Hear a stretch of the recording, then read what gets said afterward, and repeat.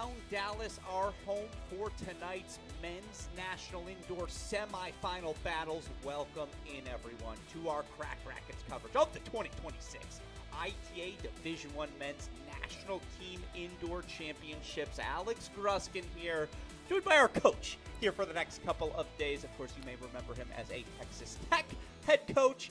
I know him as my partner in crime here these next couple of days. Coach Tim Siegel. Coach, first of all, thank you for taking the time to join us here for these next 2 days of action. And what a 2 days it's going to be. If you tuned in to Round of 16 Friday, you tuned in to quarterfinal Saturday, you know we've got an absolute war on our hands in the men's college tennis season here this year. The landscape, the word that comes to mind, Coach, is parity. All the 4-3 finishes, all the different nuanced results that got us to this point. Ohio State versus Virginia, Baylor versus Texas. Coach, it's the first time I get to ask you, what's your reaction been to all the 4-3s, all the drama, all the high level of play we've seen thus far? You know, Alex, first of all, thank you for having me. I'm really excited about this and excited to be at SMU and watch some great tennis. I coached last in 2015, and I remember in the round of 16s in the indoors, you saw a lot of 4-0, 4-1s. Sure. And now, as you mentioned, parity. Obviously, when we talk about NIL, when we talk about different things, the reason there is parity. But the level of college tennis is better than it's ever been. And I'm just really proud because I was a coach for 23 years and loved following it and really can't wait to watch these four teams. And one thing they all four have in common, they're great competitors.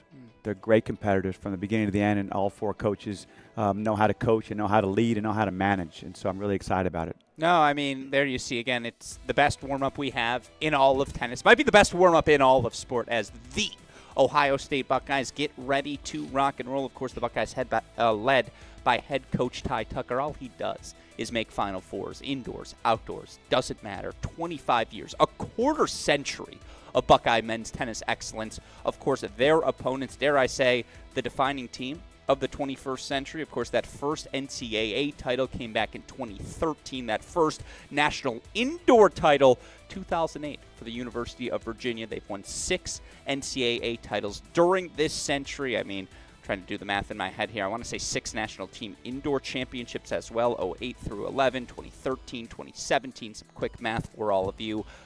Even before we dive too deeply into the two teams, Coach, I think this is the best rivalry we have in men's college tennis. Now, we don't have Coach Boland versus Tucker. That was obviously a staple for every college tennis fan, but I think Coach Pedroso still brings the heat. I still think these two programs are maybe the defining programs in men's college tennis. I love this rivalry matchup. Just first thoughts as we get ready for our first semifinal. You know, both of these teams are well suited for indoors, right? Mm-hmm. They play a lot inside until probably March, but these are teams that battle. They're big, strong kids. They're athletic. They're well coached. They're tough-minded, and all these kids have the potential to be playing the next level, you know, on the pro tour. So, you know, if you get a chance to watch these two teams, you have an opportunity to watch players that you may be seeing at the Dallas Open or Wimbledon or the U.S. Open in the coming years. And both of these coaches know how to coach. They get the most out of their players. I've known both of these guys for a long time. I remember when Texas Tech played Ohio State when I coached in 2012 for the National Indoors in Seattle and lost a tough battle to them as well. So, you know, listen, these are premier programs. If you had about 5 teams, they're 2 of them every single year, but especially indoors. Yeah, no, I mean, again, staples of success, the Buckeyes, who, by the way, have already beaten this University of Virginia team. That was less than 1 week ago, and I want to ask you about how difficult that challenge is, of course, as well. But, again, you see the roster on your screen for these Ohio State Buckeyes. A lot of familiar faces, and the analogy I keep going with, Coach, is that Coach Ty Tucker has all of the cars you could want to take out of his garage. Oh, it's a sunny day. We can lower the top. We can roll with the Mustang. Fine. I'll bring Alex Bernard, the senior, the maybe best player at the 2023 NCAA Team Championships, out of the garage on this day. Oh, we want to go a little rougher terrain. We want to play with the big, heavy weapons. Let's go Nikita Philin. Let's go Alex Okonkwo. Let's go whomever Coach Tucker wants to pick.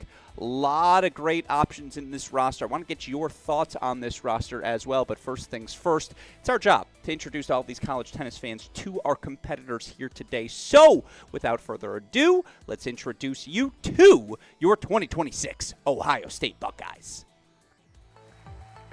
Nikita Fillin, Glenview, Illinois, sophomore, go Bucks. Alexander Bernard, senior, Naples, Florida, go Bucks. Bryce Nakashima, San Diego, California, junior, Big Cheddar. JP Day, Newport Beach, California, redshirt sophomore, go Bucks. Brandon Carpico, Gahanna, Ohio, redshirt sophomore, OH. Ilya Palavestra, Lake Worth, Florida, freshman, let's go Bucks. Jack Anthrop, Orlando, Florida, redshirt senior, go Bucks. Preston Stearns, Cincinnati, Ohio, redshirt junior, go Bucks. Alex Fuchs, Alpine, Utah, redshirt sophomore, go Bucks. Aiden Kim, Orlando, Florida, junior, Buckeyes. Victor Lilov, Miramar, Florida, freshman, go Bucks. Alex Okonkwo, Maidenhead, England, junior, Josie. Lauren Byers, Greensburg, Pennsylvania, graduate student. Hunter Callahan, men's assistant coach, The Ohio State University. Justin Kronagi, associate head coach, Ohio State University. Ty Tucker, coach, The Ohio State University. Well, that's the roster. And again, that smile on the face of Coach Tucker. That's a man who looks awfully confident in his group coming in. Obviously, you think about the wins the Buckeyes have picked up so far this week, Coach. The win 4-3 in match number 1 here at SMU against the hosting Mustangs. I don't think any of us in the college tennis universe thought that would be the match that goes 4-3, but set a tone for the Buckeyes this week, as obviously they were pushed in their quarterfinal as well, 4-3 over Stanford. Curious what you've seen of these Buckeyes here this season. What's impressed you most about this 2026 group? Well, first of all, at home, they're unbeatable, right? They beat some great teams at home already, but they also know how to win those close matches. You mentioned 4-3s. They somehow find a way every single year. We know that their team is always deep. His second group could beat most top 20 teams. So that's not a change. But Coach instills the confidence in his players. The players believe they're going to come through late in crunch situations, and they've done it already now twice just this week. Yeah, no, and I feel like for Coach Tucker, even more than the players who have all been exceptional, but it's a system of plug and play, right? It doesn't matter if it was Scott Green and Ross Wilson 2 decades ago. Obviously, you fast forward now to a Bryce Nakashima or a Brandon Carpico, a Nikita Fillin.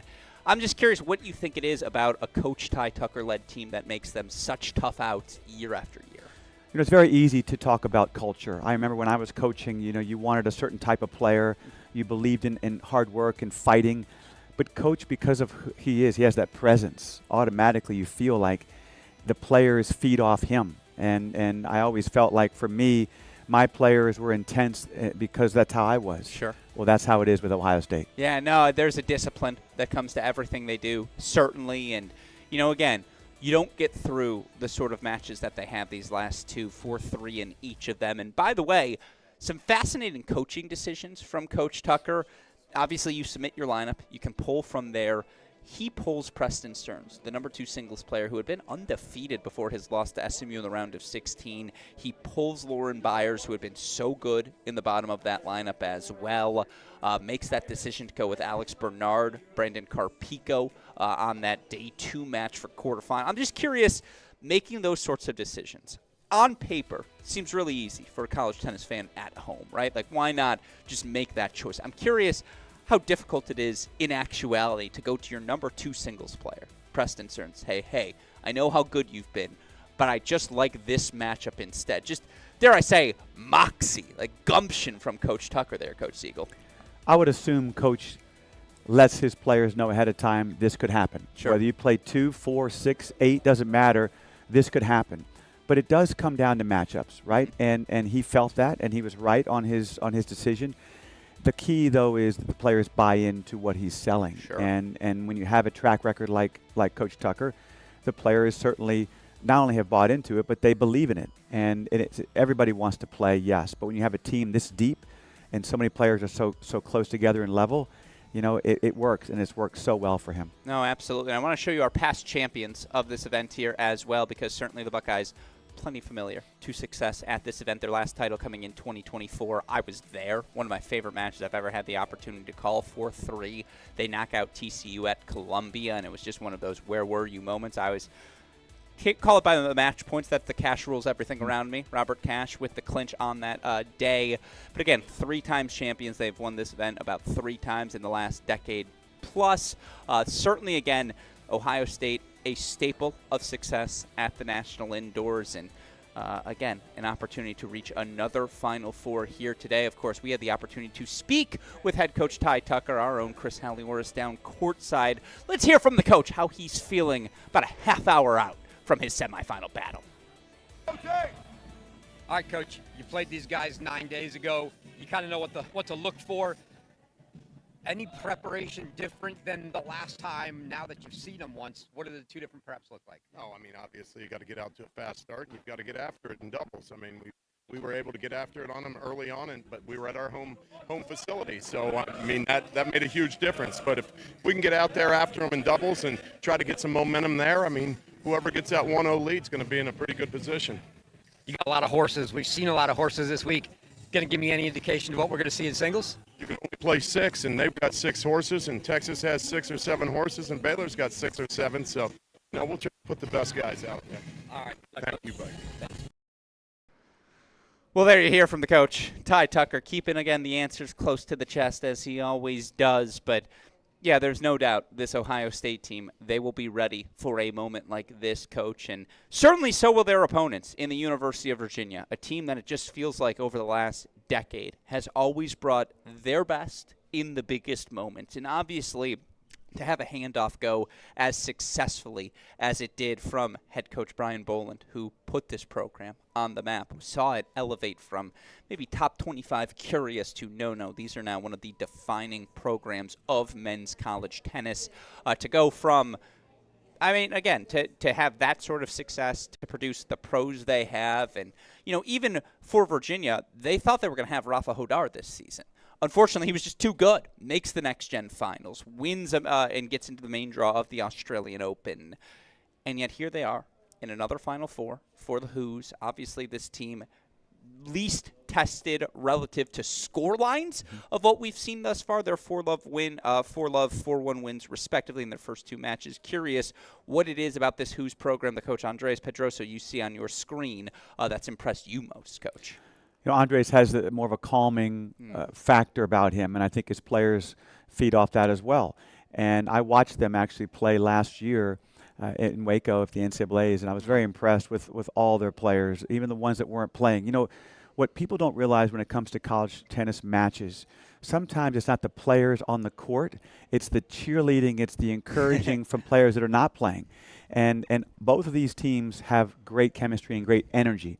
The energy of both these teams, I think, is really what sets them apart from a lot of teams in the country. No, there's, again, a lot of good to be had, certainly, about this Virginia team. And, yeah, again, it's a team without Rafa Hodar. It's a team without Roy Horowitz. We'll show you the rosters on your screen now. Here's what this Virginia side looks like this season. They're still pretty young. Coach Siegel is obviously, they brought in that massive freshman class last year to replace one of the best classes in Virginia men's tennis history, right? Rodesch, Montez, Van der Schulenberg, Kiefer. Impossible to completely replace a 2-time NCAA championship winning core, but whether it's, again, the immediate success of a sophomore like Keegan Rice, whether it's the next step being taken by a guy like a Jung-Joon Kim, like a Styles Brockett, here in 2026. Of course, they've got their anchors in the corners as well. The NCAA doubles champs in Dylan Dietrich at 1. Manzi Dahlberg on court number 6. Dahlberg, one of those few players left in college tennis to have won a national championship in his career as he did in 2023. I mean, you even have one of the greats, Tret Huey, who, of course, brought home the first national indoor title to this program back in 2008. Brian Rasmussen's done an exceptional job as well.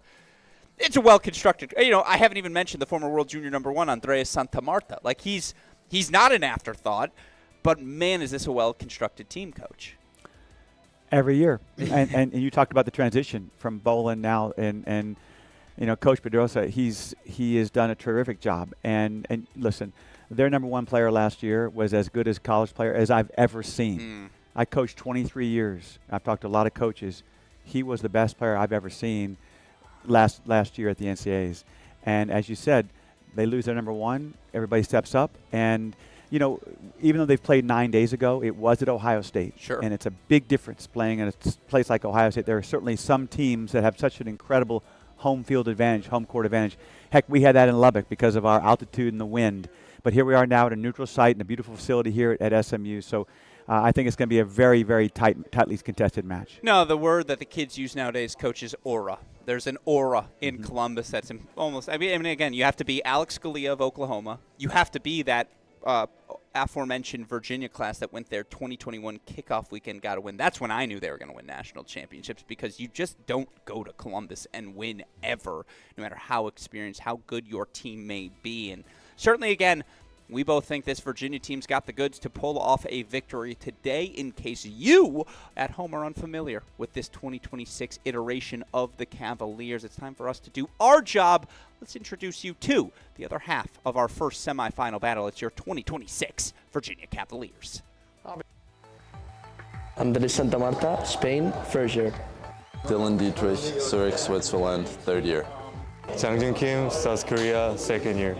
Doug Yaffa, New York, fourth year. Ty Schweitzer, New York, fourth year. Styles Brockett, Fairfax, Virginia, second year. Stefan Regalia, Arlington, Virginia, junior. Keegan Rice, Regina, Canada, second year. Måns Dahlberg, Sweden, fourth year.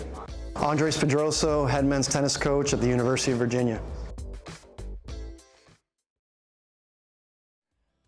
So there you see your Virginia Cavaliers, and only at Virginia, first year, second year, third year, fourth year. Some gimmicks just stick, and that's how the Virginia Cavaliers roll as they talk about freshman, sophomore, etc. So, again, it's a battle-tested team. 4-love in their first match, 4-1 as we show you the pathway on your screen, how they got here. And yet that 4-1 match, they dropped the doubles point. They win 6 first sets in singles, but then all of a sudden Dietrich sees a set in 5 love, pushed to a third. Måns Dahlberg sees himself pushed to a third set.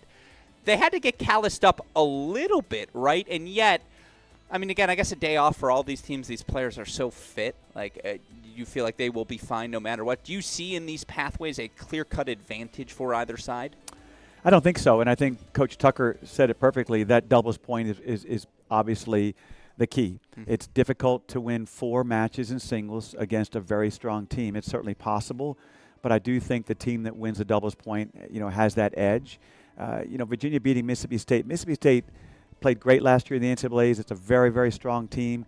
And although they won 4-1, we know sometimes those 4-1s and 4-0s are misleading. No, absolutely. And again, 4-1 in name only, certainly. Well, of course, as you see Virginia getting their final preparations underway out on court, we have our sideline reporter Chris Halliors down on court to speak with Coach Pedroso. How's he feeling with this rematch 7 days later against the Bucks?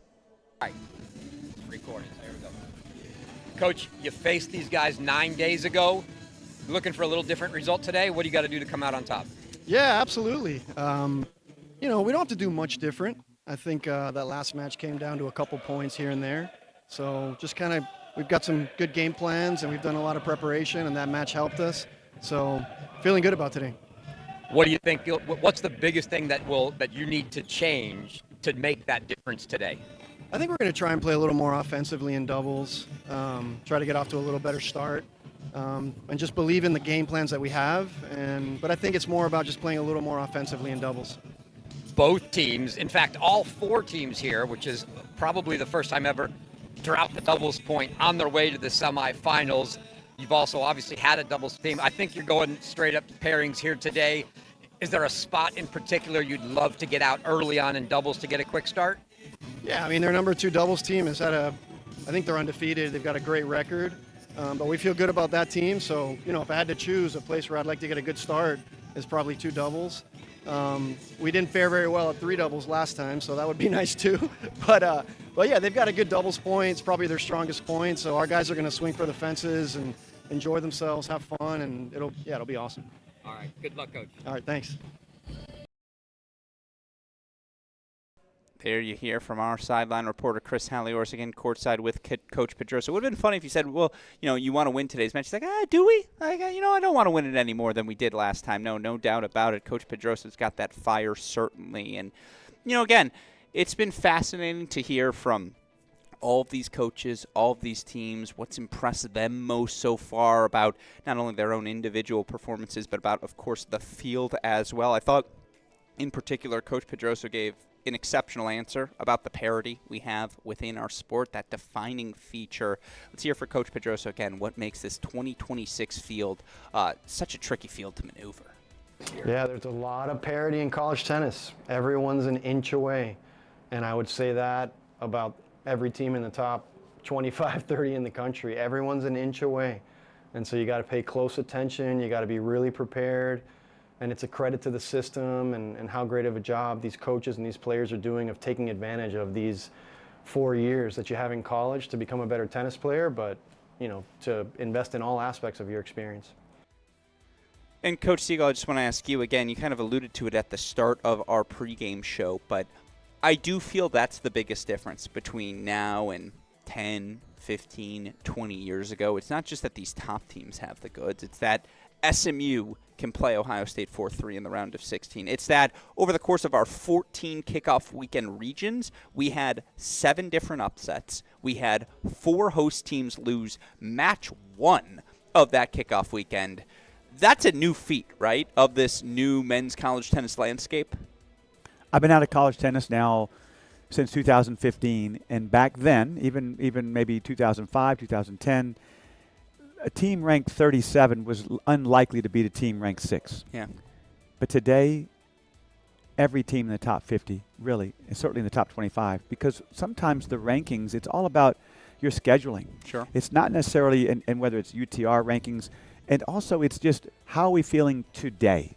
And that's why when I would tell my players, I remember, I'll never forget this. I was coaching, we were getting ready to play Texas, and Texas was ranked like 2, and we were about 15. And I said to the team, guys, and they were walking up, Texas was walking up, I said, guys, we can't beat this team. They looked at me like, what? I said, well, we're not playing this team. Each one of you is playing an individual player. Each doubles team is playing another doubles team. So if you are more mentally tough and better coached in that particular match, anything can happen. We won that match 4-3. So that's what it really comes down to, is each player not only mentally tough, but coachable. That's the one thing. When we get frustrated, we sometimes tune out the coach. No. I want to see these players that are coachable throughout. Yeah, no, and there you see Coach Pedroso, a few words to get his guys going.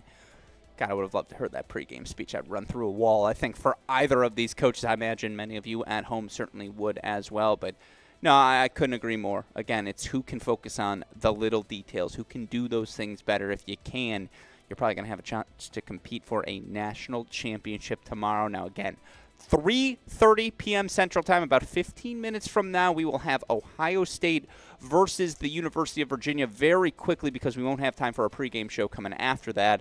We've got a second semifinal on our hands. It ain't too shabby either. Of course, the Texas Longhorns taking on the Baylor Bears. I will tell you this. I had the opportunity to be here last year when we had Texas, TCU, each in semifinal competition.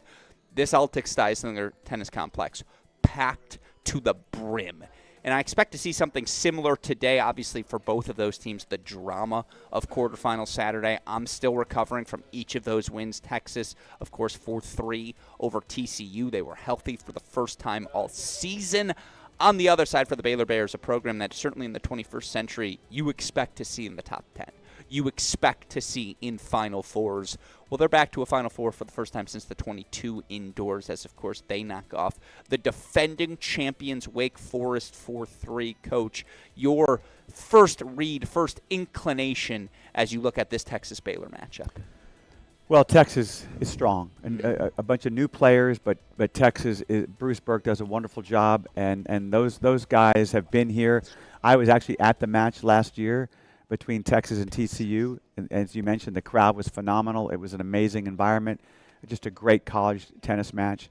It's great to see Baylor back. Baylor has been knocking on the door at top 20-ish, top 25. The Big 12 is obviously very strong in tennis, but now Baylor beating Wake Forest on their home court. I think it's going to be another great match in the state of Texas. No, it's a lot of big boys across the board as well. Do you like big serves? Well, you've got Badenhorst. You've got Ivanovsky. You've got Oshikar, who, by the way, Ali Oshikar, healthy, stepping into that number 6 singles position. It was the first time we had seen him play a singles match since last year's National Indoors. He gets the clinch in straight sets to send Texas to this side. And, again, you look at this Texas roster, obviously head coach Bruce Burke. He was making fun of me because I mentioned I might have said the word underperformance. I didn't mean it by that, but it's you look since he took over in 2019, they've gone NCAA championship in 19, Final Four in 21, round of 16 when they were banged up beyond belief in 22, 23 semifinals, 24 finals, 25 semifinals. So again, that's 6 years of NCAA tournaments, 5 Final Fours or better. And yet my point was, well, they really could have won the national championship in all 6 of those years. And again, that's a testament to the job head coach Bruce Burke has done in taking the baton and running with this Texas men's tennis program. A lot of new faces, right? Spaziri, Waldeb, Harper, like those veterans, they're not walking through the door. You still have 2 Braswells walking through the door. You still got Lucas Brown, the connective tissue of the culture from what they were to what they are now. It's a darn good roster. And, again, Burke, Becker, Beatty, you've got a good crew across the board. Obviously, again, for head coach Bruce Burke, he's gotten to see a lot of impressive things from his Longhorns this weekend. What's impressed him most? Let's hear directly from the Texas men's tennis head coach Bruce Burke. Well, this weekend they've been tough. I know it's cliche to talk about mental toughness, but I felt like our team was really tough. And that was something they challenged each other on after coming up short in a couple of our previous big matches. And they kind of raised the standard in practice, and I told them now it's time to do it in competition. So I thought mentally we were really strong the last couple of days. It's a cliche, Coach, that mental strength, but you've heard it from every single one of these coaches in speaking with them before these semifinals. Let's just, again, turn cliche into reality. Why is that the thing all of these coaches keep talking about? Because everybody in this level can play. Yeah. And, I mean, these guys hit the ball as hard as guys that I just watched at the Dallas Open. Yeah. So it comes down to coachability. It comes down to, I'm down a break. Am I flustered? Am I still staying with the game plan? So the mental toughness, it's a cliche, as Coach Burke said, but it's real. And every coach preaches toughness. Every coach preaches mental toughness. But it's not getting too high. It's not getting too low. And, you know, look, when Texas does what they've done every single year, these players do feed off each other. It's now a mix of some veterans with Gorsny and also, you know, the Braswells, but also with new guys. And so it does take some time to mesh, and these teams are already doing this in February, because you certainly expect a lot of these teams to play their best ball in March, April, and May, because they're used to each other. They're used to the conditions. They're used to the coaching. Some of these players that just arrive in January, it takes time, but not with these 4 teams. No, it's amazing. You look at the Texas schedule. So far this year, they have played Wake Forest. They've played Virginia. They've played Ohio State. They've played TCU. And they've played Texas A&M. Those are all top 10 teams right now in the rankings. So, yeah, Texas is tested, as, of course, are the Baylor Bears. And we want to show you that roster now as well, of course, as you see for these Baylor Bears team. This has been what they've been building towards under head coach Michael Woodson. Again, the experience across the board. Veltz, Koenig, who was so good in his win over Chucky the Kid, Charlie Robertson on court number 5, Badenhorst, of course, losing to Wake Forest, DK Suresh in the NCAA individual tournament in the fall. He gets the 7-6 clinch over Suresh to send this team to the semifinals. 3 aces in a row to start that 3rd set tiebreak for the clinch. Something special is brewing with this group in Waco this season, and I think that's a direct testament to their head coach, Michael Woodson. Let's hear directly from one of their leaders, Devin Badenhorst, on, again, what makes Michael Woodson so successful in this role.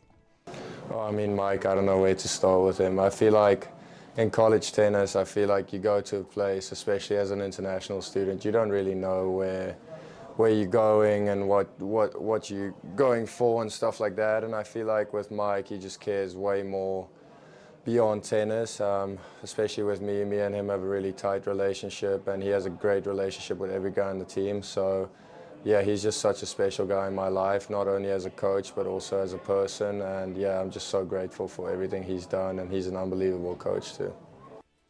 I got to say, I've got the chance to see Coach Woodson in person, his relationship with Badenhorst, and it's somewhere in between older brother and dad, which I feel like is the sweet spot as a head coach, because you can say, hey, let's be responsible here, but you can do it in a way that isn't so overbearing, if that makes sense, Coach, right? And I just feel like that relationship with a player, I imagine that's got to be the key to success. You know, he brought up a really good point when he said that we have a very good relationship on and off the court. I spent so much time with my players individually off the court to get to know them. Mm-hmm. What is their family like? This is how I coach. And you learn how, because you don't coach the same way to every player. And so I think that, look, Baylor's team is full of experience, seniors, juniors, and as you said, they're building for this. And so I think this team is ready because of that. No, absolutely. And again, it's our second semifinal. I'd be ready for them to roll out the balls right now and play as well. Could not get more excited for our matchups. And again, want to show you that draw one more time. This is where things stand as we get ready to kick off semifinal Monday here at the Altix Stuyvesant Tennis Complex on the campus of SMU.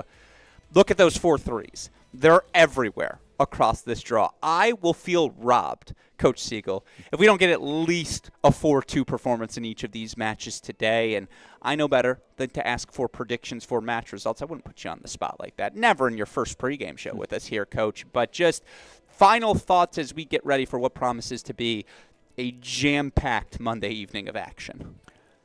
I've been out of college tennis now for 10-plus years. But I've watched a lot of college tennis over the last couple of years now that I've been living in Dallas. I would say that this draw, this field is as strong, as deep as I've ever seen it. And I'm a fan of college tennis, and I'm now a fan of watching these 4 great teams. No, well, I'm a fan of yours, and thus I'm immensely excited to have the opportunity to work with you. I also want to show one thing to all of our fans tuning in. Fight Like Luke. Your book about your son, who has inspired so many, not just within college tennis, but more broadly. And I know this is something, obviously, you talk about it all the time. You talk about your passions and so many different things. I want you to talk, if you don't mind, to our listeners about the book, about everything Luke has meant to so many, and just, again, why just talk to me about the reception you have had to all of it. In 2015, my son Luke, who was 9 at the time, was at a friend's house, and he was in a golf cart accident and suffered a severe brain injury. And he was nonverbal. He was in 2 different hospitals for 4 months, and I then became his primary caregiver for 6 years. And I just knew that Luke was going to get better, and I felt in my heart, because he understood. I would ask him to move his tongue, he would move his tongue. Luke passed away in 2021 from COVID, and I was so convinced that he was going to speak, but I think he is speaking. He's just speaking through me. And because of my son's injury, we started a nonprofit called Team Luke Hope for Minds, which supports children all over the country. We're in 47 states. We've given hundreds of thousands of dollars to families all over the country. We have support groups online. We also have a conference. Last year we had 200 families. And so my son has inspired so many people, and I'm just so proud of the response that we've received with our nonprofit. As you mentioned, my book, this book was written, it's called Fight Like Luke, Transforming Grief into Love, Strength, and Faith. Luke's greatest therapy that he received was love. And I'm just so blessed to know that Luke is watching us right now. We're big New Orleans Saints fans. We're Texas Rangers fans. He's also a fan of tennis. And I'm just so proud of our staff and what Team Luke Hope for Minds has meant to so many families, because we're getting close to 30 applications a month from children who's had brain injuries from golf cart accidents like my son, ATV, car accidents, and then a lot of non-fatal drowning. So, as difficult as it is that my son is not here, he is here. He's just right here in my heart. TeamLukeHopeForMinds.org is our website. And if you know anyone that has a child with a brain injury, please reach out to us. But I'm proud of this book. I've written 2 books. The first one is called It's in God's Hands. This book is about being the life of a child who had passed away. So 1 year in the life. And so my son's favorite number is 3, and maybe there's going to be a third book, and this book will be about how I've healed. So, but I appreciate your mentioning it, and Luke is in my heart. I don't think I've gone 2 seconds in the last, Luke passed away in August of 21, so we're coming up on 4.5 years. I think about my son every minute of every day, but I have 3 wonderful daughters and 4 great-grandchildren and 4 wonderful grandchildren, and just got engaged. So I feel like I'm on the right path, that I'm in a much better place than I have been, and so I'm really blessed for that. I want to say thank you for the clarification. Way too young to have great-grandchildren already. I'm sure they are great grandchildren, but no, I completely understand that. And again, more broadly, please make sure you go buy the book. I cannot wait to have some time off so I can grind through it and read it as fast as possible, because certainly to learn more about that story, a story I know has inspired so many different people across the globe. It's a testament to you. It's a testament to Luke, who he was. And obviously, again, in honor of that favorite number 3, we're getting a bunch of 4 3s today. That's my promise to him as he looks down and certainly enjoys all of our action. Well, there you see National Anthem underway. We're going to step away for a moment. When we come back, we will have our first men's indoor semifinal, Ohio State versus Virginia. Don't go anywhere. You're watching it all exclusively here on the Cracked Racquets and ITA YouTube channels.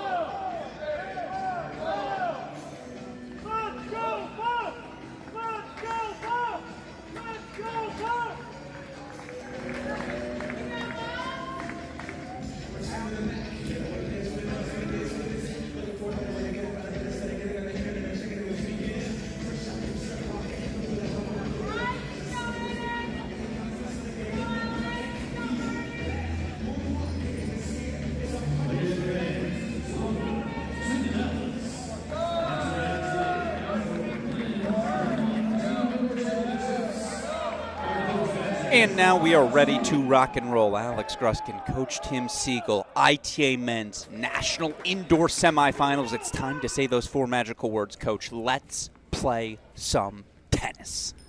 Here we go.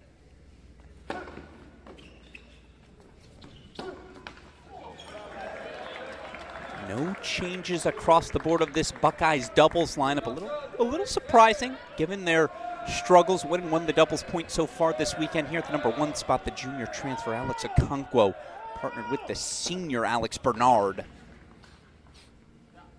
They're taking on the pairing of, again, sophomore Styles Brockett, junior Dylan Dietrich.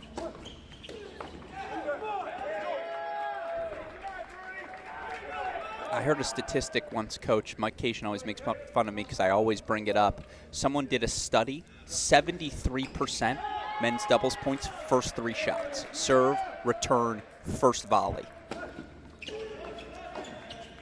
The days of serving and volleying back when I was playing are a thing of the past. Why do you think that is? Truthfully, I think it's very simple that these players growing up are not spending as much time coming forward in singles. They're not working on their volleys enough, and they don't trust it in big points. So they're going to serve and stay back. You see that obviously on the Pro Tour as well. I played professionally long time ago, and everybody served and volleyed. Even on my 90-mile-an-hour serve, today that wouldn't work.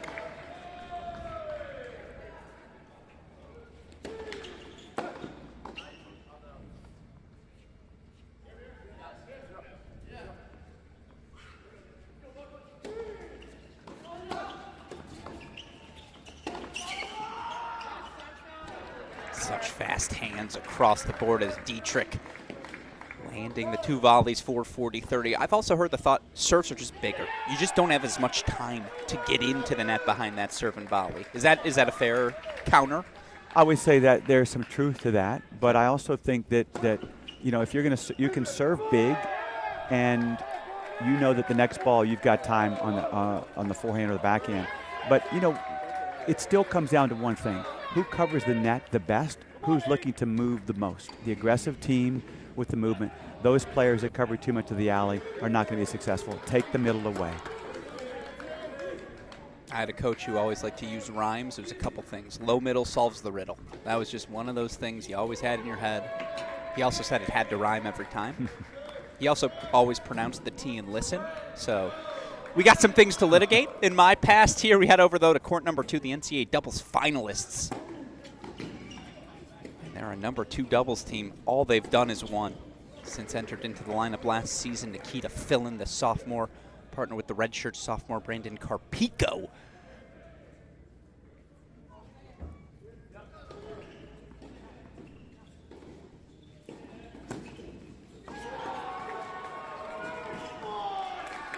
Fillin serving here on the near side as they take on the doubles pairing for Virginia. Mons Dahlberg, senior, partnered with Jung-Joon Kim. Virginia, of course, splitting up the NCAA doubles champs. Dietrich, Dahlberg, your fall champions. They actually beat this pairing. Carpico and Fillin in the final. Dietrich to 1 with Brockett. Dahlberg to 2 with Jung-Joon. It's worked so far.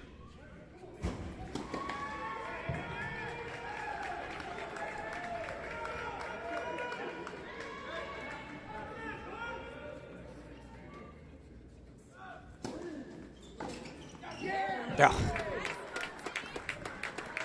You know what that was, Coach? Middle solved the riddle.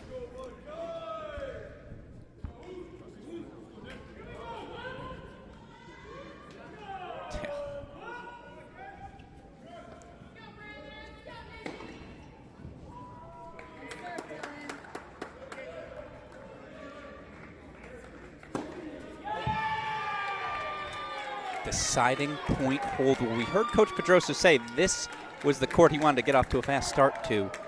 Obviously, again, is there you see the pen cap in mouth. Ty Tucker's got all the routines. It's been that way for 25 years, right? It seems like yesterday when I just saw him doing that, yes. Impressive stuff. So again, they put the hold on the board for 1-all. We head over to court number 3. Here it's a pairing of Aiden Kim, Bryce Nakashima, the juniors, taking on freshman Andreas Santamarta, sophomore Keegan Rice. God, this is a 3 doubles position. What are we doing?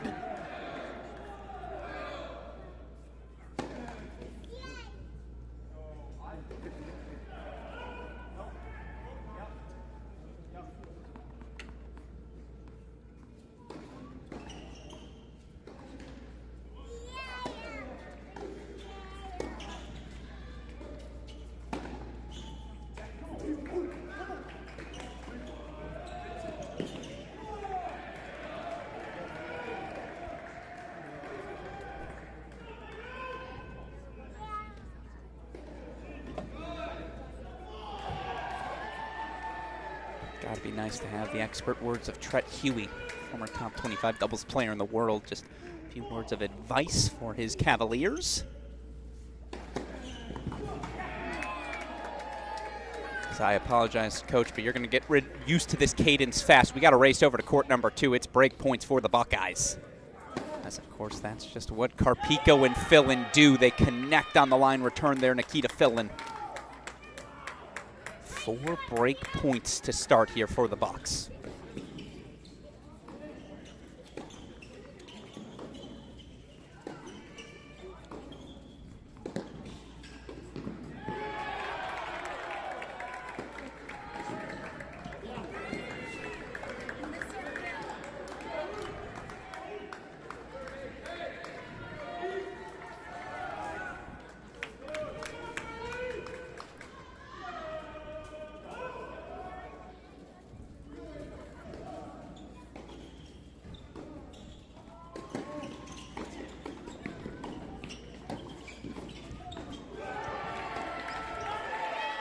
Look how close he got again. You think Mons Dahlberg could smell Nikita Fillin's breath. Inching closer and closer. It's an early break. And Coach, dare I ask, who do you think needs this doubles point more? That's a good question. I would say probably Ohio State because, you know, I think we feel like Virginia, having lost just a week ago, may have the upper hand just because it's hard to beat a team twice. It's such a toss-up. It is an absolute toss-up. But, you know, Coach Pedroso said we've got to get an early start here, get some momentum, and now they're down a break already in court 2. And facing break points here on 3 as well. This is just what the Buckeyes do. I call it's the best front runners in all of college tennis. They get you down, they put that foot on the neck. Is that graphic enough? I hope not, Coach.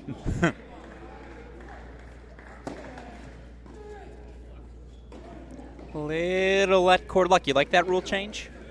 I do like that because so often, you know, that was a let. Was it not a let? Did the officials see it? It's one of those.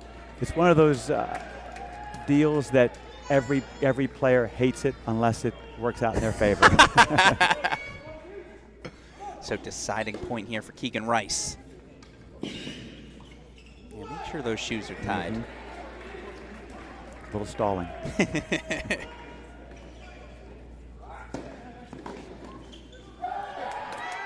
Reaction wasn't quick enough, so look at this. It is all Buckeyes here at the start. Break on 2, break on 3. We got to go back over to court number 2. It's a 15:30 look back for Dahlberg. Jung-Joon Kim at that number 2 position.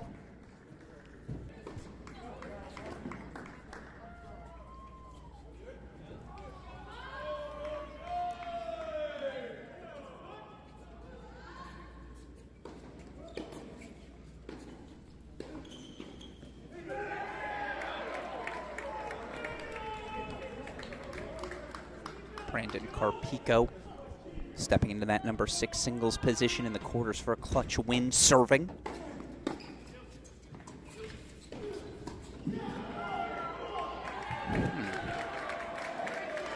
Don't hate the look.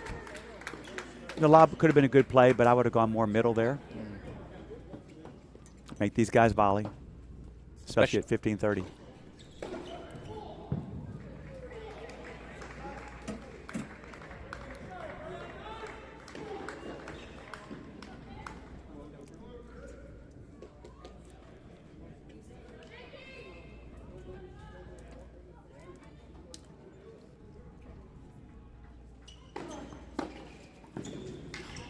Wow. First of all, he had about 6 inches of space to work with on that line. And yet again, it's a testament to just keep those hands up, right? I like the return right at him. I would prefer the returner made the right play. I would prefer his partner to be a bit closer in case there was a drop volley. So game point chances now for the Bucks here at 2.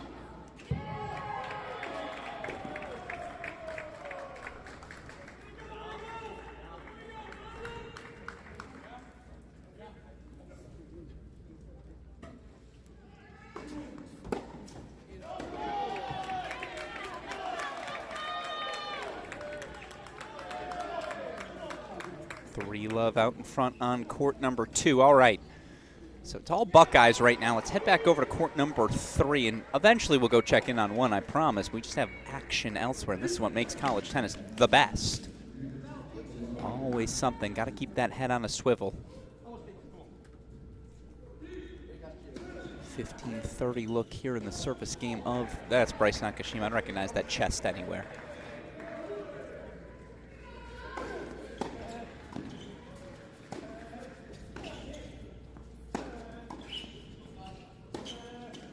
Oh, that's middle to a T.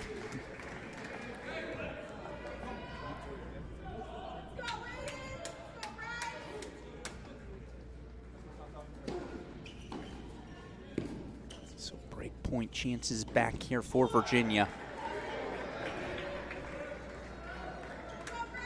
It's too early to say it's a must break, but it's close to a must break.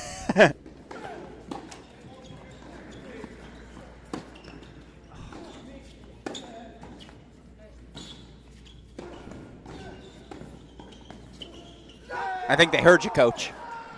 There's your break back for the Hoos, and we race over to court number 1 where they've got break point chances there as well. Well, welcome to the roller coaster. Is momentum in college tennis. Okonkwo facing 2 break points.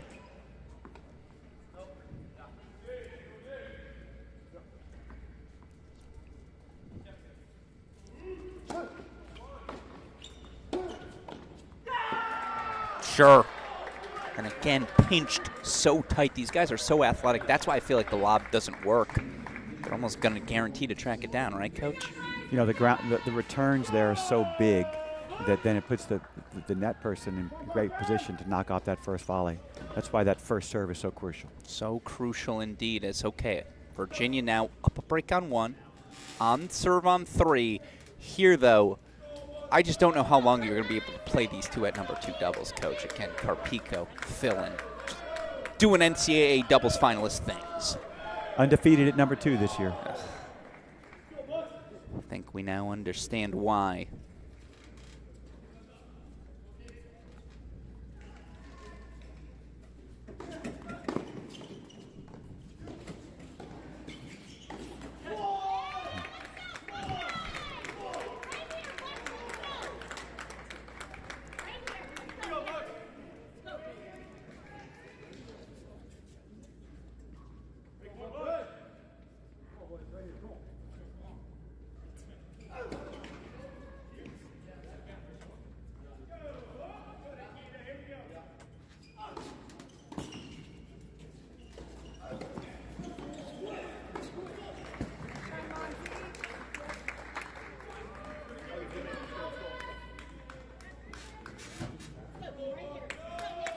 Call it de facto match points. Is that fair? They go up a double break here?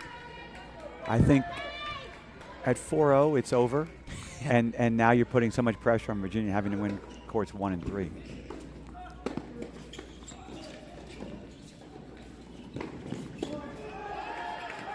No, it's really good.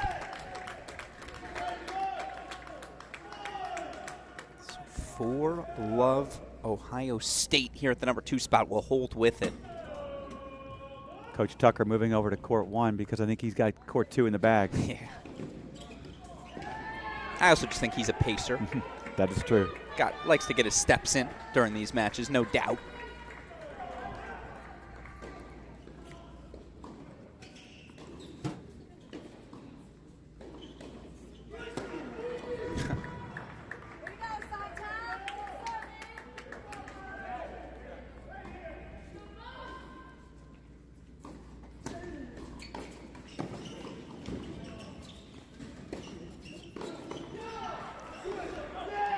so good. I watch Brandon Carpico. I just see so many shades of Robert Cash, the former NCAA doubles champion. Probably the best. He's the best men's college doubles player. That's how you say that in English I've ever seen.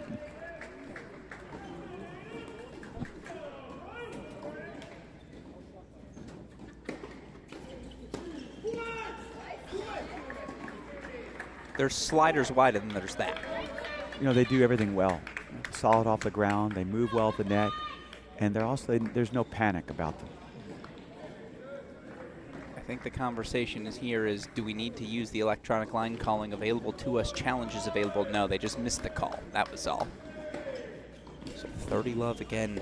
All Buckeyes here at the number 2 spot.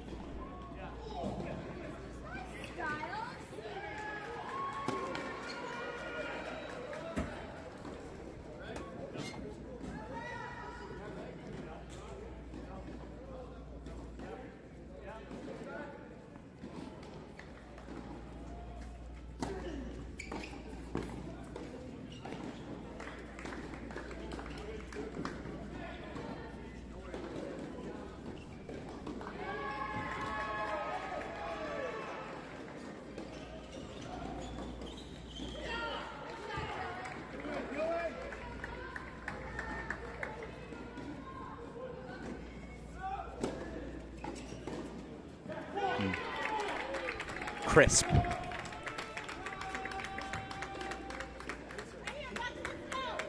Are they even sweating yet? I don't know, man. All over is there. You see the sophomore Jung-Joon Kim. Can he connect down a return? Get him thinking at least.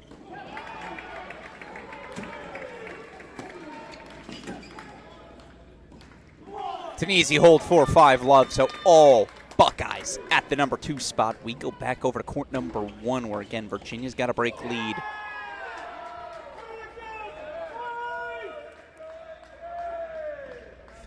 All look.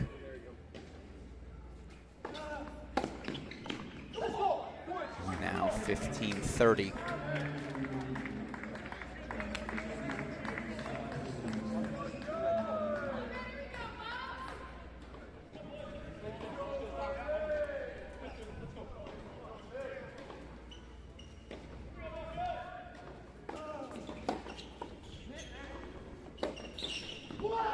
Wow. Well, that's why they call him the Eagle. Soaring from all angles of the court. I mean, where do you find this angle? 3 break points to go up 2 breaks. So for those of you wondering, why aren't we showing court 3? It feels like we're going to have some time with it. Looks like it's coming down to court 3.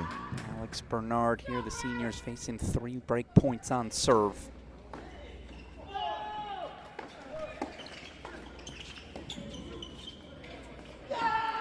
Well, if you're going to hit the lob, hit it like that.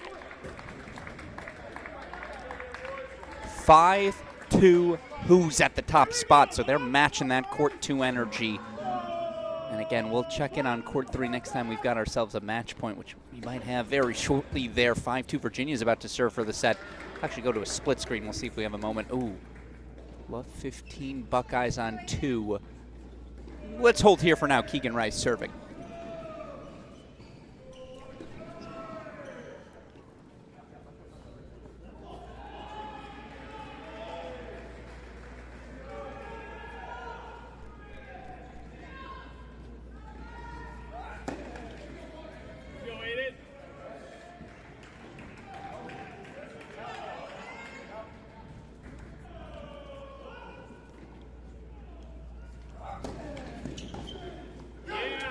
All right.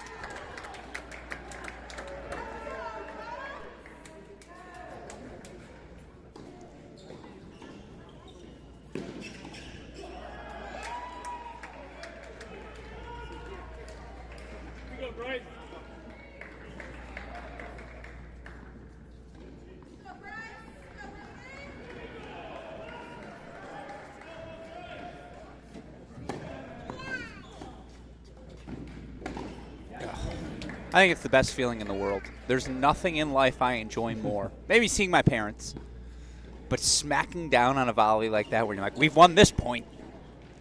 Gratifying.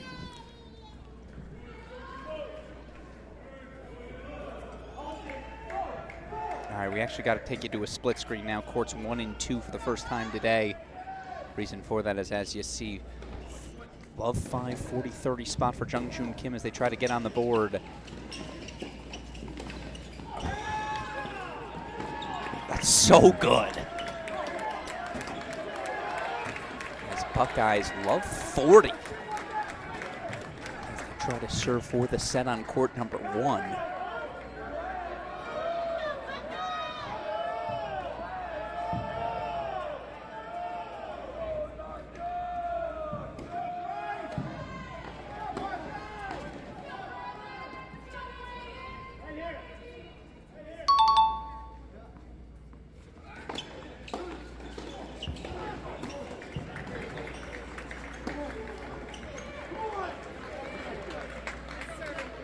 They just get in so quick on court 2, Coach, don't they?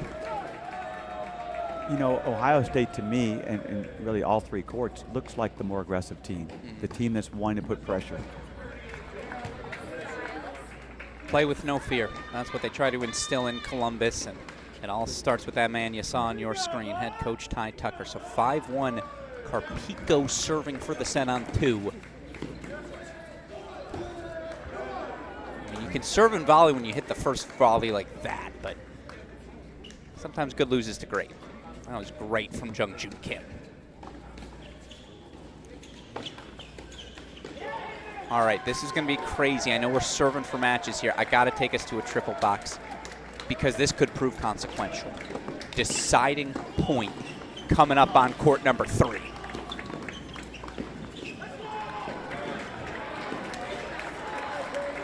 Rice serving, the #1 singles player, the junior Aiden Kim, says, I'll take this deciding point return.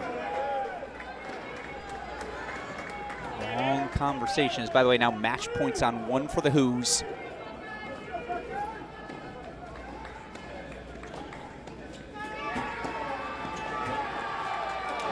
Oh, Cavaliers break. Must have hit the left court. Must have been a little net tape as Andreas Santamarta, the freshman, unable to handle it. 4-2 Buckeyes out in front. All right, back over we go now. Match point on court number 1.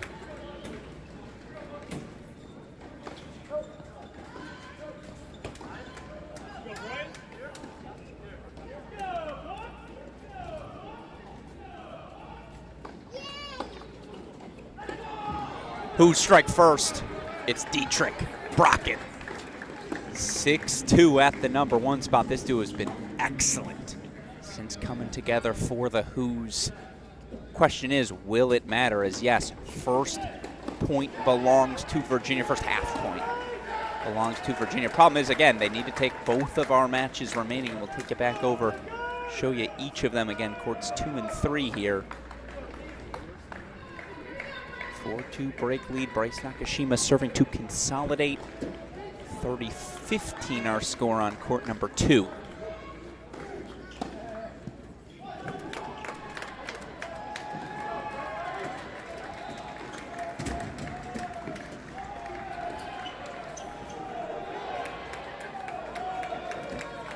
right, match points coming up for the Bucks now on 2.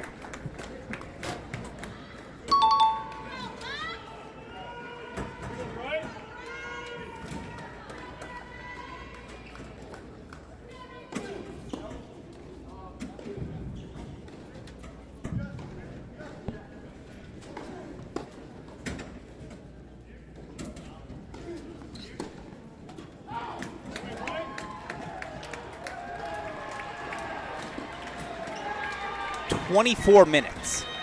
That's how long it's taken us for 2 sets of doubles here, coaches. Buckeyes match the victory on 1 with a Carpico fill-in. 6-1 win at court number 2. So now we go full screen. Over to court number 3. Aiden Kim serving. Aiden Kim? No, that's Bryce Nakashima serving. My apologies.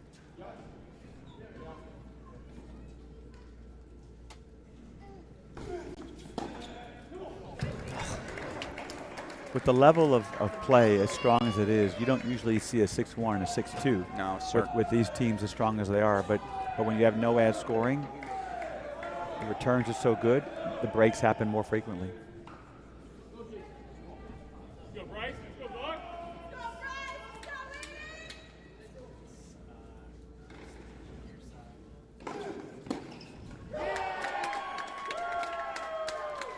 Buckeyes pulled 4-5-2. So again, Alex Gruskin, Tim Siegel here. Coach, you forget how fast things move in this doubles format. Again, one set, no ad, 27 minutes, and the Buckeyes are already a game away from a doubles point. There's no question that I always preach to my team, we're going to make returns, we're going to make first serves to start, because just like that, things can change, and the breaks of serve happen. You know, here we are now, Virginia's got to hold, obviously, and then put the pressure at 5-3. Big games coming up. I like that he goes with the family-size Pedialyte for Aiden Kim, planning in advance. You know your own body. Is, by the way, there you see head coach Ty Tucker has worked his way over. We heard from him in our pregame show. Doubles. If we win doubles, we're taking home a title, or certainly a victory here today. Well, lo and behold, again, they're a game away. Now, first things first, it'll be the freshman Andreas Santa Marta, world junior #1 former, just casually slid into this #3 double spot, serving to keep the Hoos alive.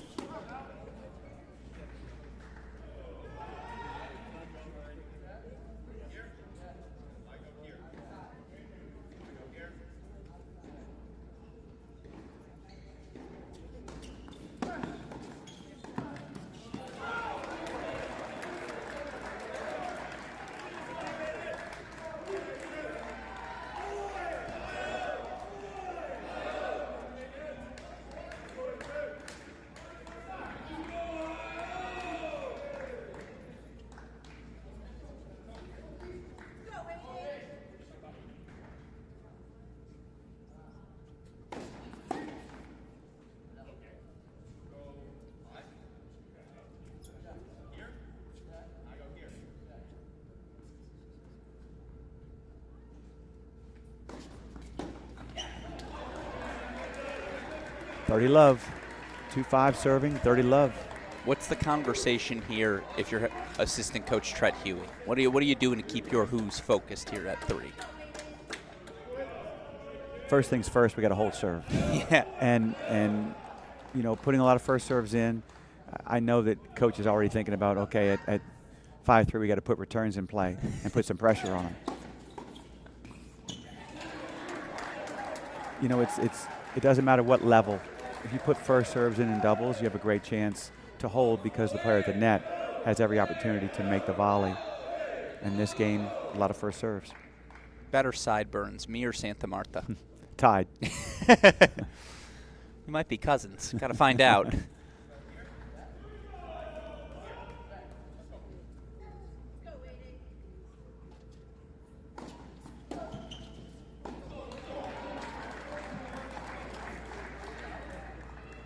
They didn't hear the call. Yeah, I mean, 100% Aiden Kim made that call. The question is, will we get a challenge here? No.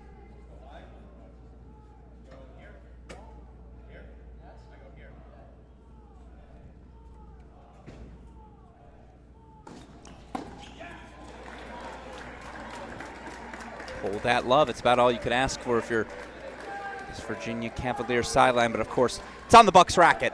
And you know who I'd want serving for my set? My #1 singles player. I believe it will be here, the junior Aiden Kim.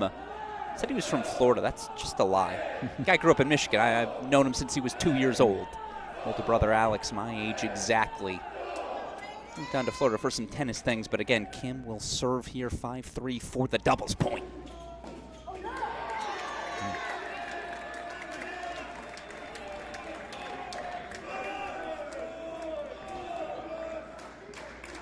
And you said first serves. That's the message from Hunter Callahan.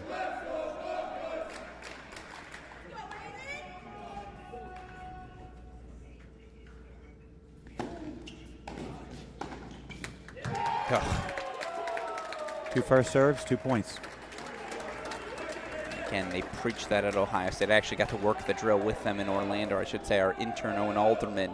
Coach Tucker saying, hey, I'm going to spike the ball at you. We got to learn how to spike. That's finish points. First 3 shots. Serve, return, that first volley, critical. 2 points away here to the Bucks from a 1-love lead.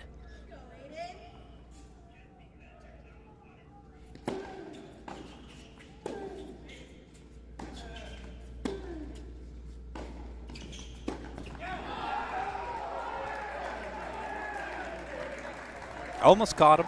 That hand in the cookie jar. The poach there again. You like that aggressive move? I want to put pressure on my opponent as much as I can, and the fact that he was looking to move, he had to have seen him as he moved, and that's why he missed down the line in the net.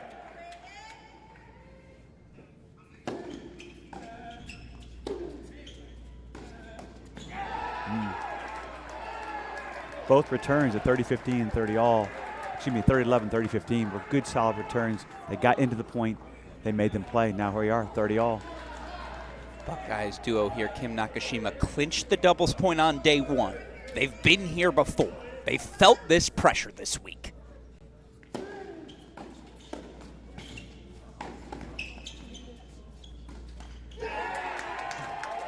Gumption.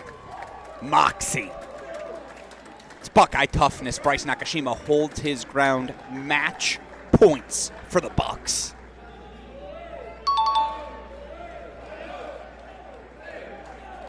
You will know how to spell Ohio after this. That I can promise.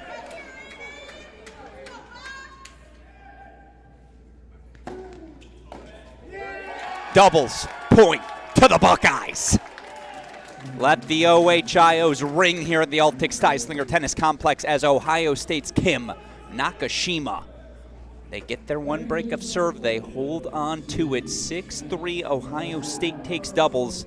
And with it, the Buckeyes 1-love lead coming out of our first 30 minutes of play. Coach, again, right, wrong result, always a subjective thing, but I do think the Buckeyes were the more aggressive team from the jump. They were the better team in really all facets. More first serves, better at the net, and also made many more returns. They made Virginia beat them, and Virginia didn't come up with the goods. And I think set the tone, obviously, at number 2, a quick 4-0 lead.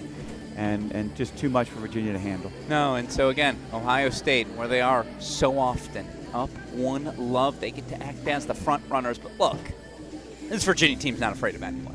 Virginia team that went on the road, opening match of the season here in the state of Texas in Fort Worth, dropped the doubles point, got a win over TCU. So again, Buckeyes, whose we've been here before. It's the best rivalry we have in 21st century men's college tennis. Again, I can play you through 2008, the first national indoor title for Virginia. They knock out Ohio State in that final, of course, for the Buckeyes on their way to their first title, 2014. Who do they knock off in the semifinals? Might have even been quarters. I think it was semis, though.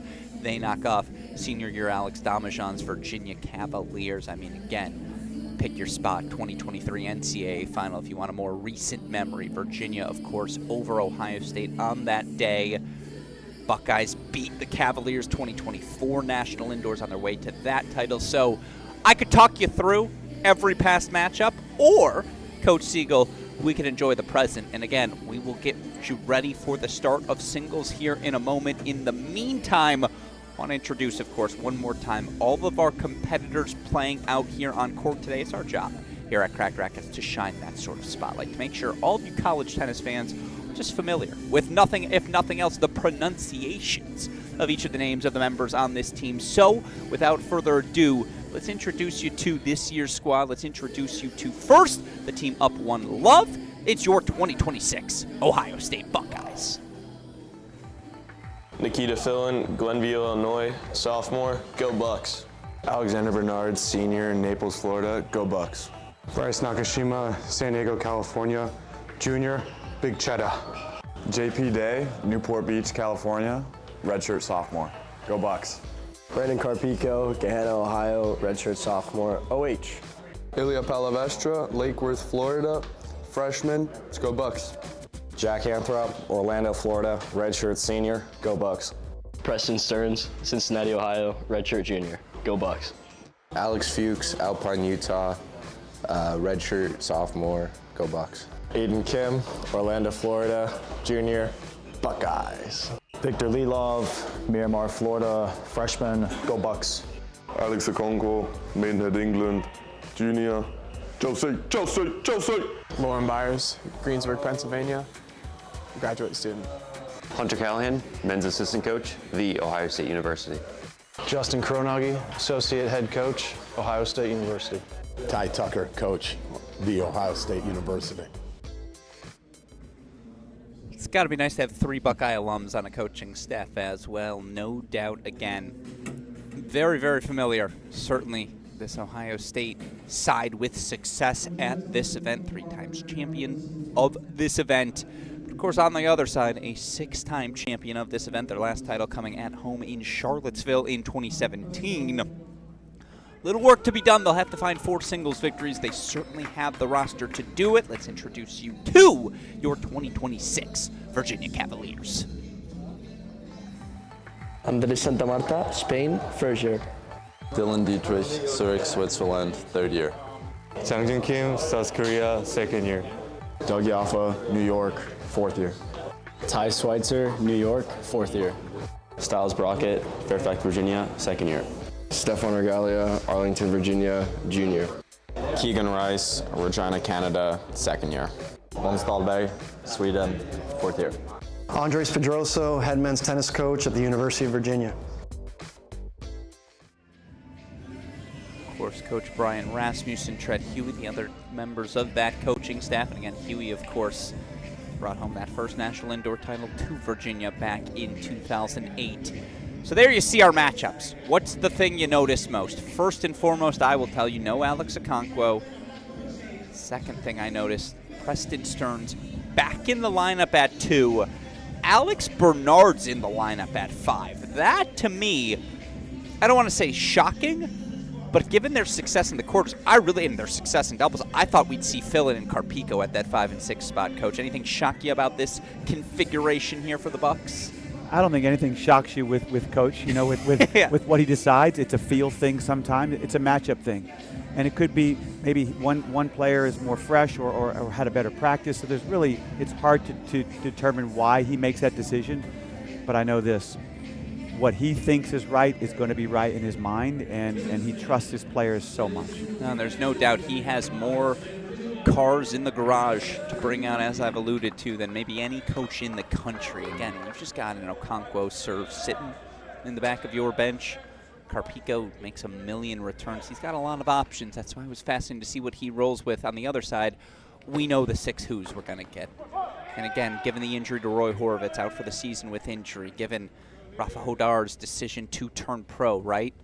Cavs are who they are. They roll the balls out. They're ready to rock and roll. We're going to head over to court number 1 as the action is already underway. So I'll say it one more time as we get ready for the thorough start of singles. Let's play some tennis, Coach.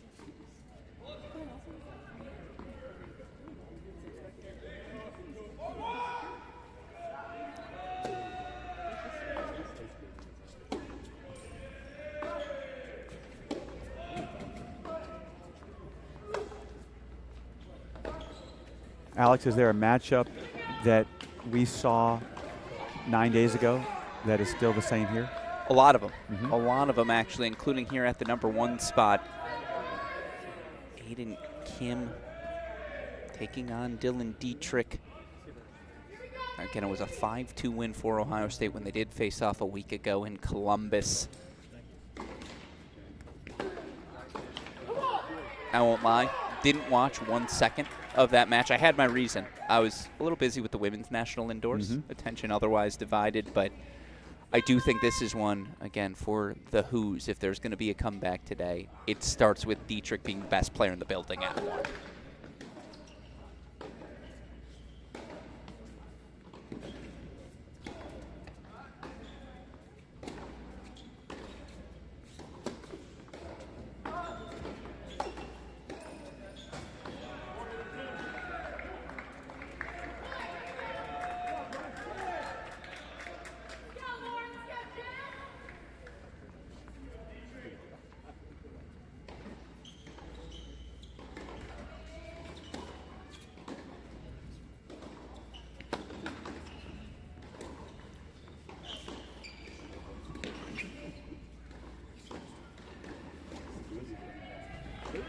Got a good crowd here in Dallas, and what a facility, though, right? I mean, it's the perfect place to have the finals, semis and finals. Never ceases to amaze me how well the Buckeyes travel. Doesn't matter where the match is being played. You will have your OHs. You will have your IOs. You may even have an OH and an IO. It just depends on the moment. But again, this was a 3-set victory or Dylan Dietrich, excuse me. And these two played in Columbus, again, just 1 week ago.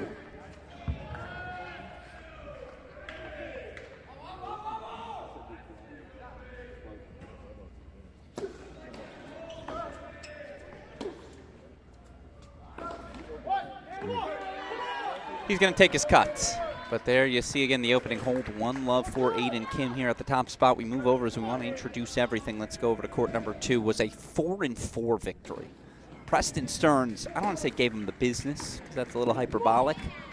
But that's probably the best win of Preston Stearns' career in dual match play, knocking out sophomore Keegan Rice as he did in Columbus. The junior Stearns taking on, again, the sophomore Keegan Rice. Rice went over Jay Friend at the NCAA tournament. His breakout moment coming this past fall. Thrust into that number 2 spot again, given the absence of Rafa Hodar off to the Pro Tour.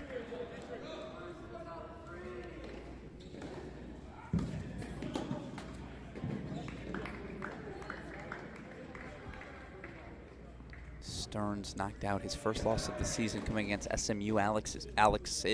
He's one Alex Finkelstein.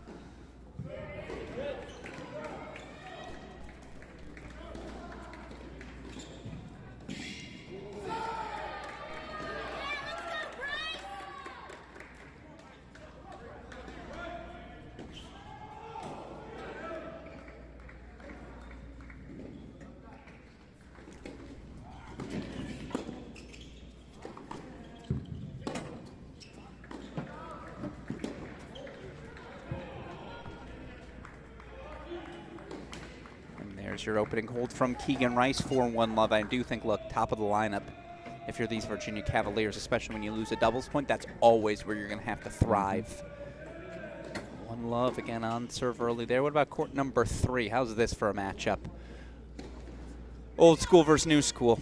Generational battle as the 5th year Jack Anthrop. More wins than any college player in the country.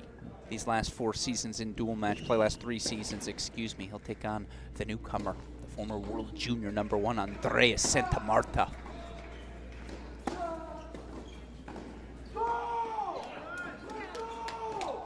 Alex, do you know anyone that knows more about college tennis than you? I mean, yes. I don't think so. I got to hit the cap. If you're not going to shout out the GOAT, Colette Lewis, at all moments, she's the trailblazer. So a lifetime of reading her blog posts. I'm going to go her 1. Nicholas Gruskin, my younger brother, deserves a shout. But you're top 3. Yeah, I mean, and it ain't 3. Put me on the list. I think Coach Tucker belongs on that list. Guy can talk about it for years to come. Obviously, I appreciate you saying that, of course, Coach. I'd put you on that list. Certainly growing. I mean, again, there's a reason we have you in the chair. Well, it's been 10 years, but I certainly have followed it, whether it's on Twitter or just results, but not the players the way you know them in the years. I'm the biggest sports nut you ever met in every sport, professionally, college, but I'm really impressed with your knowledge and your remembering all these great teams and all these great players. Very humble am I, but a brain for curing cancer just unfortunately got corrupted by college tennis. As you say in your books, again, got to commit to the passion of it, of course, as well as Andreas Santa Marta holds 4-1 also. Those are your top 3 singles battles. Head over to court number 4. Bryce Nakashima, the early break lead. He took his first dual match loss in 15 months here at these national indoors. So I certainly would expect the big Hitton junior to bounce back as he takes on sophomore Jung-Joon Kim.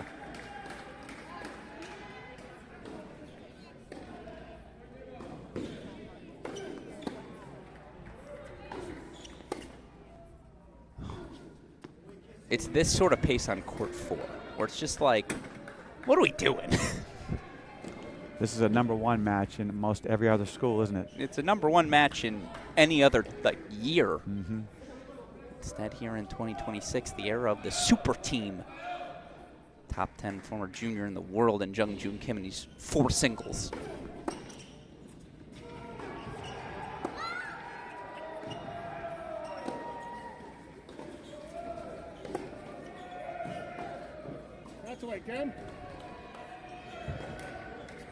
Thing I like almost as much as anything, not only do we have the players, we have the head coaches doing battle tactically, as you see Andreas Pedroso, Ty Tucker nestled into this corner of the spot. How much time went into thinking, okay, here's what coaches are coaching where?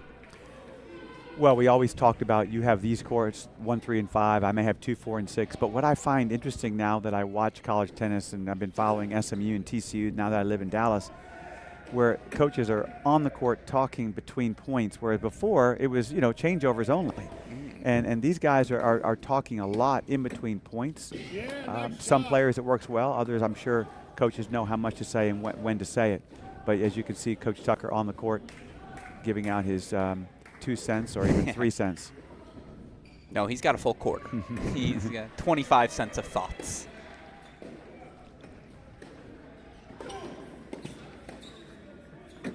Just to stick to that point, do you like that adjustment? I know it's a mixed bag. Some do love it, others really don't. I felt that my strength as a coach was hiding your weakness and trying to expose your opponents. At the same time, most players, 1 or 2 things, you don't want to talk too much. Okay. Players don't want to be overcoached. But I know this. Both of these coaches know how much to say and what to say to their players. They know their players very well. I preferred maybe just on changeovers, not as much during the points.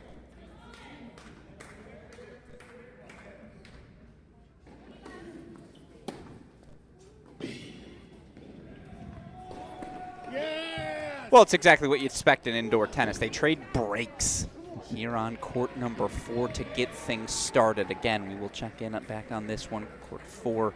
1-all here in our opening set. Over we go to court number 5 as we continue our introductions. And of course, by the way, all of our scoreboards, we'll show them to you throughout. As you see, Rice has a break point chance, Santa Marta has break point chances. Can't show you all of them at once.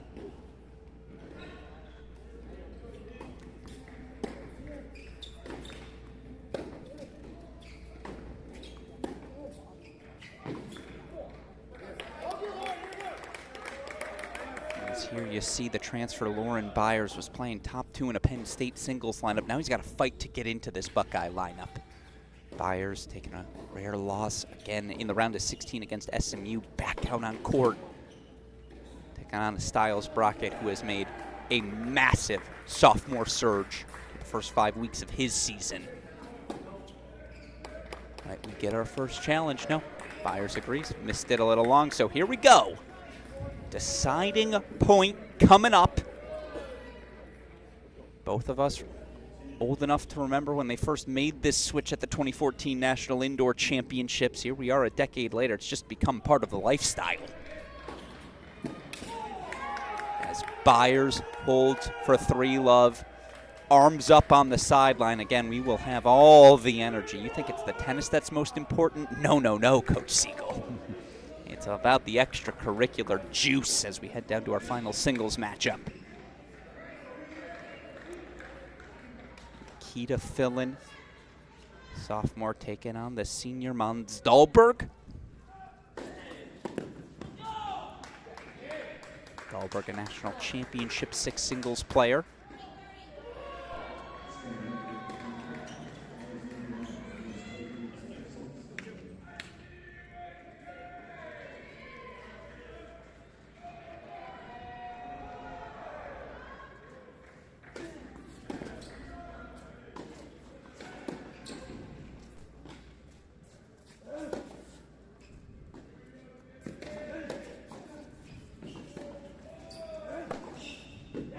Ugh, come on now.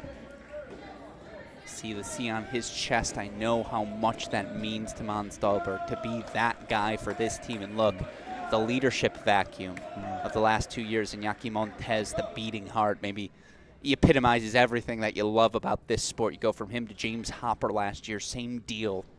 Hopper was the glue. This year it's got to be Monzi stepping into that role. How does he do here, deciding point? Ugh, nothing you can do. It's the reason Nikita Fillin is undefeated in dual match play so far, the lefty, ace wide. So, all right, now we've shown you everything. That matchup on court number 3, Coach, that to me feels like a swing battle. As, by the way, we will get that changed for you. It is not Alex Bernard at the number 6 singles position. It is not Alex Okonkwo. We will get those names shifted out for you here in a moment. My apologies. Get that scoreboard correct. But let's go over to that battle on 3. Because, again, the freshman Santa Marta, he's had some struggles indoors, Coach. Big backswings. You see him pretty clearly. If you ask your phone, Siri, show me clay court shots. That's that Santa Marta forehand, right? Experience against newcomer.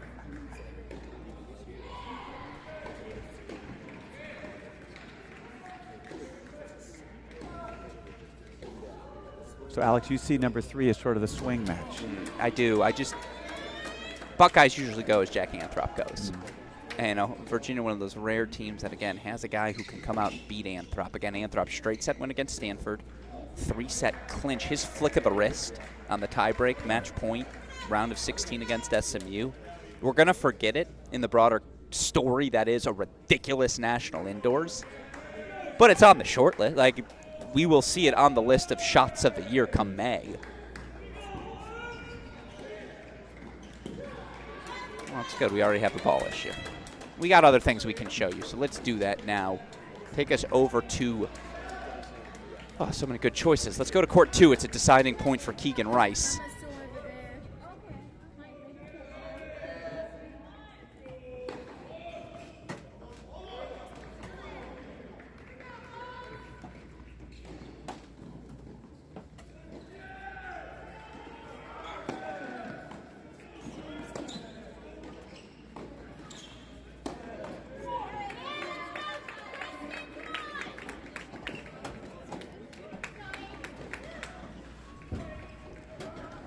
Now, excuse me, the deciding point coming up.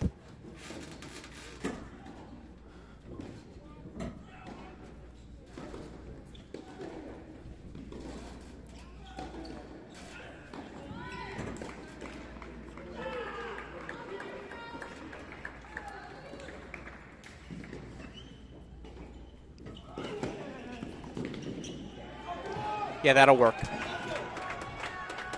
None of these guys are following their serves coming forward much, but you've got to, these are strong first serves. There was a good spot right down the tee.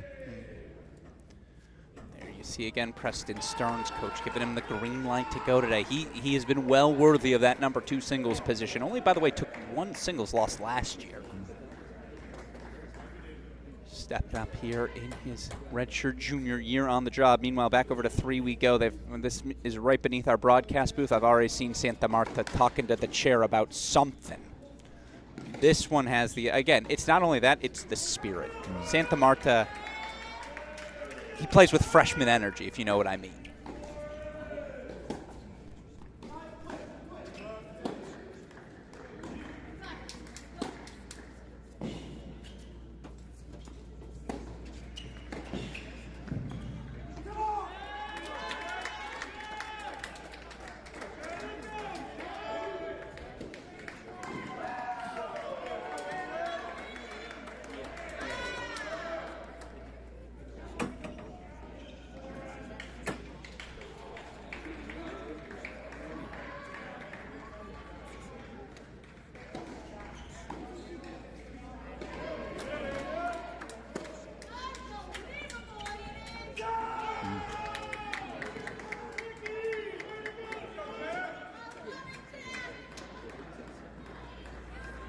I think that's a break back. It has to be, right?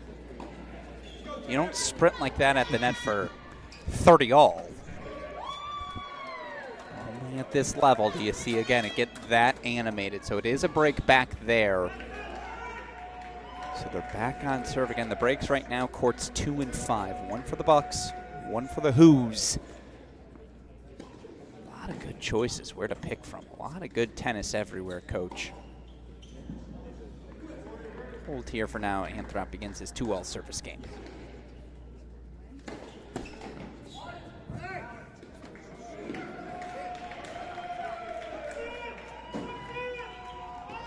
Looks like we have our challenge overruled there again by our chair.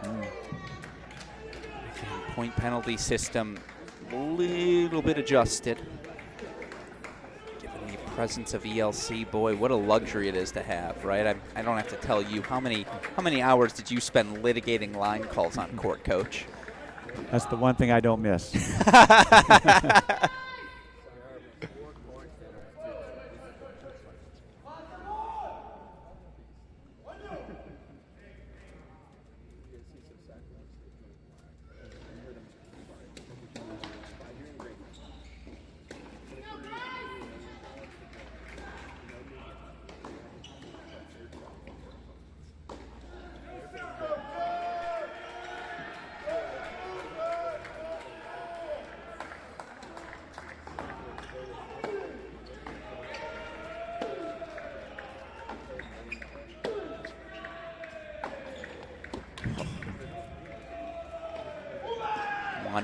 Martin Del Dietrich unloads on the forehand, and there's your break for the Who's. 3-2 out in front, so they've got the breaks on 1 and 2.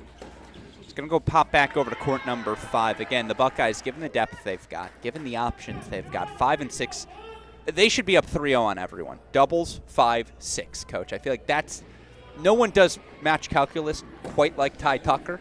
I just imagine that's in his notebook in every match.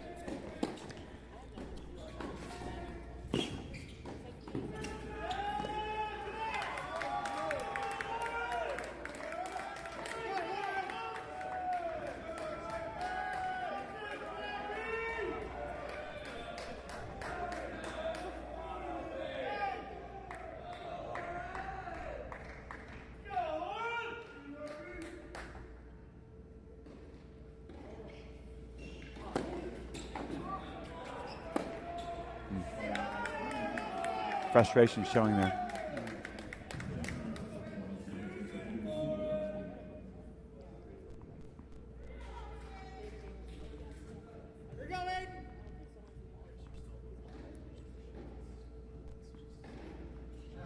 Last time these two played a 6-1, 7-6 win for Byers.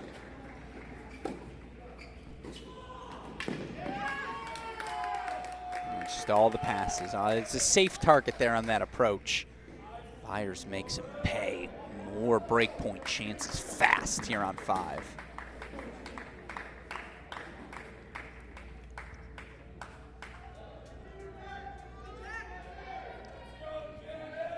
I like the idea of coming forward, but the approach was too short.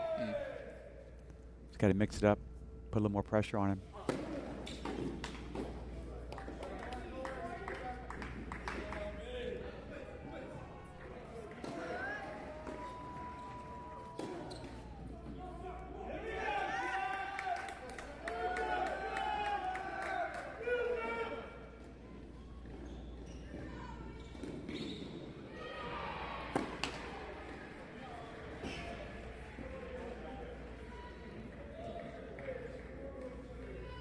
Not intentional. That was very much a hit to our ball crew. Exactly. Had a little pace on it, though, didn't he?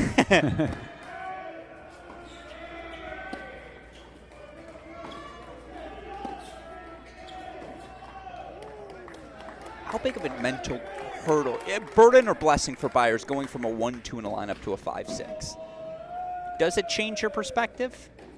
I don't think so when you know that the rest of the team is, so close, and whether you're playing 1 or 5, you're playing against great players and you're playing against a team like Ohio State. So I don't think that would change your mentality or change your focus.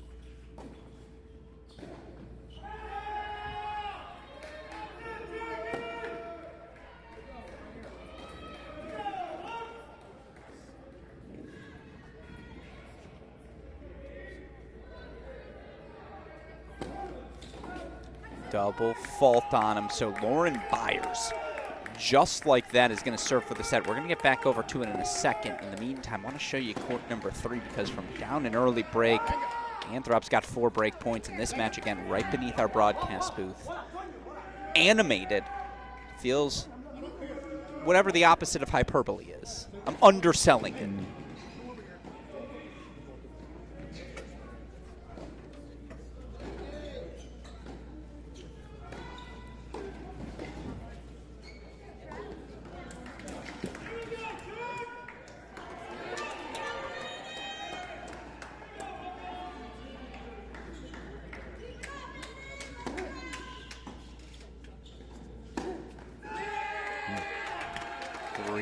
straight games for the senior. Jack Anthrop out in front 4-2. And by the way, we're reaching business end of a bunch of first sets. As you see, Dietrich, more break points. Byers is serving for his set. So for the first time here in singles, try my best to avoid these as frequently as possible. Now we want to lock in on every match, but Dietrich break points for 5-2. Byers serving for his set 5-1. First moves being made now in our opening sets of singles, and dare I say, ever so slight advantage to the Buckeyes, Coach.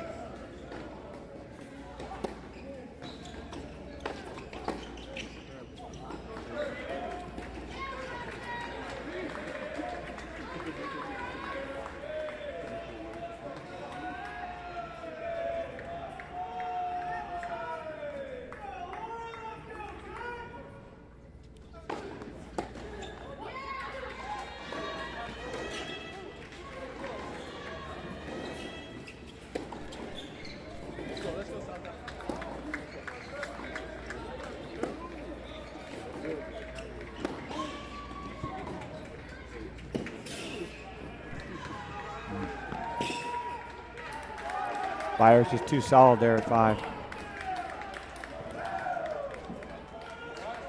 2 points away from the opening set. We'll get you to it full screen here in a second, as it's 30 all, not 15-40 there. But let's see this deciding point. Can Dietrich really open things up on one?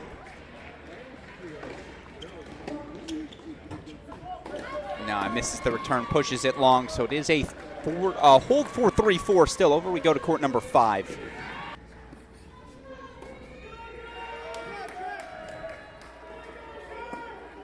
Set points coming for Byers now.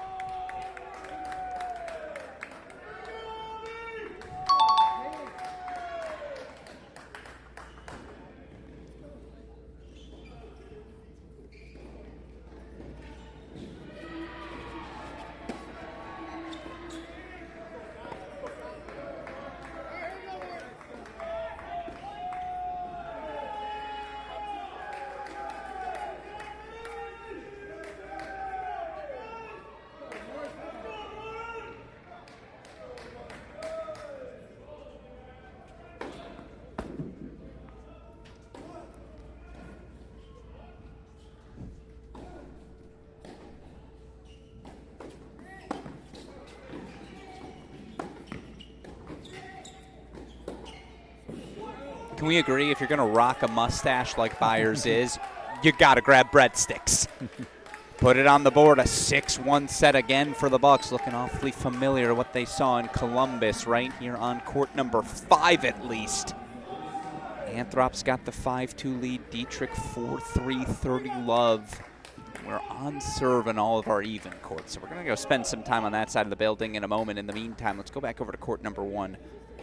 As, by the way, I got a very interesting text. You can remain nameless, but a shout out, of course, to this alum who pointed out, what building are we in? The Altic Steislinger Tennis Complex. 4-time national champion Max Steislinger, of course. 4-time? 2013 doubles champ. He's part of the 15 and 16 national championships as well. I guess there's an indoor title thrown in there too, so a lot of titles. Is this a home match for the Who's accordingly?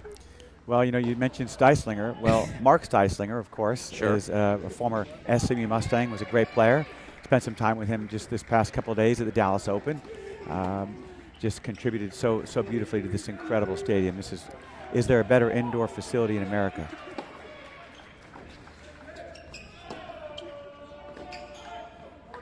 No comment.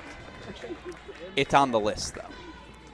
Certainly, again, the 3 levels for fans to go to. They've got the club level, of course, up top. So cool. We've seen guys like Dirk Nowitzki, John Isner, all the stars.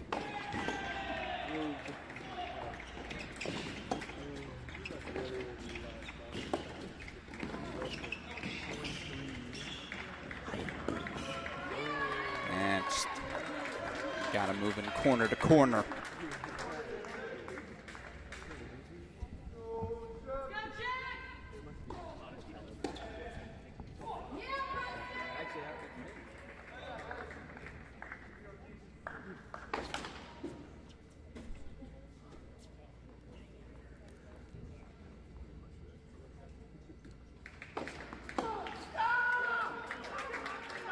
Well, there's the roar. And yet, surprisingly quiet right now, this Virginia Cavaliers side. Although that's kind of always been their MO, right? They're not as rah-rah, I suppose, as the rest, right, Coach? I agree. Certainly not nearly as much as Ohio State is. There you see that bench, Bernard Carpico. Person I should recognize face of, but I don't. Apologies. The only player in college you didn't recognize? Yeah. It's either Fuchs or Day. Maybe it's Lelov. I don't know.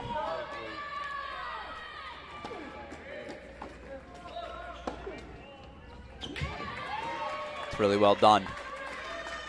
Let's again show you those scoreboards to the right side of your screen. First set to the Buckeyes on 5.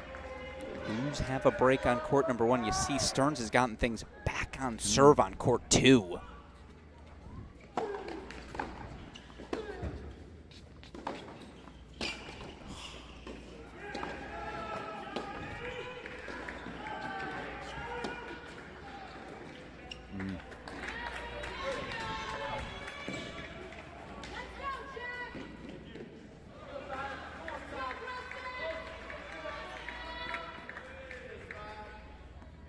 Take us to a split screen here. I want to show you courts 1 and 3 again. 5 on the scoreboard, 1 for Dietrich. The other belonging to Jack Anthrop.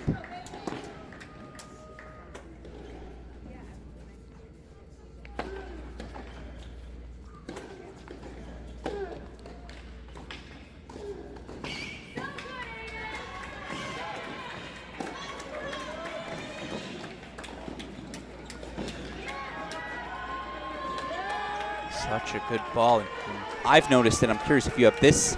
Anthrop's doing a little extra in the best way. Feels like that's acknowledgement from the 5th year. Hey, let's get on these guys. He's doing a lot more moving his opponent around than the other way around. And Anthrop, look, he's been around the block. And he's going up against a rookie in a way. And so regardless of his world ranking as a junior, this is a whole different ball game. Absolutely. So we'll go full screen to it as they change ends. Dietrich will serve for the set on 1. We'll get you back to it in a moment.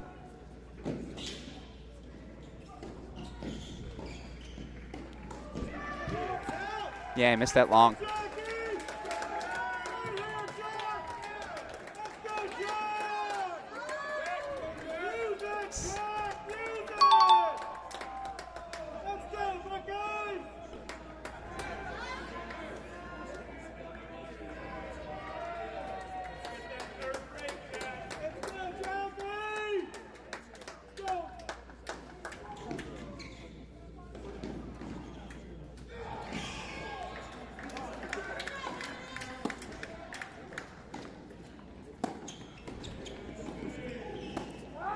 Book it. The roar from Anthrop says it all, always animated. The 5th year, show you that replay one more time.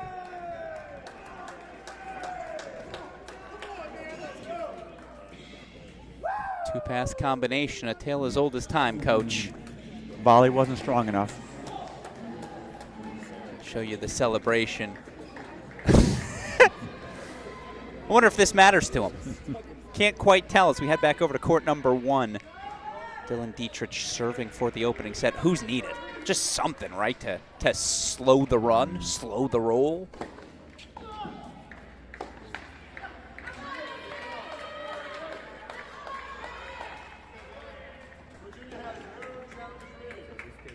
Jung-Joon Kim, a break point chance on 4. You know what?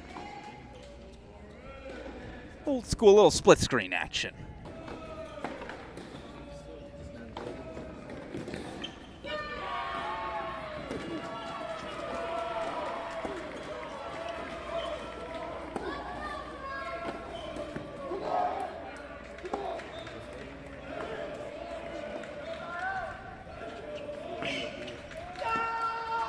Look, to use an analogy I know you'd enjoy, Dietrich's going to be playing on Sundays.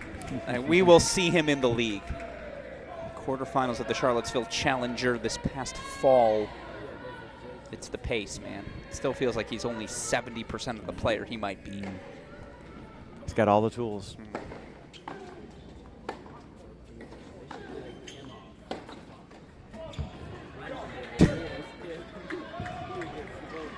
that land good? Okay, no, I was like, that couldn't have gone in. Could it?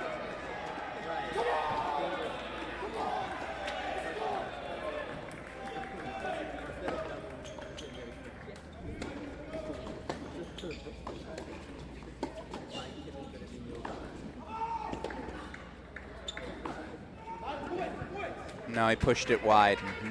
Are we going to get a challenge? No, I think even Aiden Kim's not going to waste one there. Control that point. He can't miss that ball wide. Certainly a gift.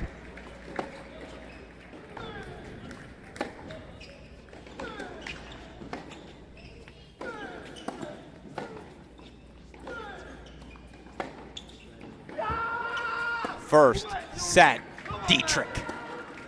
Who's on the board?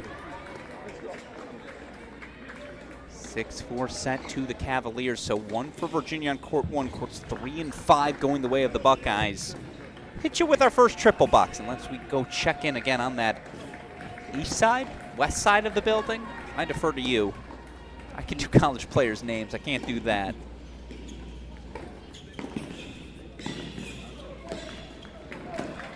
2, 4, and 6 would be the east side. Okay. If you're scoring at home. East side, I appreciate it. Again, I'll bring out my compass. Actually, no. What am I thinking? 2, 4, and 6, west side. West side. Come on. Throw now. up the W's. Your hotel is over there on the east side. Okay. Now I know. Should we just call the left side Dallas, the right Fort Worth? That's very good. That'll work. As again, here, look at this. Wow. Remember when he was down a break? No longer.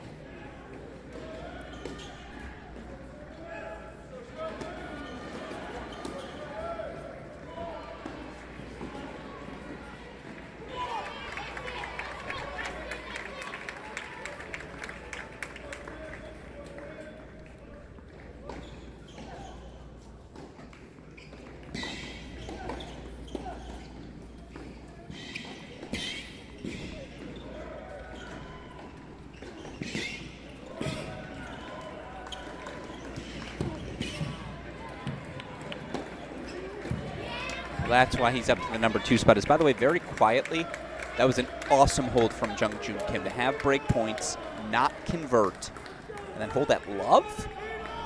That's the thing you show on tape, right, as a coach. And you say, hey, we hear all these coaches talk about mental toughness. There it is.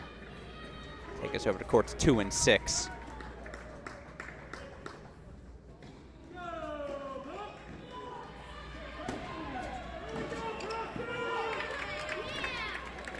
Stearns has really turned this around, hasn't he? So impressed. And again, Coach pulling Preston Stearns from that match in the quarterfinals. He had to sit on it for 48 hours, his first loss of the year. Kid's ready to play today. Senior Mons Dahlberg serves to stay alive in his set on 6. I'll keep an eye on that scoreboard on court football. Let's go full screen. Serving to stay alive in a set in what would be a potential 3rd first set for the Buckeyes. That feels like an inflection point to me, Coach.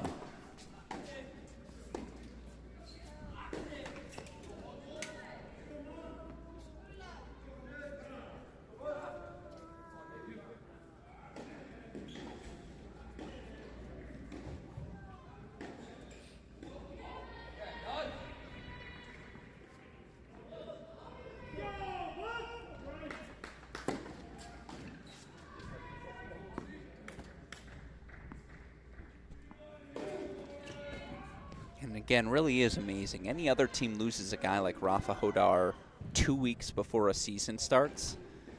How would that impact you as a coach? You learn something like that. Well, I think Coach may have known that was certainly a possibility, so it's easier to handle. But at the same time, you keep him in the lineup, and you are the national champion favorite. Yeah. So you've gone, and yet they're still, they have certainly a great chance as we get towards as the season continues. Can they improve every player to be one of the top teams heading into May? But here we are in the indoors, and they're right in this to get to the finals. I heard Coach Pedroso pitch Carlos Alcaraz. I just need you 2 months. Can I get you April, May? Look at what I did with this kid, Rafa Hodar. I think I could do wonders for your game, Carlos. I do wonder at what point did he make that decision, and you know, as far as you knew after what he did in the big tournament and the next gen that there was a possibility. I was at the Lincoln Challenger. Virginia traveled with him. I don't think they'll mind me sharing. Virginia paid for everything. So I know as recently as August, the plan was we want Hodar back, and he was planning to come. But then, yeah, that next-gen money. Tough to pass up. All right, Dahlberg holds for 5-all. We're going to take you to a split screen courts 2 and 4.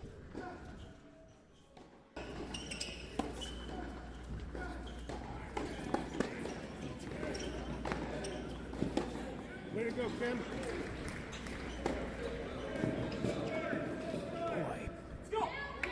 I don't remember there being this much zip on Preston Stern's ball these past couple of seasons.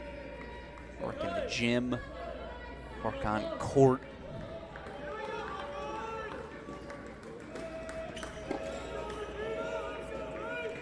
Clear-cut identity developing is, by the way, you see Jung-Joon Kim 2 points away.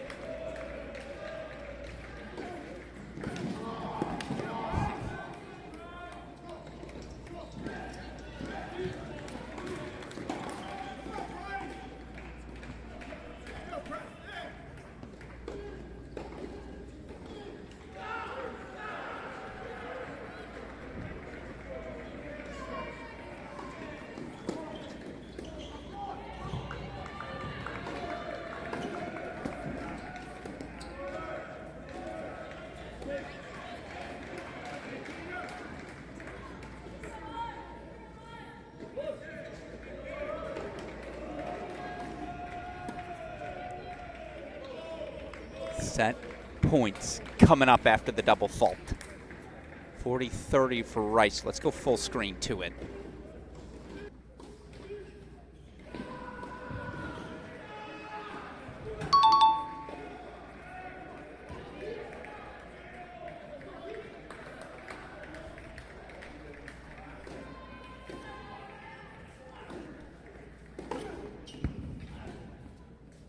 Gonna get a challenge out of Bryce Nakashima.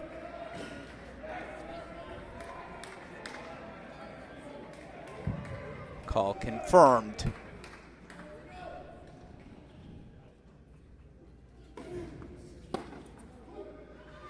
Not going to get a lot of looks like that, as by the way, your reminder, Jung-Joon Kim, 6'4", 7'6", knocked off by Bryce Nakashima in Columbus. You asked me earlier, do we see a lot of rematches? Yes, yes we do.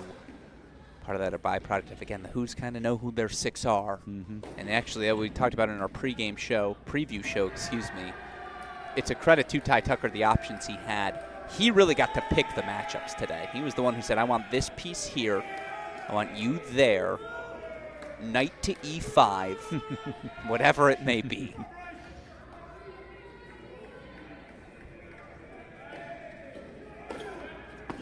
That's gumption. Moxie, all the terms.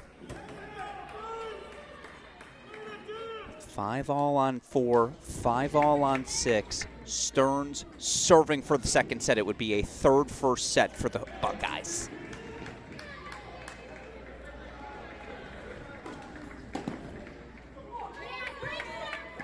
And actually, I got to take us to a split screen. The reason for that, I want to show you over on court number 3.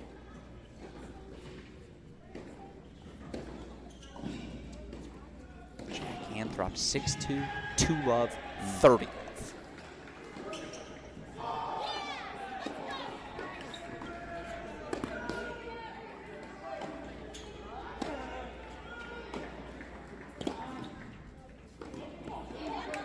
There's no doubt there's more Ohio State fans than Virginia fans. So not a home match, despite the name on the building.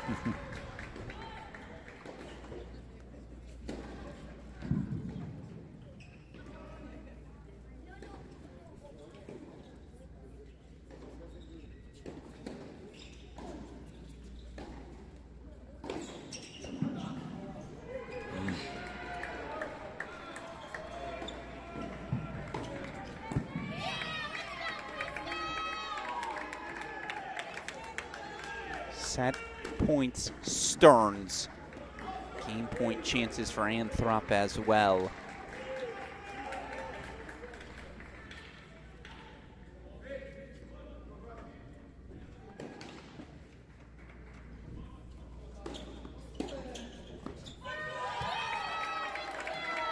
3 first sets for the Bucks.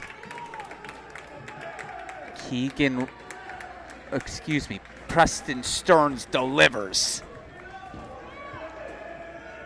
So Buckeyes get first sets 2, 3, and 5, and they are already up a set in 3 love. And boy, Dietrich's up a set in 2 love on 1 for what it's worth. It feels critical. We go down now to courts 4 and 6. Final 2 first sets. Do the Who's need them both? Do they need just one? What do you think here, Coach Siegel? I know, again, the prediction business always tough in our position, but it does feel like where the Buckeyes have been good, they have been dominantly so. You feel at this point that 3 and 5 look very promising for Ohio State. So that means they need one more. And, you know, although it's only been 1 set, those 2 matches look pretty promising for them. And I think Virginia's got to turn things around as far as maybe putting more pressure. I also noticed this. You know, when you are down, slow things down between points. Looks like Virginia's playing a lot of these points very quickly between points. Burden and blessing, again, for both of these teams. You know your opponent so well, but you know your opponent so well. Exactly.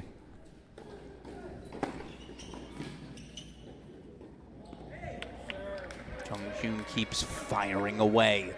Game point chances for 6-5. Dahlberg 5-6, 30 all. Tricky spot for the senior captain.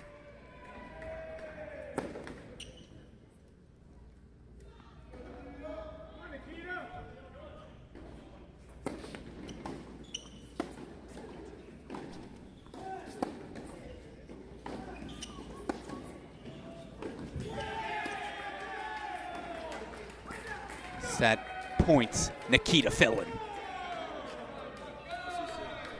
It's a 6-5 hold for Jung Kim. We will go full screen. We're going to put it in the big screen, actually. So I got to show you again courts 1 and 3 where we already have set and break leads.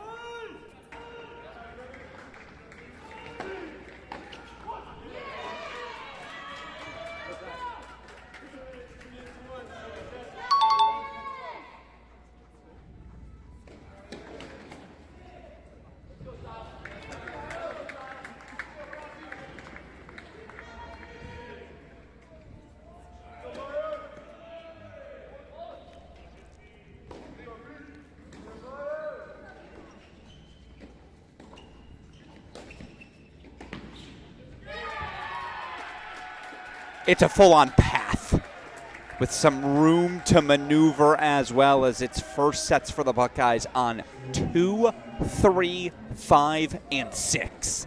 This is why Coach Tucker said, boy, if we can get a doubles point, awfully tough to beat. Again, who's getting more work today, these athletes on court or that pen? It's a heck of a question as you see Coach Tucker work his way over to our final first set, 5-6 there. And all due respect, I just think if it's a blowout on court 3, boy, Cavaliers in some trouble.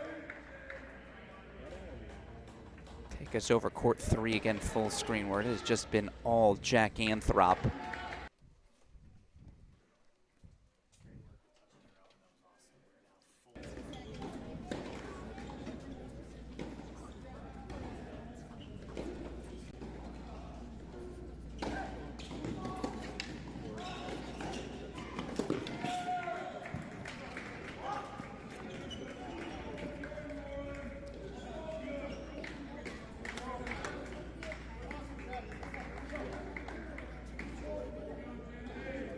You know, when you watch a college tennis match, unlike any other sport, momentum is key. But in college tennis, when you can feel what's around you, the court next to you, the court on this side, you can feed off your teammates with good success, good results, and it just gives you more energy.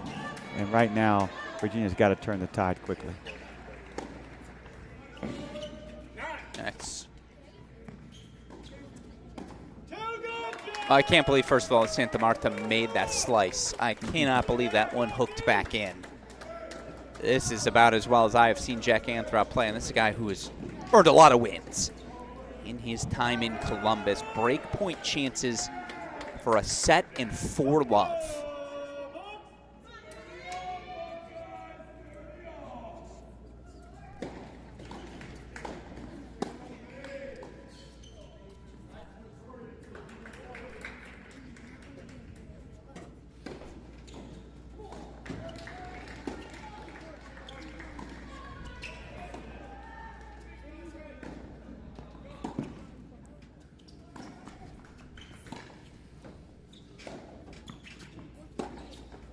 Well, better to be lucky than good sometimes. As, by the way, we got to head over to court number 5. It could 5 good minutes at 10. 10 good minutes, and it's 3-love Bucks.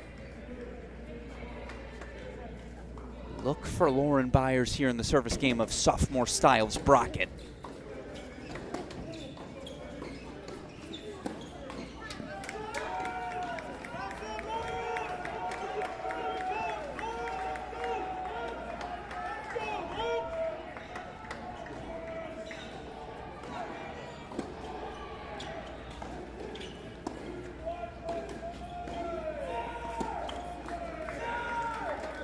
Had to have it. Santa Marta does get the hold, so we'll go full screen here quickly. Good serve. Amazing Good serve. what first serves can do. Do you hear that? I would say that court 5, we've got to get into that third set. If you're Virginia, you need court 5 to get in that third set. That sound you hear is the exhaling of every Virginia Cavalier fan tuning in. A deep exhale as well, as again want to show you our scoreboards. They're in trouble. They're down 4 first sets. Buckeyes have a set and a break on 3. Yes, Dietrich's doing his thing. The Eagles spreading those wings at 1. It's a first set tiebreak on 4. You just feel like it could either be a nail in the coffin for these Cavaliers or maybe a catalyst. As we'll keep an eye on it. Again, want to show you those set and break leads. So back over we go, courts 1 and 3.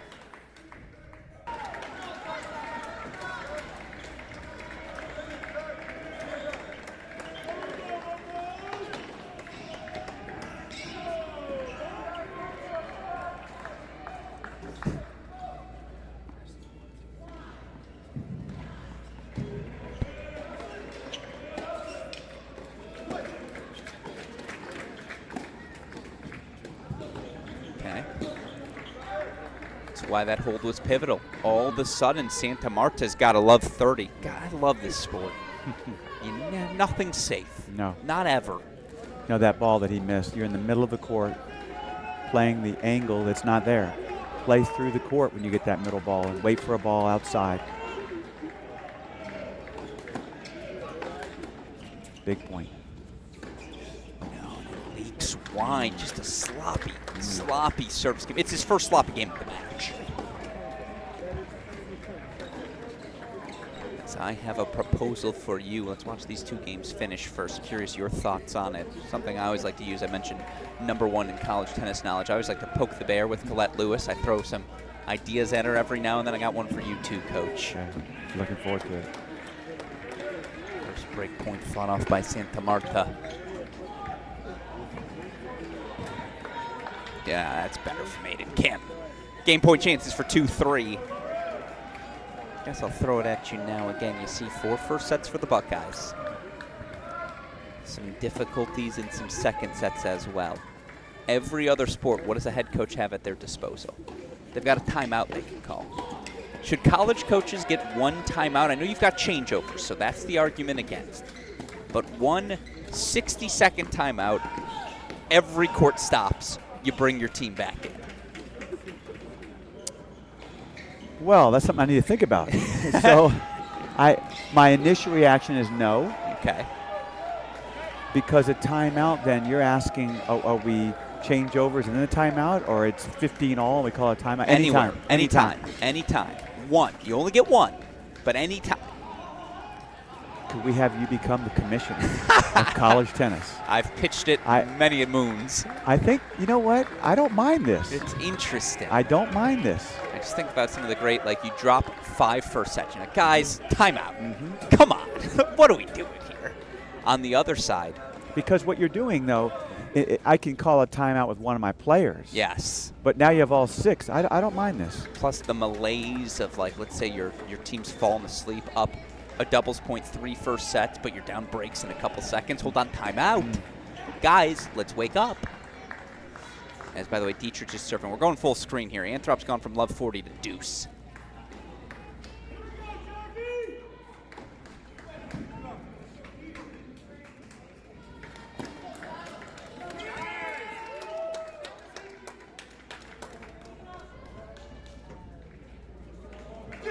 And it's an overrule from the ELC, and Anthrop immediately pointed to say that's 2. Again, where there'll be a point penalty assessed. I think it's the 3rd one. You get that point with the ELC, so no. 4-1 out in front, as again, we got 2 matches further along than everything else. Got to show you, courts 1 in 5 right now.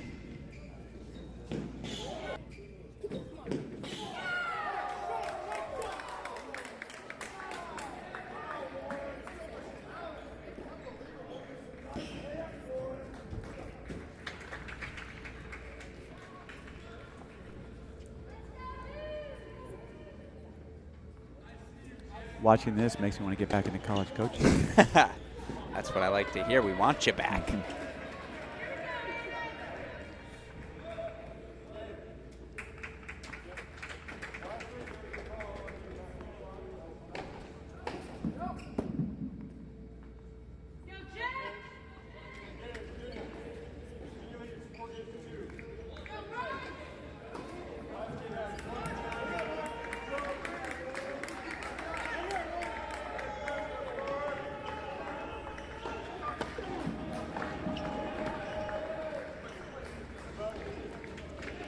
All right, business end, I do want to show us court number 4 and what is just a must-have. A must-have tiebreak given the pace right now for the Virginia Cavaliers. They dropped this one down at doubles point 5 first set to this Ohio State team. That is, you wouldn't wish that on your worst enemy. Almost insurmountable, yes.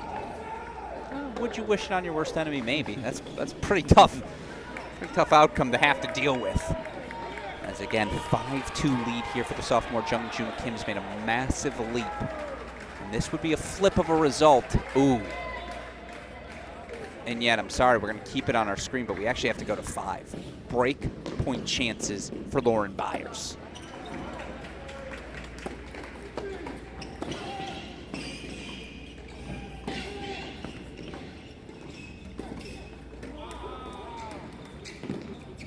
That's clutch.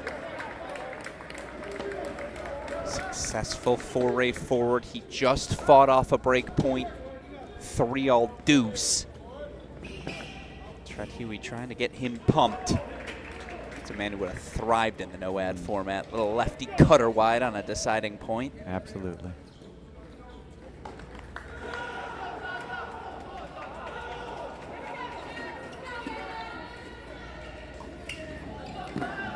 Yep. Great forehand.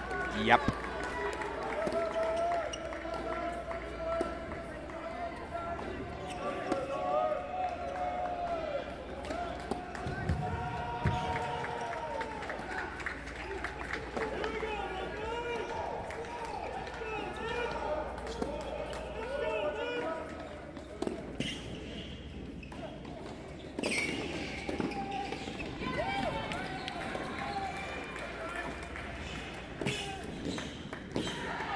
Clutch. That's nice. Using that forehand well in the second set.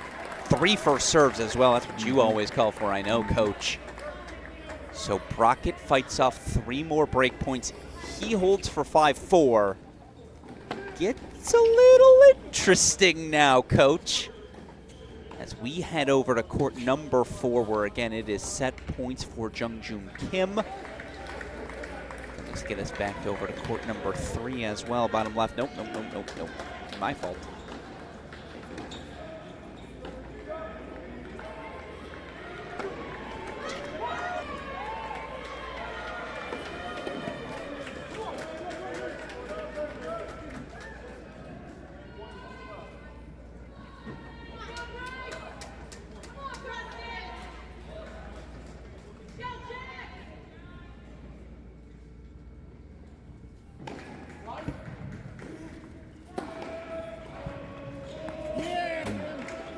Set to Jung-Joon Kim.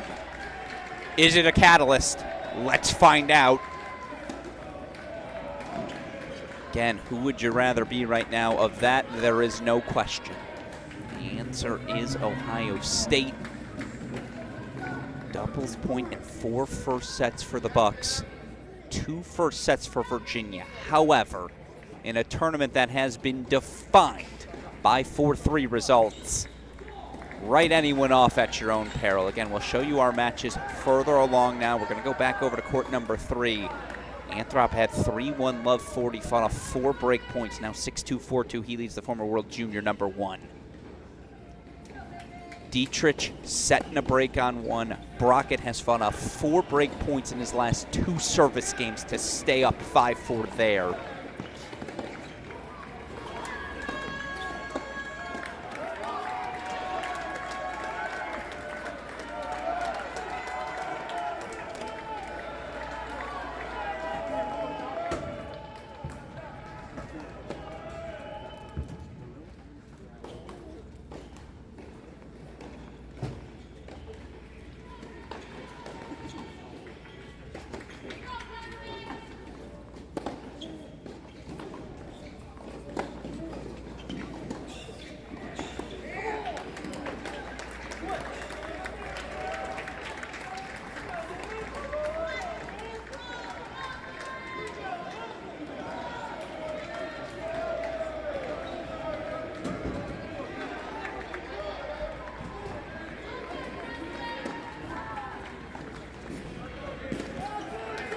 He's just been lights out today. Dictating play. He made Santa Marta doing all the running. He made 3 bad choices. 3-1 love 15, 3-1 love 30, 3-1 for love 40. Missed that backhand slice wide. Thought, what if I don't miss anymore? However, coach, we take us down to court number 5. I'm going to keep him. Actually, you know what? Let's go full screen for it. Set, points, Styles, Brockett. Huh. Could be the turning point. It's a little interesting.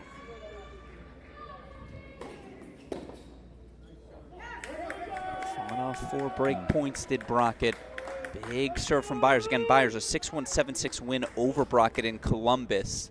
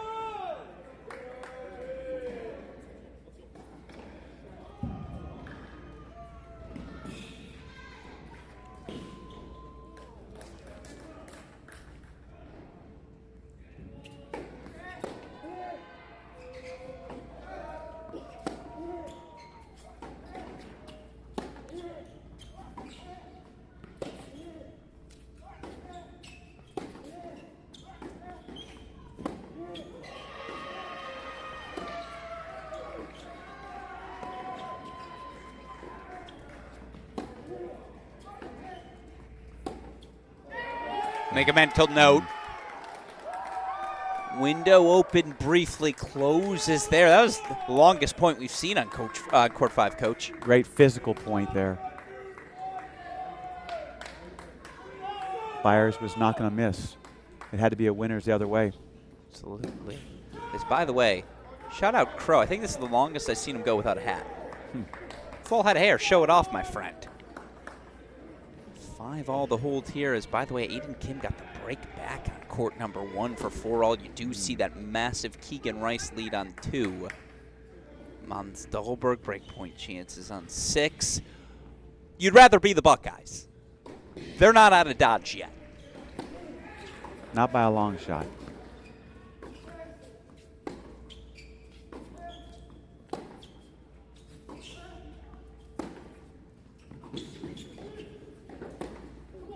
Whew.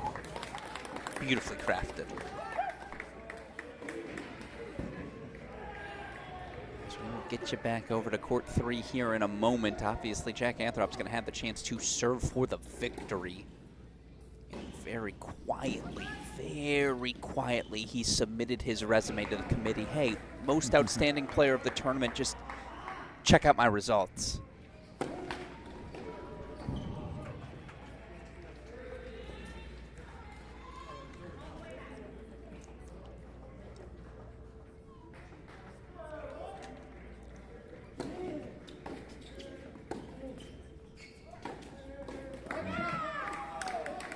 Big forehand.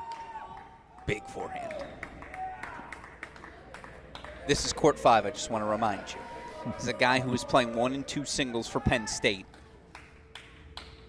Was pulled from the lineup in the quarterfinals. Those are the options these Buckeyes have.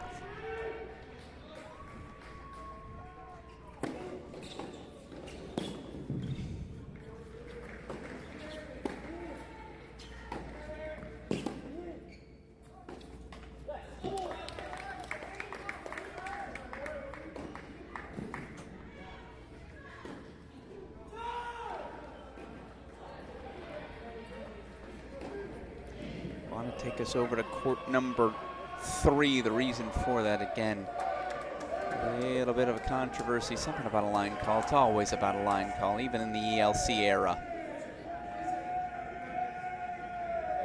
I think Anthrop changed his call, and that's the argument, is he didn't have to use the overrule. I overruled myself.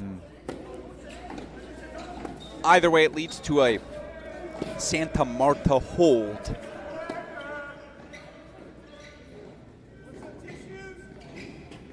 Oh, that's nice. So pretty. There you see our head official, Anthony Montero. One of my favorite human beings in the world. He's a one of one. Been doing this a long time. And yet still just 26 years old. Looks it, doesn't he? So Anthrop serving for his match. Is Byers going to have more break point chances? 5-all, 30-all.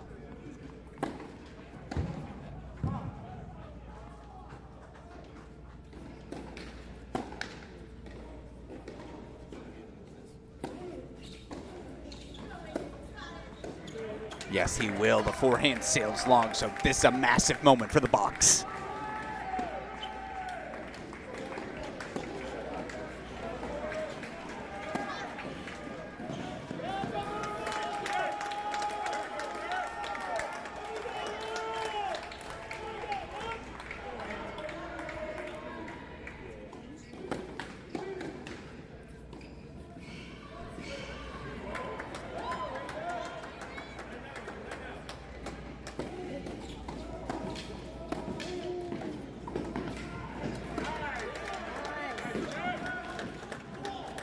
Nice play by Brockett. He's got to force the issue, doesn't he? He's got to attack.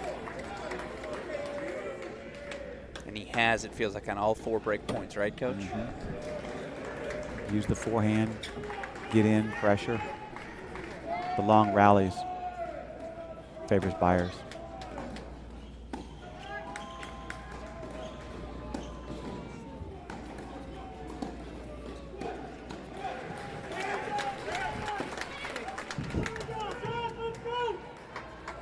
Match points coming for Jack Anthrop.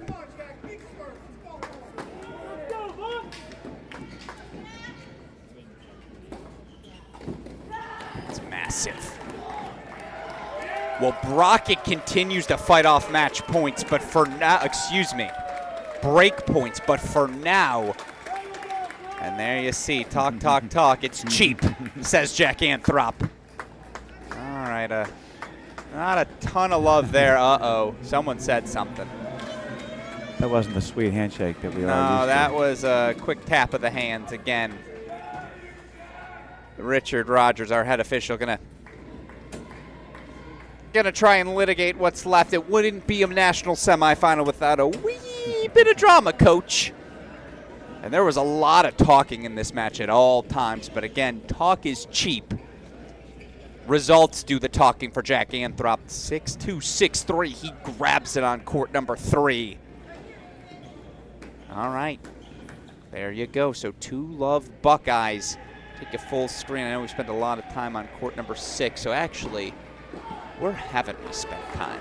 I know, again, we got to go down to the Fort Worth section of our board. Court number 4. Over on court number 4, it is a set and a break for Jung Joon Kim. Thus, again, why that first set was so pivotal, right? As working that forehand for 2-love.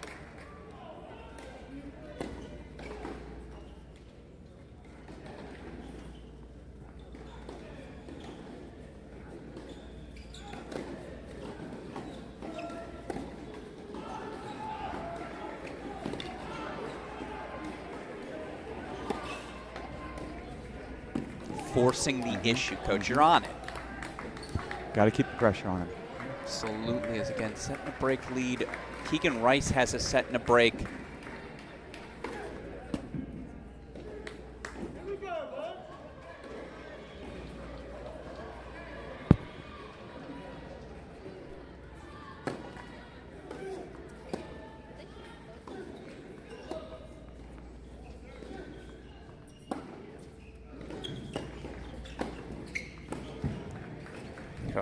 Assassinates a forehand. Well, if you're just joining us, Alex Gruskin, Tim Siegel here. We're going to go full screen of 5 as we do just a very quick reset. It was all Ohio State in our doubles as, again, the Buckeyes raced out 6-1 on court number 2. They got the lone break for a 6-3 win on court 3.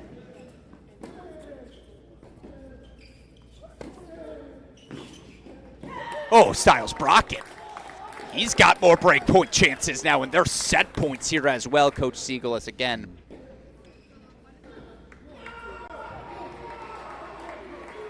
Two love Ohio State. They grabbed doubles. They grabbed 4 first sets.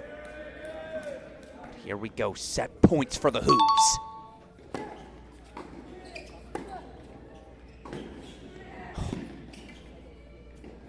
We've got ourselves a ball game, folks.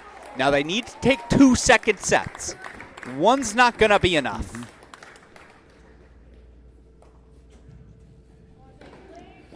So we'll show you again, 7-5 they take it. Look at these scoreboards now. That's the second set, one of them they need. Keegan Rice has a set and a break. We race over to court number 2, 4-2 deuce.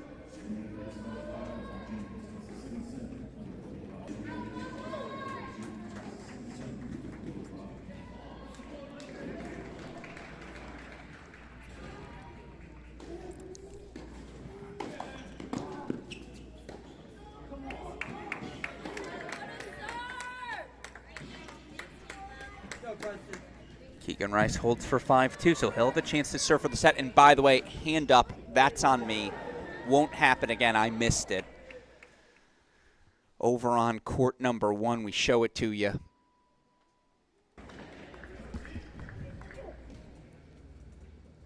It's a break. Did I hit the wrong button? I must have.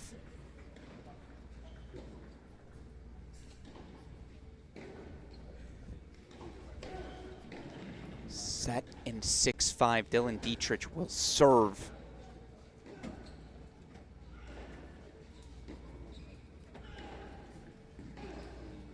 As you see all these scoreboards, this does feel like a good time. Let's reset as Brockett takes that a. Do you hear that? You can hear your own thoughts. For the first time in about 2 hours, again, Alex Gruskin, the coach, Tim Siegel with me. Coach, no preconceived notion here. Just, I'm going to ask you the question. Thoughts? Ohio State jumps out early in doubles. Ohio State gets, 4 first sets? And all of a sudden, it's becoming a match. If Dietrich can take care of business on court 1, then now it's 2-1 in matches. Anything can happen. I'm really impressed with the way Virginia has fought back. Really impressed indeed. If you know anything about a Coach Pedroso-led team, they just don't roll over. Not ever. So here's a massive moment. Can Dietrich get the rally going? As by the way, again, it's a credit to Ohio State. They have a clear identity. They attack on every court. And that identity, 2 hours in, has them in this spot where you would clearly rather be Ohio State.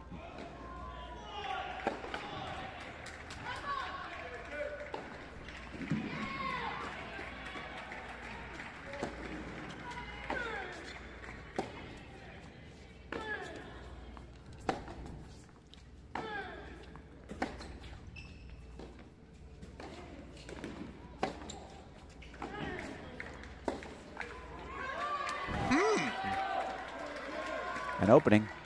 Interesting. As, by the way, you see Stearns. Looks like he'll hold for 3-5, and Keegan Rice will have his chance to force that consequential third set. He does. It means each of these teams will need at least one 3-set victory. And as college tennis fans, first and foremost, Coach Siegel, isn't that all we can ask for? You know, if every junior in the world could just watch some of these great college tennis matches, learn what it's like to be a teammate, learn what it's like to cheer for each other, and learn what it's like to fight.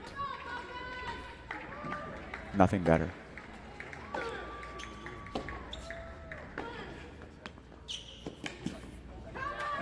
I'm going to bring him up again. He'll get mad at me. I always say, had I exposed my younger brother Nick to college tennis just like 3 years earlier, he might still be in the league. He might be off to Delray Beach this weekend to go play the 250. That's a lie. Gruskins don't have that kind of athleticism. But look at that. Aiden Kim does. Forces the tiebreak. He says, let me force a third, expand the Buckeyes' path.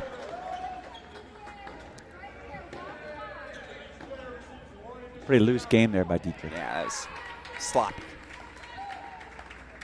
As Keegan Rice is going to serve for his. We're going to go to a split screen. Take you over to courts 1 and 2 as Jung-Joon Kim still nursing that set and break lead. Again, Brockett forced a third on court 5. Already a better result than we saw for him in Columbus. But here we go. Massive moment here. A defining 10-minute stretch, it feels like, coming up.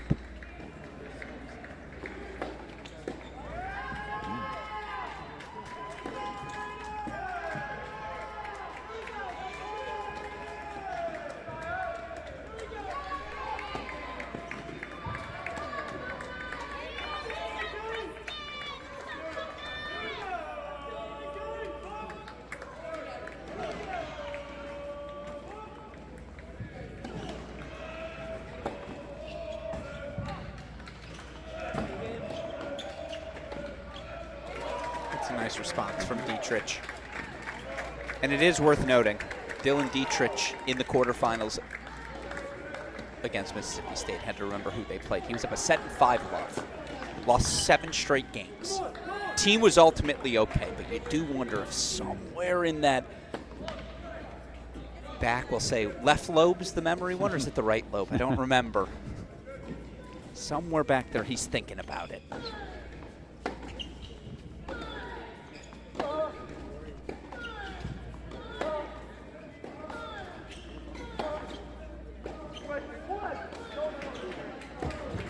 Immediately, Dietrich pushes the challenge.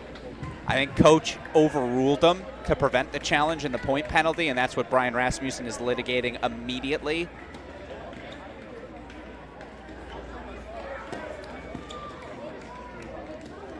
If gestures could tell a story. No, you! No, you! It's like a Family Guy skit.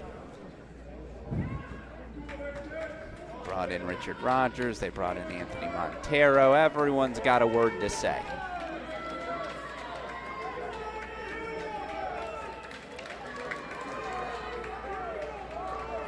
I see Kim 2-1, is that correct? I guess so.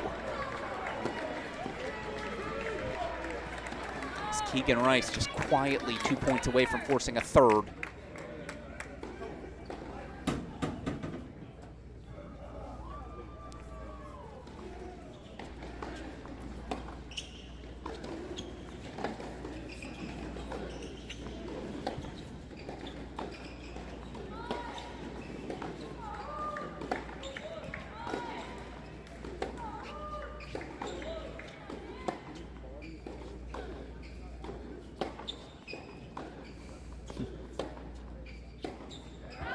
Slugging on court 1.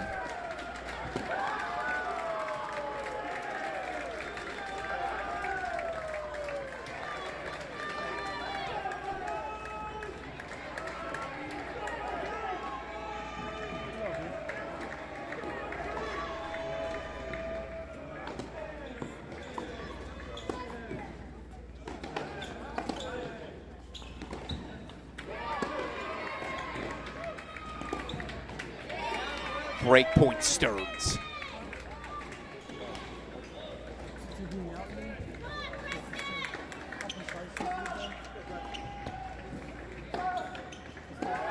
Slider wide from Aiden Kim.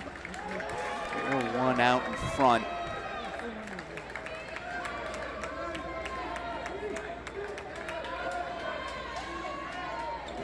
From serving for the match, and now down 4. So One of the that's how it happens, right? So fast. Petrie's playing fast though. That's what he does. The big +1 there. As Stearns breaks. Yeah, that face says it all. Again, the intensity. This guy's got it. As by the way, okay, so back on serve, you wonder, was that the Who's ever so brief window closing? And they are talking a lot of talk. Talk that talk. They say, oh, it's a gentleman's sport, right? To that I say, we got athletes. They're competitors. As a wise man once said, there are 2 types of people in this world, Coach. Competitors and losers. Who do you want to be? That wise man? My older brother, Eric Gruskin. We're bringing out all the quotes. A lot at stake here. A lot at stake indeed, as I want to show you bottom left of our screen, court number 6. 7-5, 4-3 lead.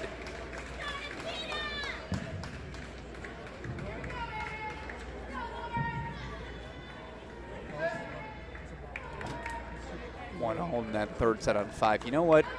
Let's just go full screen.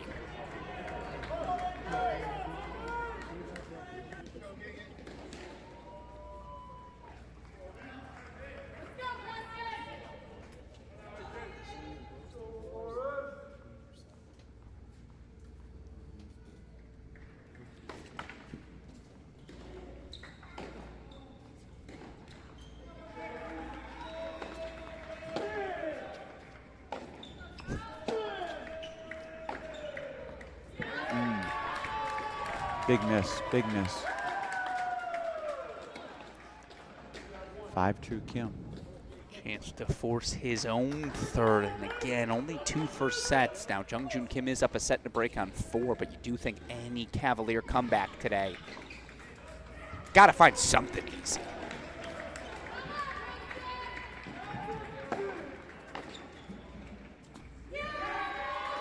Set, points, Aiden Kim.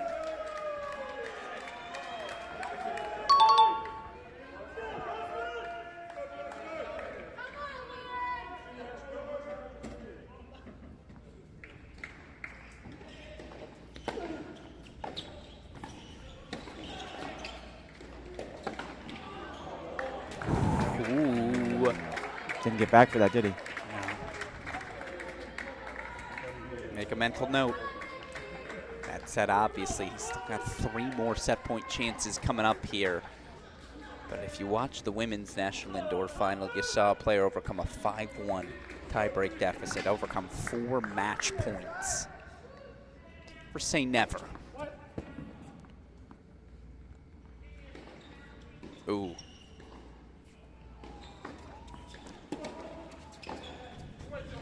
My apologies, Coach. Every so often, the noises are involuntary. But Preston Stearns now 15-30.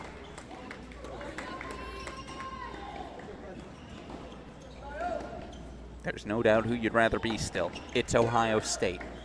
But it is a pivotal moment. As the half volley pickup from Dietrich. Fights off another set point. Last one now for Kim coming up on serve.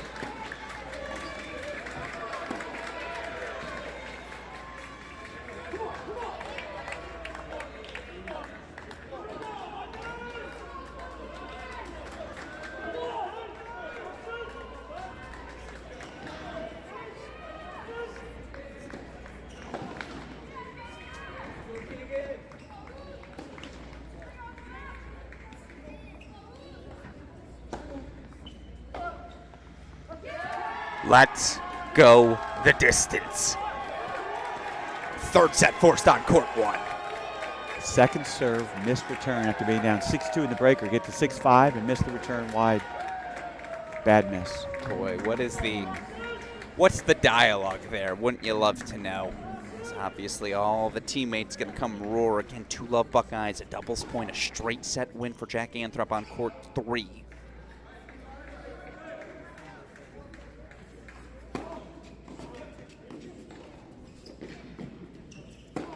Whew. Old school. By the way, again, if you're just joining us, you just missed about a 15-minute window where you thought Virginia could make their push. Brockett fought off 4 break points and ultimately grabbed his second set on 5. You had Dylan Dietrich serving for the match, 6-4, 6-5 up on 1. You had Keegan Rice serving to force a third. They got the set from Brockett, but at 1 and 2, Buckeyes still hanging tough. So you see the scoreboards on your screen again.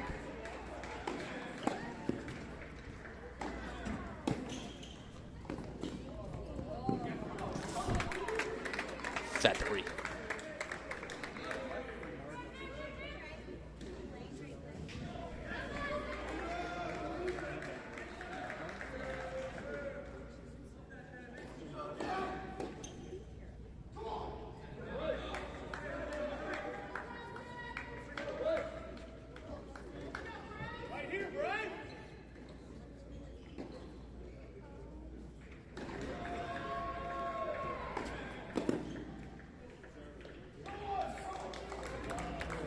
Response here from Rice. By the way, you know, a court we haven't checked in on in a while. Let's go take a look over on court number 6. We'll do a split screen. Set and 4 all. Nikita Philin serving, but 15-30 for the sophomore. You know what would be really fun? 5-3 set finishes. My blood pressure wouldn't be fun. Look, you asked for another 4-3. This could be it. Alex Gruskin again, the coach Tim Siegel to my right. I don't know why that's relevant for you tuning in, but he's sitting to my right.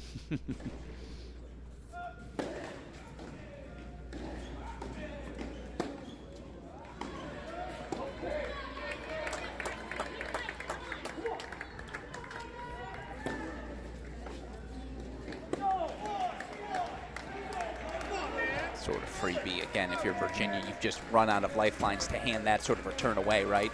Second serve returns. Got to make those. Gotta make them. Do you guys just make a compilation of like missed returns, second serve returns? Like, guys, we're gonna sit through this for 10 minutes as a team. And it's one thing if he's going after the second serve return and putting pressure. Just a simple return, missed long.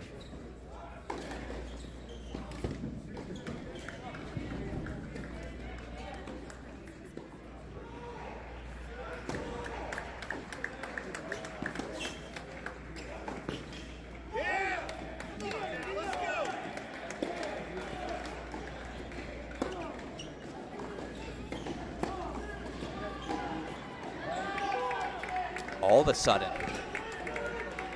again, we've hit another window. 5 good minutes, and the Buckeyes are through to a final. 2-point chances for Philin. 30 love, now 30 all on court 2.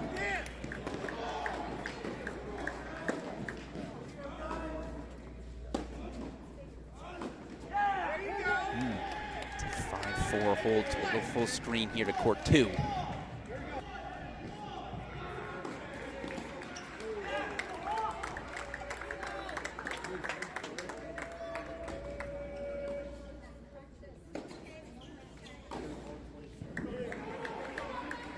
All in that third set on court number 5.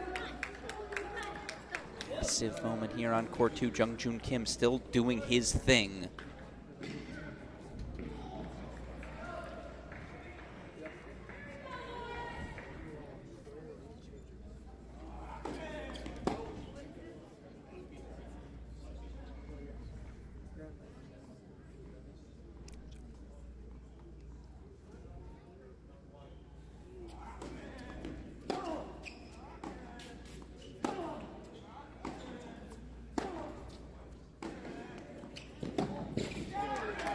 Huge.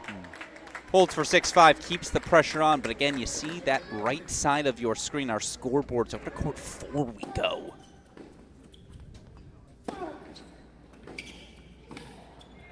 Oh, oh, great volley. Oh. Great volley. Yeah, that's really pretty. So, by the way, I see they're out of the chair on court 6, so we are going to go with a little split screen action. We call it our Fort Worth side of the building, that west side 2-4-6. They were the slowest first sets to develop. Now they've got second sets heating up.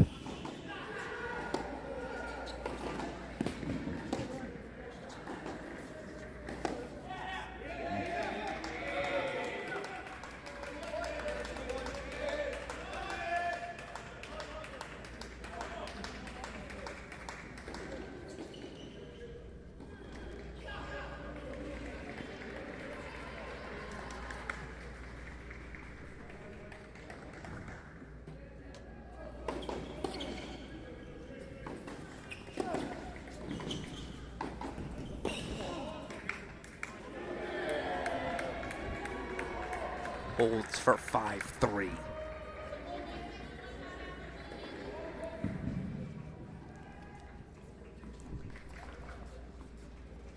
So let's put 6 in the big screen. Want to bring back court 2 as, of course, Keegan Rice once again a game away from forcing a third. Virginia forced that third set on 5. They still need to force another. Their options are courts 2 and 6.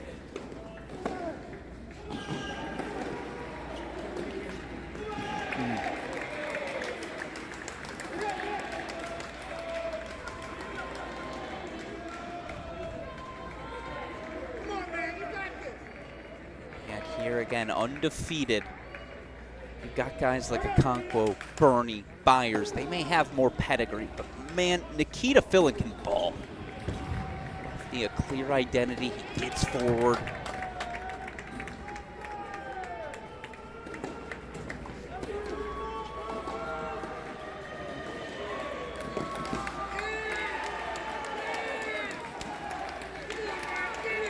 Match points. Buckeyes.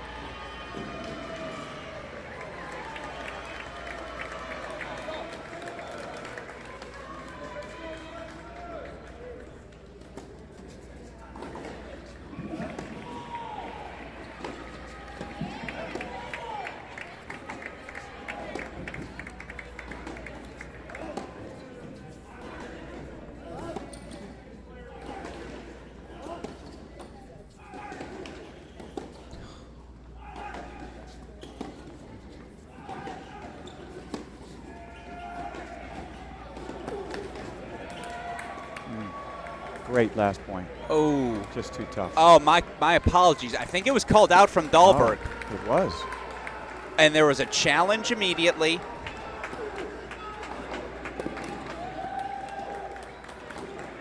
.30-40, you could read the lips of our chair umpire. Wow. Electronic line calling confirmed. I thought that was the match. And again, you see Buckeyes force a tiebreak on 2. They've got a 5-minute window. Will the championship be a call-in here for the Bucks, Dahlberg? A match point fought off.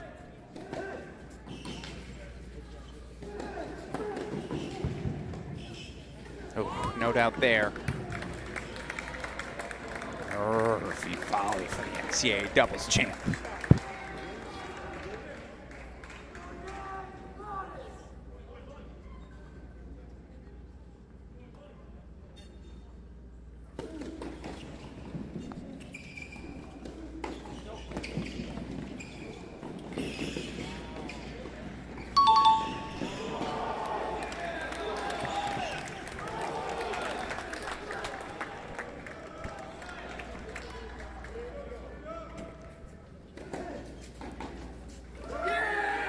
Dahlberg holds for 5-all. And if you followed this team last year, you can't maybe hear it as clearly on your screen, but they just have one thing whenever he holds. You just hear the last name, Dahlberg, Dahlberg, Dahlberg.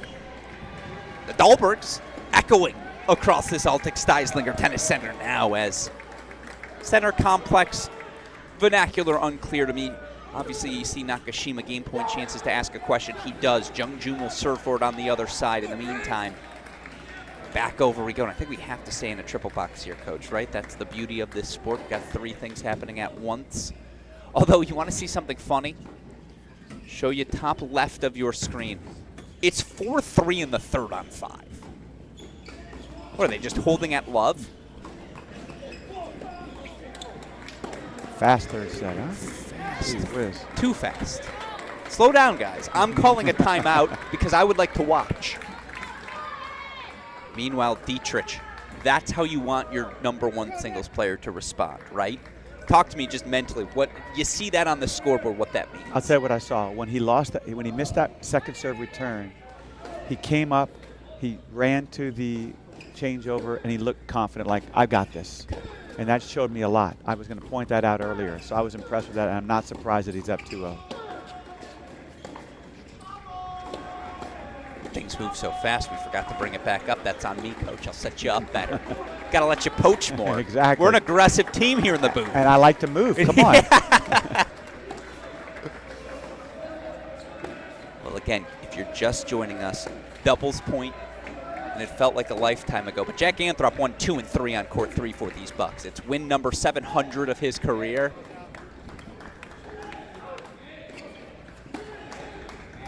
So that's the 2-love lead for Ohio State. Keegan Rice served for this set.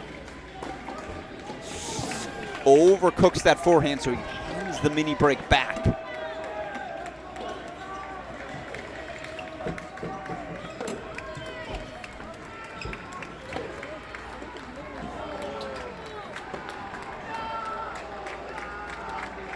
Three-love Dietrich out in front in the third. I forgot about court 4. Jung-Joon serving for it.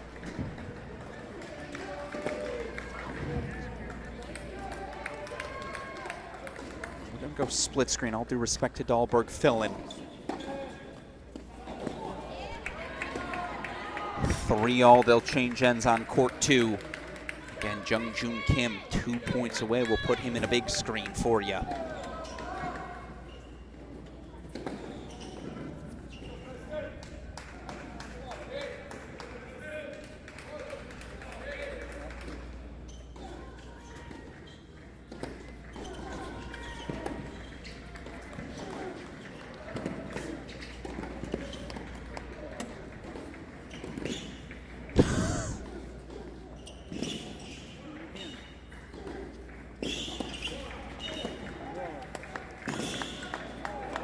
I mean, wow. Come on.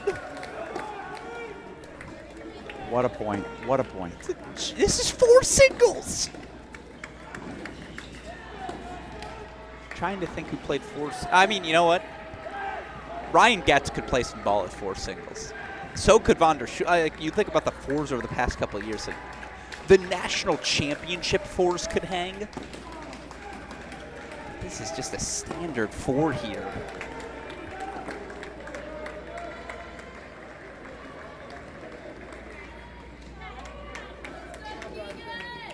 God, we got to take you to court 5, bottom left of your screen. Break point chances for Brockett.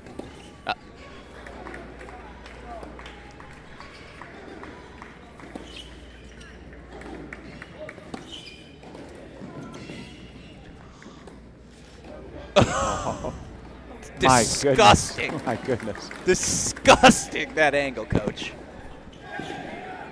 That's how you coach it, right? Exactly. Just disrespectful. The flip shot.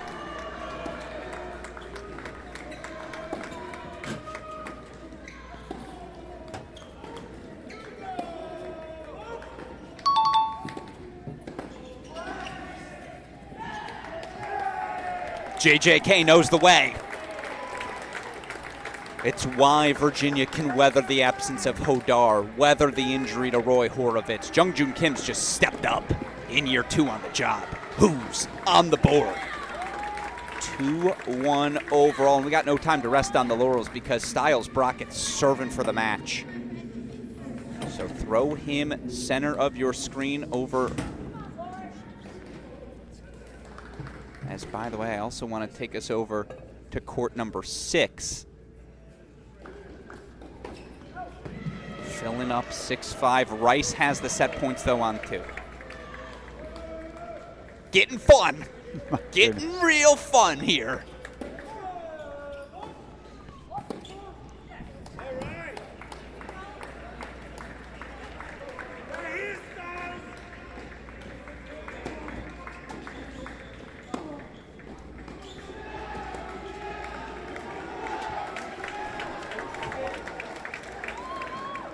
Keegan Rice forces a third. These Who's just won't die. Staying in a triple box for now is obviously, here's Brockett serving for it. This would be a flip of a result we saw in Columbus, a Columbus result that, again, 6-1, 7-6, went the way of Lauren Byers. They had to flip something. Rice got a set over Stearns. That's a flip. Jungjoon Kim Nakashima, that's a flip.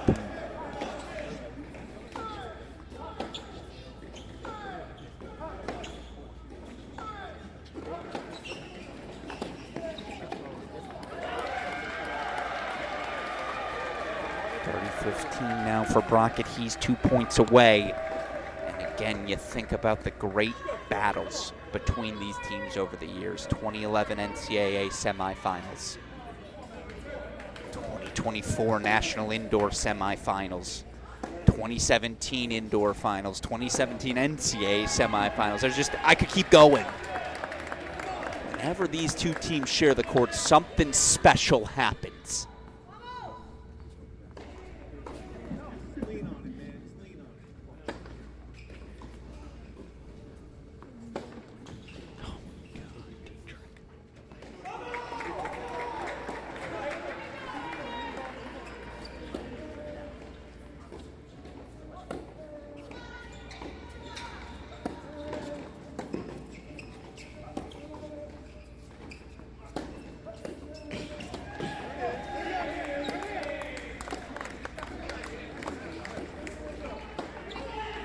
Wow.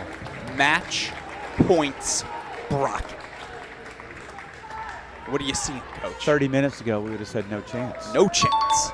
He's hanging in the rallies much better. He's not getting out too soon, forcing the issue. Here we go. Oh, Fillin's got match points too, so we'll take you to a split screen.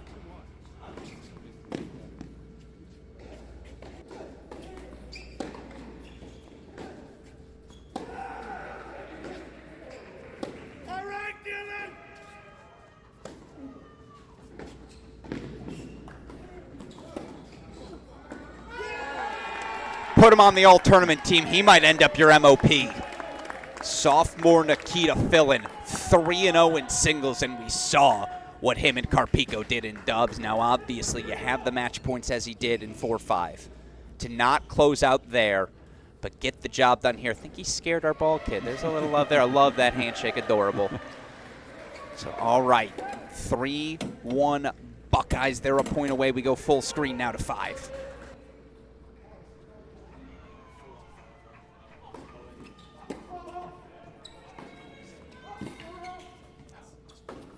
No, he overcooked it.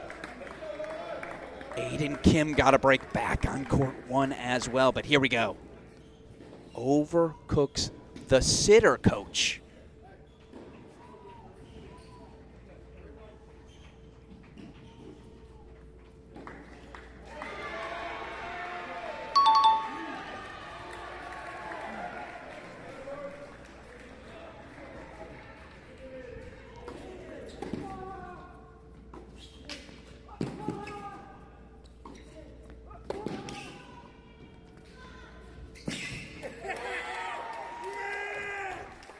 Leave no doubt.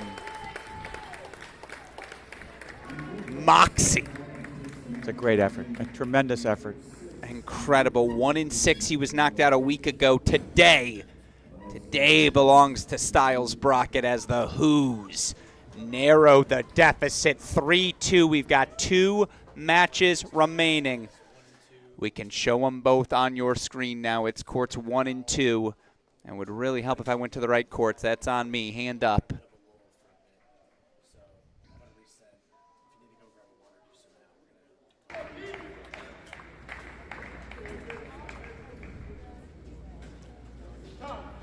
This is what we signed up for, of course, here today. You knew it was going to be something good. Dietrich was up a break 3-1, got broken. Now Kim serving at 2-3. So here we go again. Cavaliers need them both. Buckeyes just won. Winner advances to our national indoor semifinal. To our final, coach. I'll learn how to speak. It's not important in broadcasting, right?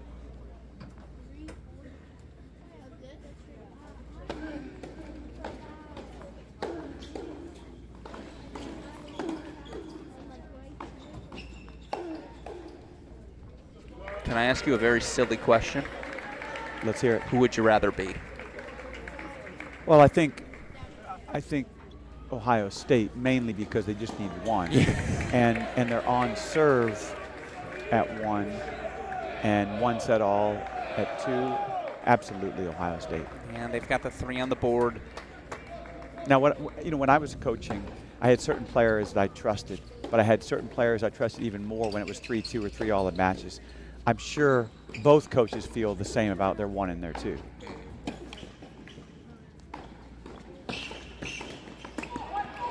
Oh my God, did everything right but the volley, Dietrich. As, by the way, again, Stearns beat Rice in straight sets a week ago in Columbus.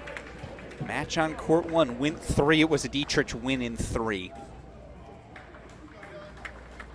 Quick change of ends, so we'll go full screen here to 1. Texas Baylor coming up about 30, 45 minutes after this. You see fans from each of those programs starting to filter in. It's about to get real loud in here.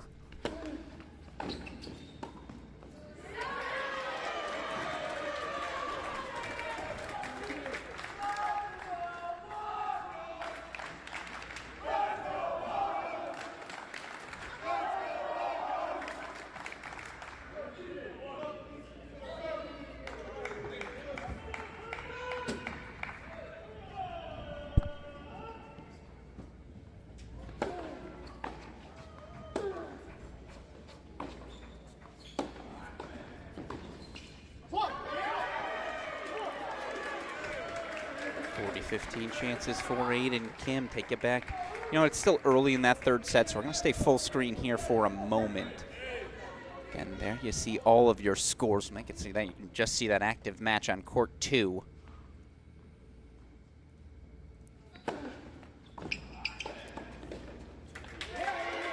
That's 2 serving volleys there from Kim to hold to go to 3-all. Very impressively, he came forward both times. What are the things, 3-all, you're 2 hours into a match of a team you played a week ago? What are the things you communicate to a #1 singles player in a moment like this? I think what just happened, he went from 3-1 down to 3-all. So if I'm coaching Kim there, keep doing what you're doing. Stay aggressive, put the pressure on him.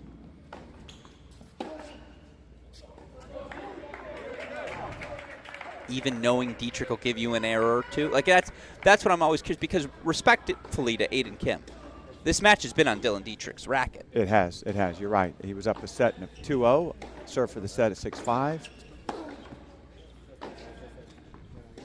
But he's played looser. He's played looser, especially late. You know that forehand was good? That's insane. But yeah, sorry, I didn't mean to cut you off. Continue. Even Aiden Kim gave that one a look like, damn. You cut me off knowing you should have because I was wrong.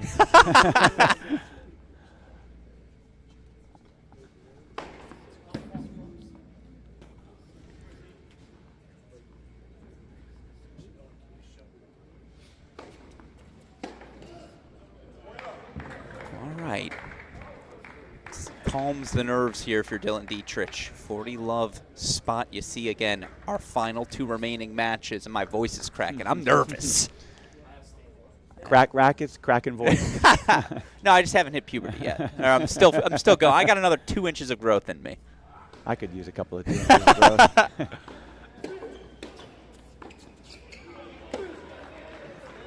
My go-to for every coach, I always say, I still got a year of eligibility. Whether you want it or not is up to you. I would make a heck of a bench mob player. Oh, you would hear me. You would hear me. I still feel at 62 years old I could probably play 3 doubles. Okay, yeah. I love that. In good shape, can still volley. My serve's still coming in around 90 miles an hour. Yeah, well, Nikita Fillin's just going to – it's a love tap. He didn't mean it personally when he hits you in the chest. Keegan Rice holding 4-1 all again. Really helps that these two courts are next to each other, so we'll know when the change of ends finishes. Alex Gruskin, Tim Siegel here. This is what we signed up for in a tournament defined by 4-3 results. Bottle number 2 of Pedialyte for Aiden Kim. Get those electrolytes in, young man.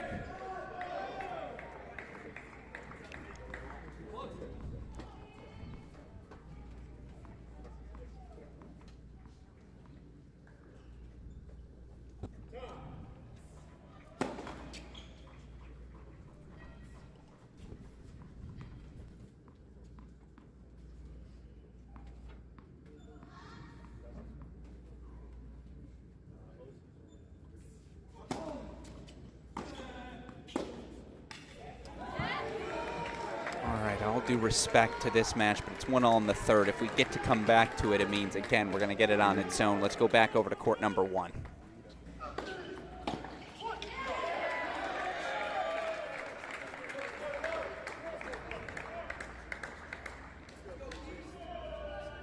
Court 1 9 days ago. What happened in that match? 3 sets, Dietrich, I believe 6-3 in the third. 6-3. Let me double check. I know it was 3 for Dietrich.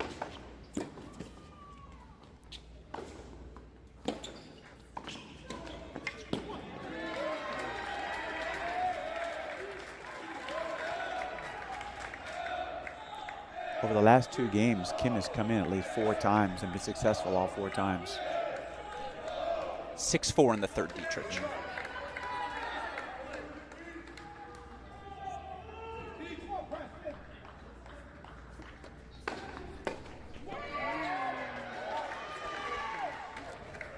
Sure. Making it look routine. Of course, if you were with us for our quarterfinal bout, you'll remember Aiden Kim's been here before. Clinched the victory over Hudson Rivera of Stanford to send Ohio State to the semifinals.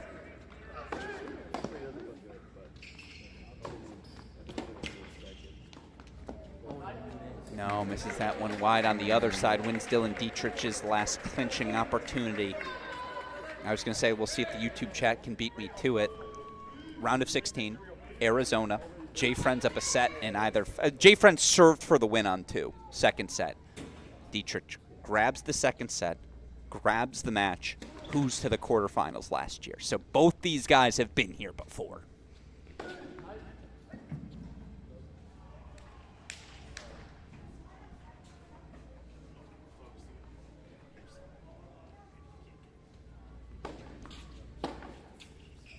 Yeah. Loose return, though. Again, it's one for the compilation of second serve return misses. We're going to just send to every coach's teaching tape. 4-all deciding set. You see Keegan Rice, a 15-30 look. Only matters if Dietrich can close things out here.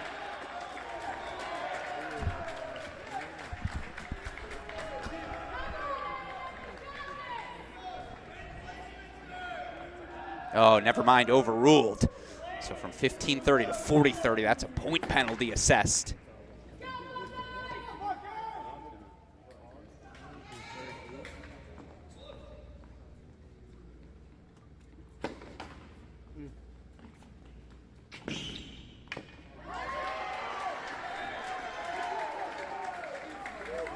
You love them when they go for you.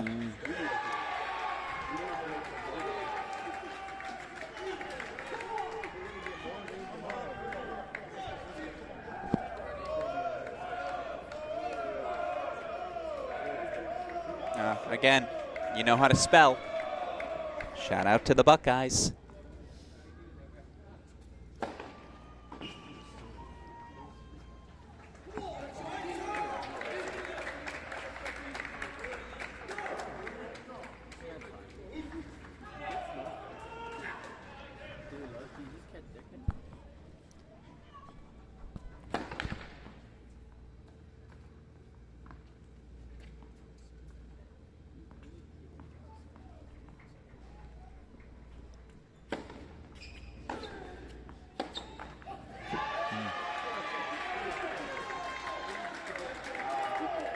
Early miss there, 15 all. Now serving 15-30, 4 all. I agree.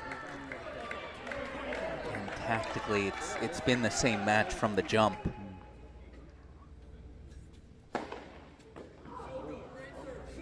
When he's landing his weapons, I do think he's dictated. I just think he's dictated even with his errors. Look, he's got the bigger game. Yeah. It's just a question of making enough balls when it matters most, as we hear come down to the very end here.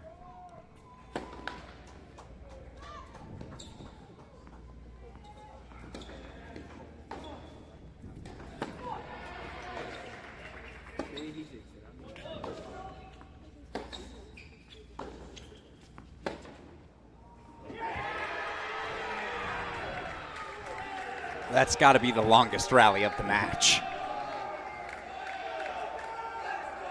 Goes the way of Aiden Kim. He's got break point chances. He breaks. Real simple, folks.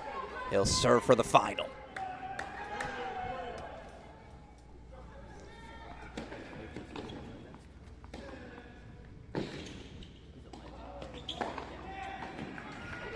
It's got to be nice to have that. The palate cleanser. Deficit eraser.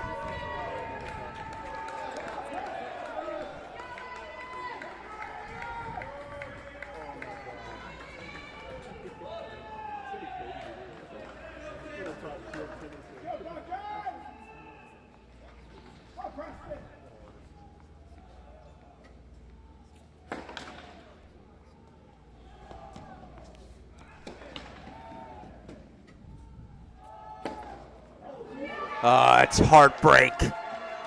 He just didn't accelerate. Not close. No, not close. So Aiden Kim was down a set in 6-5. Dylan Dietrich served for this match. Instead, the junior from Orlando, Florida, quotation marks, he's going to have the chance to serve for the match. Alex Gruskin, Tim Siegel here will take you quickly over to court 2. Obviously, we will show you every moment of Aiden Kim's final service game as soon as they are out of the chair. In the meantime, let's be clear, if you're a Virginia fan, you got to keep an eye on this as well. You need them both.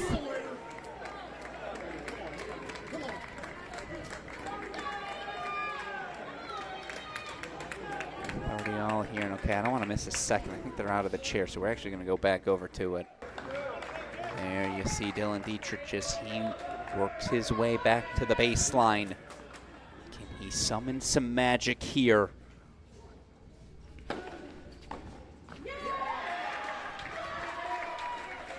First point, Aiden Kim.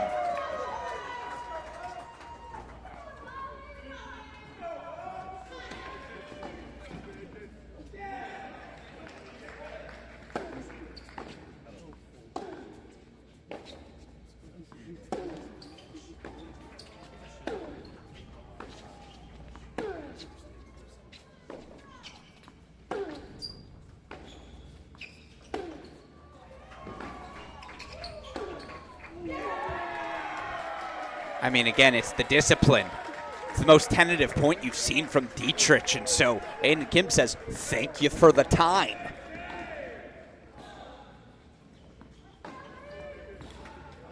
Clinched their quarterfinal victory over Stanford. Can he do it again in the semis?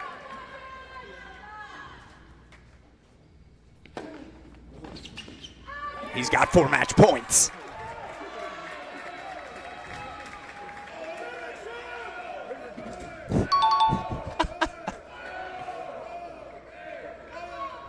timeouts, man.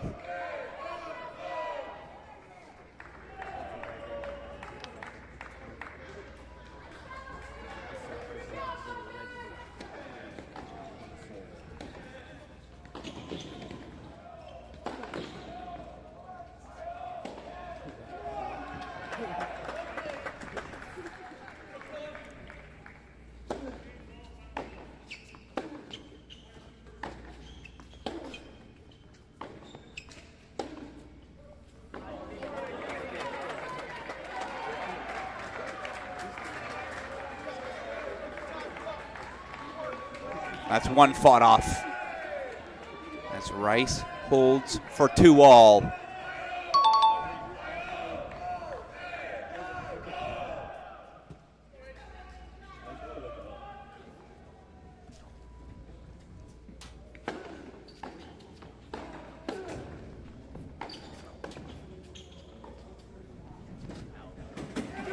He's the lucky one, Aiden Kim. Not just a quarterfinal clincher.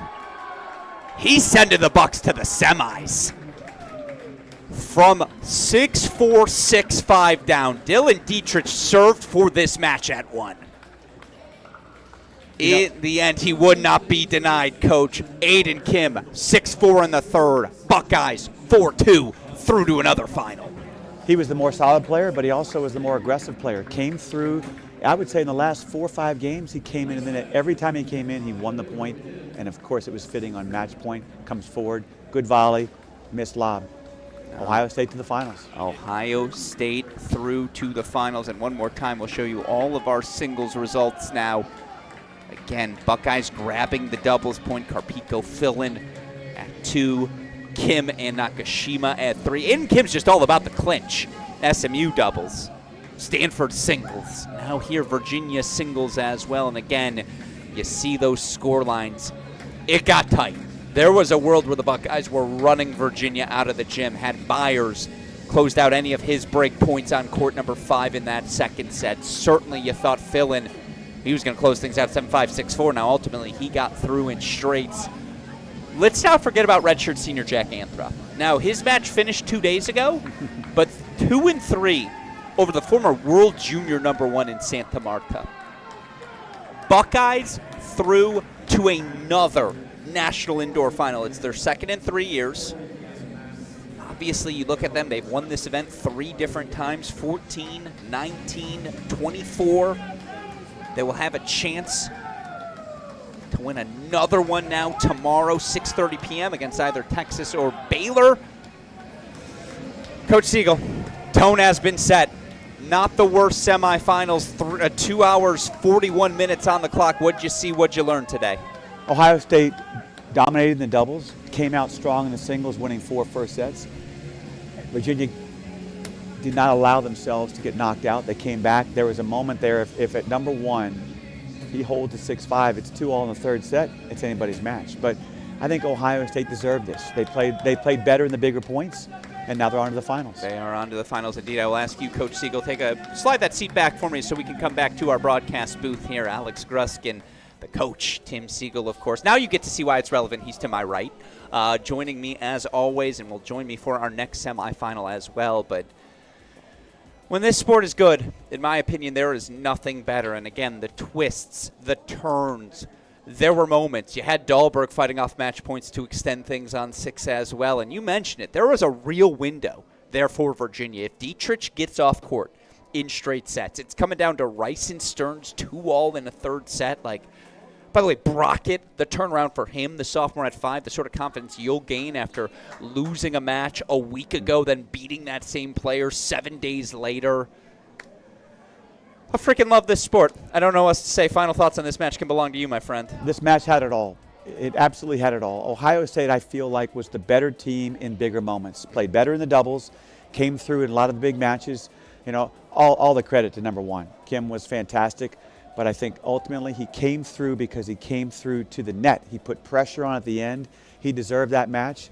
incredible ending. And now we get to take a deep breath for a little bit and get ready for Texas Baylor. Actually, don't let it be too deep of a breath or you'll miss the start of our next match. Indeed, coming up next, it's going to be just as fun as we'll show you the draw here as we get an update for you one more time. Again, Ohio State is through to that final 4-2. Coming up next, of course, we will have Baylor taking on Texas. Also joining us here in about, we'll say, 6 minutes in our broadcast booth, plus or minus 3. We're going to get someone from Ohio State, whether it be the clincher, Aiden Kim, whether it be Jack Anthrop on his performance, the energy. I mean, again, you can pick a bunch of different names, but more than anything, what you're picking is the Buckeyes through to another national indoor final, and you knew it about this Ohio State team coming in. And I don't care that it was in Columbus. When you beat Wake Forest, you beat Texas, you beat Virginia in the build-up to this event, yeah, you're the favorite. Now, they've chosen to take the most difficult pathway for themselves, those SMU, Stanford dramas, even here again, Virginia almost working their way back, but there are a lot of people in Columbus right now singing O-H-I-O as, of course, Ohio State through to the championship match. Before I let you go, because I won't have the chance to speak with you before the start of our next semifinal, just quickly one more time. Baylor taking on Texas. Coach Woodson versus Coach Burke. Badenhorst versus Gordsney, like so many different matchups you could choose to. What gets you most excited as we get ready for our second semifinal? You know, I would say that Texas is probably the slight favorite, but Baylor's had a tremendous week, even before this tournament, beating A&M at home.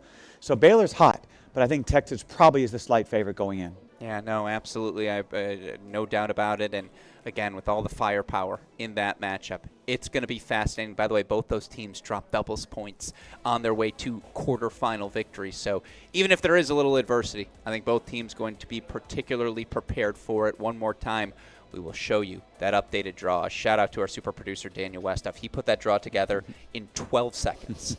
That's our guy. Best in the business. He doesn't realize that he's in the midst of a Hall of Fame career, and it's going to crush me when he goes into the College Tennis Hall of Fame before I do. But again, that's where we're going to leave things. Semifinal number 1 in the books. It's the Buckeyes, 4-2 over the Cavaliers. Coming up in about 10 minutes, plus or minus. Again, we will have someone from Ohio State joining us in our broadcast booth. After that, we will get you to our next semifinal, Texas versus Baylor. Don't go anywhere, folks. You're watching the 2026 ITA Division I Men's National Team Indoor Championships exclusively here on the Cracked Racquets YouTube channel.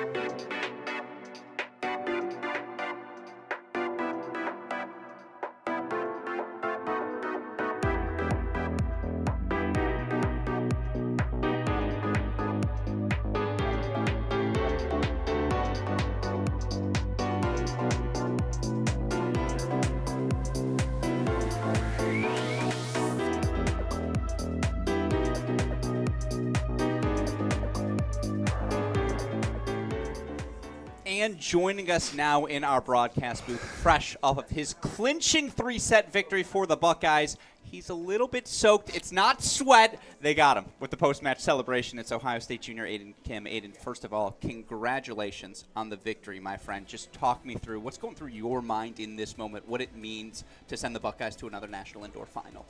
I mean, it means everything. I mean, we came in today just with desire. I mean, we're staying hungry, and, you know, I mean, I feel like all of us had chips on our shoulders today, and, you know, I'm proud of our guys.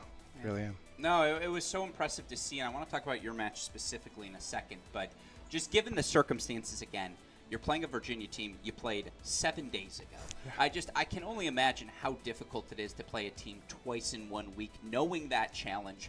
What did the mindset have to be for the guys today? How do you think you executed on that?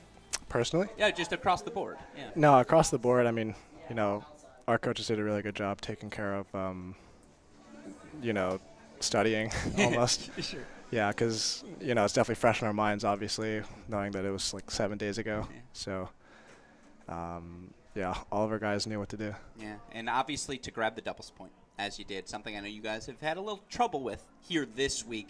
How important was that point? What'd you feel about, you know, it comes down you and Bryce to be able to get that sort of victory, another doubles clinch for you? I guess you're getting pretty comfortable in these moments this week, my friend. Yeah, I mean, it's never easy. It's never easy, but, you know, people have to step up, and, you know, I'm glad Carpico and Nikita got the job done too, and, you know, I mean, I think Bernie Okonkwo had a tough one, and I mean, Ty always preaches the doubles point is the most important point, like every day in practice. Get the doubles point. So it's been good so far. I mean, it's so important to us. No, it was so impressive from you guys today. And look, I mean, again, obviously we could talk about the match genesis as it unfolded, but just for you personally, you're down a set in 6-5. Now, obviously, you had some teammates still out there who had your back, but what's going through your mind in that moment? And to get that break and force a third, could you feel the significance of that for the team more broadly? Yeah, no, I mean, I did a little scoreboard watching, knowing that it was right above your court. Yeah, I mean, you know, I had to step up and, you know, change something because, you know, I think he was always up that whole match so far, and, you know, I just had to take my chances and really believe. Yeah, well, you did that, and then, again, stepping to the line, 5-4, you're up, deciding set. I'm always just curious. Again, you did this 2 days ago. Like, you were in that clinching scenario. Is it any easier 2 days later? You kind of alluded to it, but, like, what goes through your mind in a moment like that? Talk me through that final service game. Yeah, it's that very similar situation. It's like, you know, talking to the coaches and, you know, really keeping your cool and just, I mean, throughout that third set, I mean, you know, just got to treat it like another service game. Yeah. And, you know, mine kind of went a little bit more blank, just kind of, you can't overthink things, and, you know, just trust your shots and believe and go for it. No, you did exactly that. 2 more questions before I let you go celebrate with your teammates, if that's all right. In the player, this was something I was litigating on air because I grew up with your brother Alex. Right. And, you know, again, accordingly, that was in the state of Michigan. Right. In your player intros, you say you're from Orlando, Florida. I'm not saying I'm calling BS there. However, like, is it just we X out the M word now that you're a Buckeye, so we're not even going to allude to it? Is thus the change? I mean, yeah, I think, yeah, I mean, I went to the dark side, obviously. So I don't know about that. That's funny. No, you probably spend as much time in Orlando as vice versa. I mean, yeah, more recently. I mean, for the past, like, 4 or 5 years, probably. So. Family still up north? No, they actually just moved. Yeah. Oh, man. So. And look, I'll catch up with you on Alex after the match. We won't do a full family get-up now. But obviously, now you do get to move on, and you're through to another championship match. It's a familiar place for these Buckeyes. They obviously captured the 2024 National Indoor title. That was before you were on campus. Yep. You're here now. This group reaches a final. Do you head back to the hotel? Are you going to stick around and watch tonight? Like, what do these next 24 hours look like as you and the Bucks prepare for a championship match? I genuinely don't know. Yeah, I don't know what Ty has up our sleeves, and you know, just gotta follow and listen. No, hey man. Sorry. No, whatever works. I just hope at a minimum they let you pick the dinner spot. Like, I mean, the clinch on Friday. I mean, hopefully we got some Terry Blacks. We need it. That's you earned. Well earned, my friend. Well, Aiden Kim, congratulations, my friend. A job well done, and obviously good luck to you in the Bucks. I will throw it OH to you, my friend. A job well done. Thank you. Yeah, I appreciate it.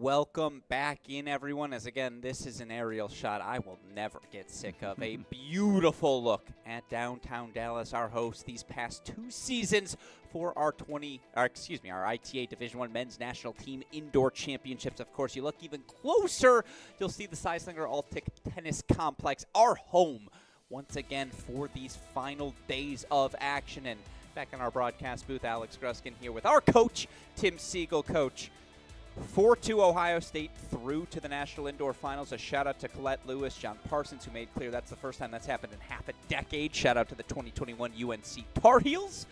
Both programs making the final that season. Of course, that match was exceptional, and as much as we would love to spend the next hour discussing it, we got to turn the page. We got another semifinal on our hands, one made for this Altic Steislinger Tennis Complex. 2 Texas teams set to do battle as, of course, the University of Texas will take on Baylor. Coach, as we see final circles, final huddles preparing here for our match, any final thoughts as we get ready to rock and roll with our action?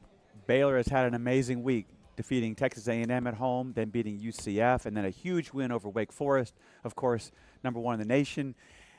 But then Texas is Texas, and they've retooled, and they've got some veteran leadership, especially at the top. I think this can be a great match. I would say that Texas is the favorite, but we all know you got to win it on the court. Yeah, no, it's really well said. Again, a favorite until it's 3-all and deuce point, and you get punched in the mouth. It's how you respond from there. Certainly, both these teams are going to have, by necessity, going to have to respond here tonight. Of course, we had the opportunity to speak with each of these coaches prior to the start of our action and before our doubles play gets underway. Let's hear now from Texas men's tennis head coach Bruce Burke. Hey, Coach Burke, how you feeling as you get ready for this semifinal battle? Longhorns, Coach. First thing I'm going to say is we share something in common. We're both a little vertically challenged. You've got a basketball team, not a tennis team. These guys are big. Yeah, that's true. I mean, it's not by design, but I like the result. I mean, I like having big guys on the team who bring a lot of power. Makes me feel a little shorter, but I'd rather win some tennis matches than feel taller. All right, we start off with doubles here. As I just pointed out to Coach Woodson, all 4 teams drop the doubles point coming in. What do you got to do different to take the doubles point here to start tonight? I mean, I liked some of the things that we did against TCU, to be honest. I mean, you'd be surprised to hear me say that since the score was pretty lopsided, but I thought we played with a lot of energy and we were trying to do the right things. We were trying to play more aggressively. So we have to do that again. We have to really bring it. We have to not sit back and look like 2 singles players on the doubles court. We got to go get it. All right, last question. Obviously, you've been a little banged up all year coming in. Still probably no Lucas Brown. Ali Ojikar gets his first match in the last one. Other than Lucas, Ali ready to go tonight? We're going to see him? You're definitely going to see him. We'll see. You're definitely going to see him in doubles. We'll have to see about singles. But, yeah, I mean, I'm really pleased with not only the fact that he performed so well in the match and clinched the match for us, but that he's still walking the next day and he's out here able to play again today. So that's a massive positive for us. Having him back in our lineup is going to be a big lift to the team. And Lucas isn't far away, but not quite this weekend. All right. Good luck, Coach. Thanks. Appreciate it. All right. Thank you. Again, there you hear head coach Bruce Burke. He sounds ready to roll. Coach Siegel, are you ready to rock and roll? You got another one in you? I am ready. I am fired up. This takes me back to my days of coaching. I just want to get out there and offer some advice. No, Ty Tucker said it best after his quarterfinal victory. If they bottled this up and sold it at 7-Eleven, I'd be buying it each and every night because inject this straight into my veins. Bears, Longhorns, ready to roll. Let's get you out to court now as the action underway over on each of our courts. #1 doubles. I got to say those magic words one more time, Coach. Let's play some tennis.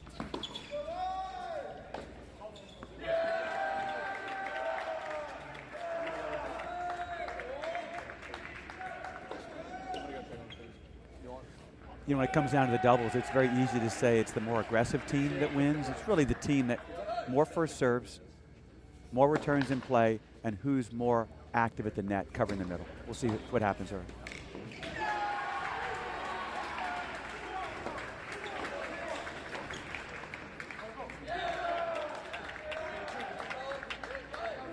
Of course, our scoreboards will get set for us in a moment.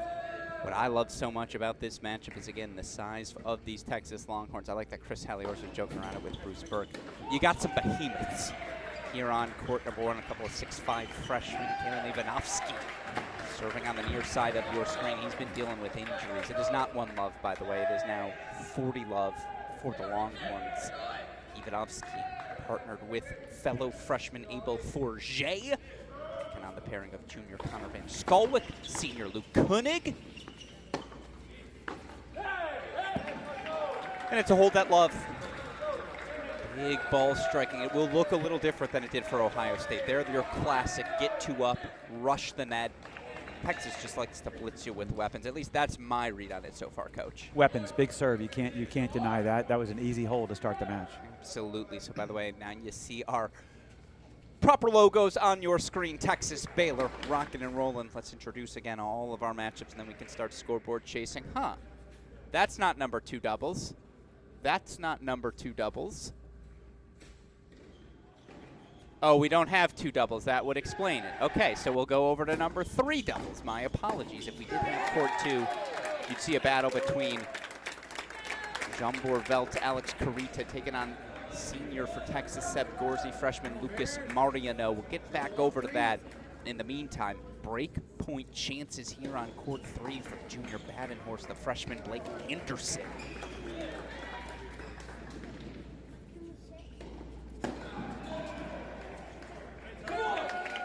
Duo taking on the Texas pairing of Ali Ojakar, the aforementioned sophomore who dealt with injuries, didn't play a dual match in singles for 14, 13, 12 months, pick your number. Now, of course, here he is in doubles. The question is, will we see him in singles? You imagine the doubles point will be quite determinative in that fact, right? That's right. Great chances, though, still 2 of them.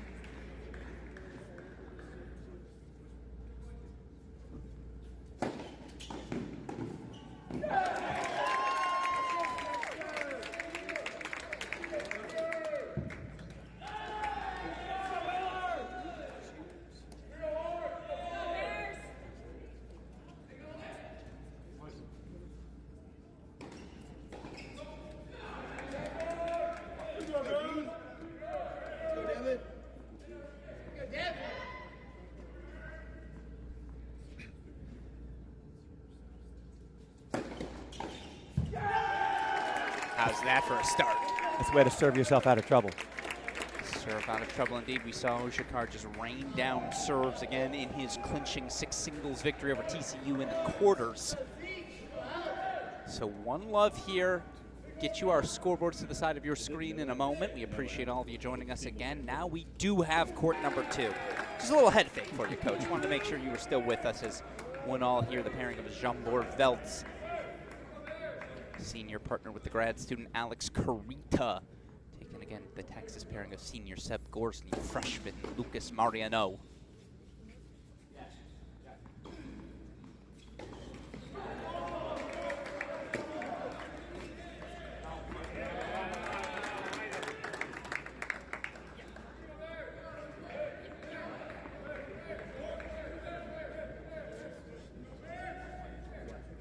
Still hard for me to get used to seeing, Coach coming out, 15 love, come out and talk for a little bit. Not for you? Not for you, but an adjustment. An adjustment, okay. Exactly. Oh, well, you know what they say. You pay more for the frame. Not that these athletes are paying for anything anymore. That is true. But in theory. Not paying, they're just getting paid. It's good. I like that. So 30 love here. Carita serving on the near side as you see your scoreboards on your screen. Obviously, we saw that hold on court 3. It is not a break lead for Texas.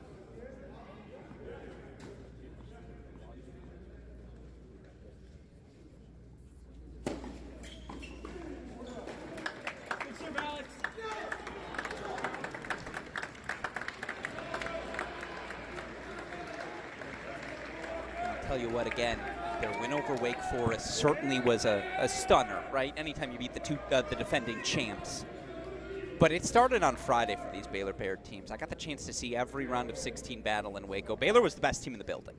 To 4-0 that UCF side, a team that is the perennial thorn in your side, that's when I knew. You knew Baylor would be better this year, but not this good. No, for sure. Again, for head coach Michael Woodson, no more accusations. These are all players he's recruited. And now here this Baylor Bear team is back in a national semifinal game. Coach Woodson knows what he's doing down in Waco, as again you see the hold 4-2-1. Let's go over to 1. I see a break point chance. 3 double sets played simultaneously.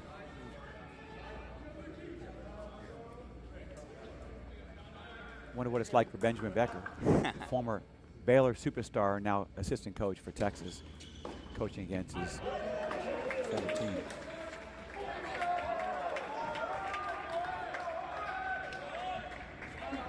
I imagine it never gets comfortable.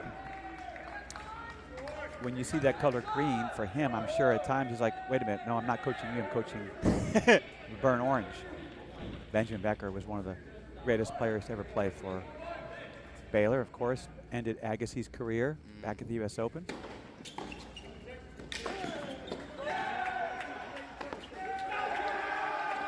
You know what? I'm having a mental block. This isn't. I'm trying to think of who is the other one. It starts with the last name of the D. Benedict Dorsch. There it is. Benedict Dorsch. It was coming back to me. Becker or Dorsch? You can have one. Who you picking? Probably Becker. Okay. Dorsch played one. Dorsch was more solid. Becker had more talent, had more of a striking.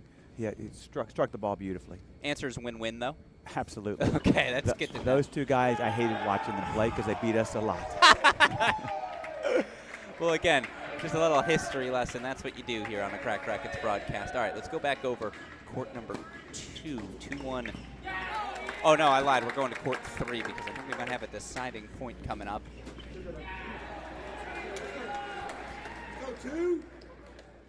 Go Ollie. Go Ricky.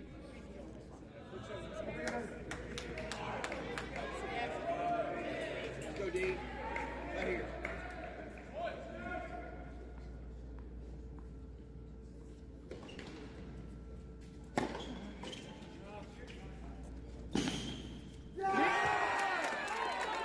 Deuce point hold.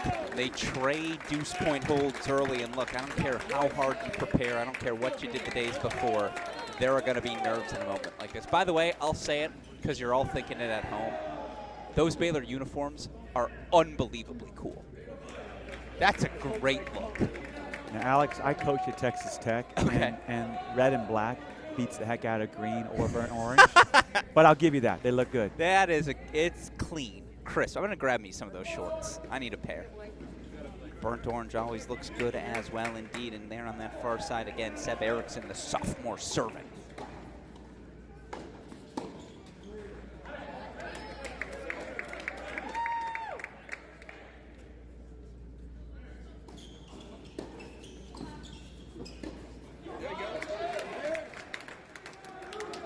Talked about it in a little our pregame show. You guys can all scroll back on the broadcast if you want to hear us talk about this match. You think one of these teams needs doubles more than the other? I would have to say Baylor would need it more because Texas is probably the favorite in I would say at least 4 of the 6 singles matches.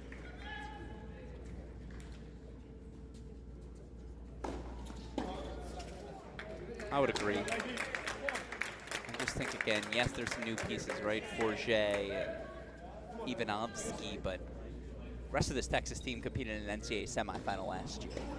They were in this national indoor semifinal last year as well, a heartbreaking 4-3 loss. Silas over Jonah Braswell. And I was actually in the first row on that court watching. One of my favorite match point calls. Throw the X's up, the X-Man. So far in all 3 of these courts, it looks like Texas, obviously the bigger serving team, getting more free points off the serve. They've got some missiles, nukes. One of their freshmen, Dedura, might have the biggest weapons of them all. He's not even playing.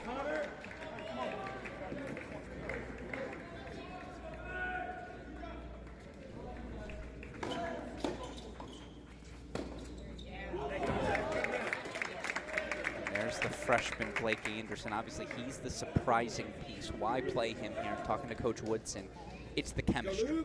They just think having the freshman with Badenhorst brings out Devin's best.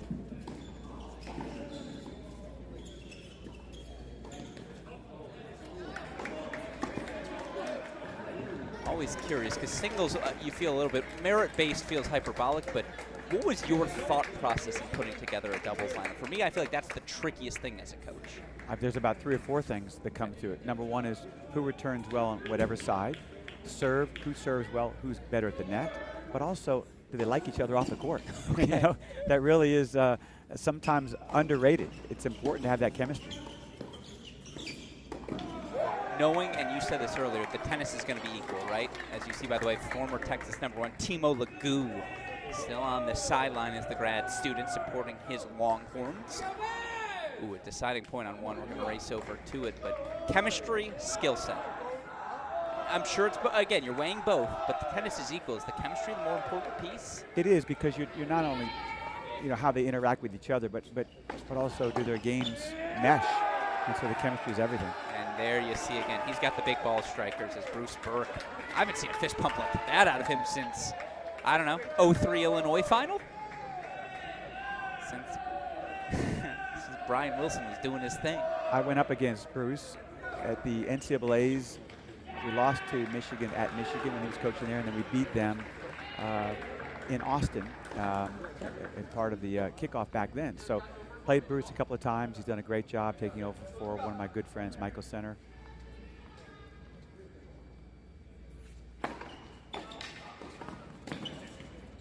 So Barrett Franks was in my fraternity.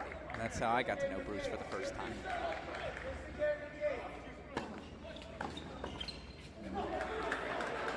Again, it's not just about the break. It's can you consolidate? This is the freshman Ivanovsky. Koenig on your screen again. High fives all around. Encounter Van Skalwick, the transfer, has fit in like a hand in a glove. You go here? Right here.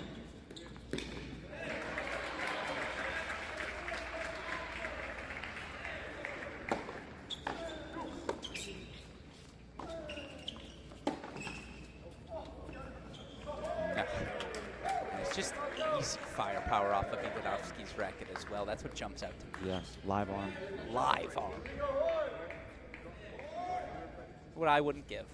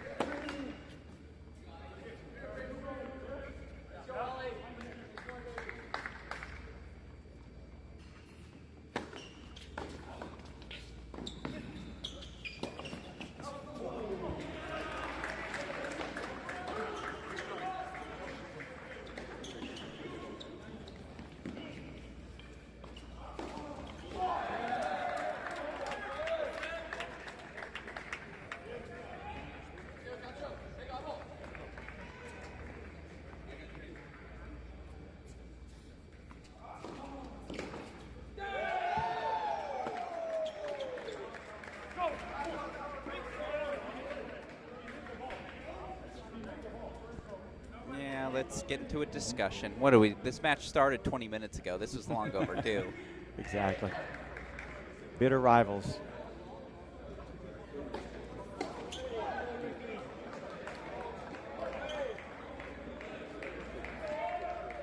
Loud in here. Hand signal is going to be essential to communicate calls. The look on Bruce Burke's face says it was a disadvantageous ruling for the Longhorns, so it means I think second serve's coming up here.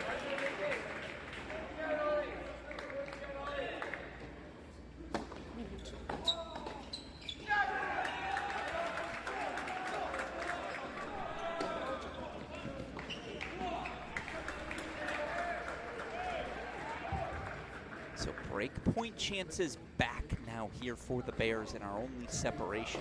Difference this match feels doubles-wise, right, compared to our first.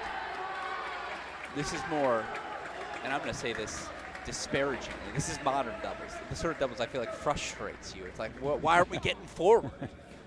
Especially after those big serves, right?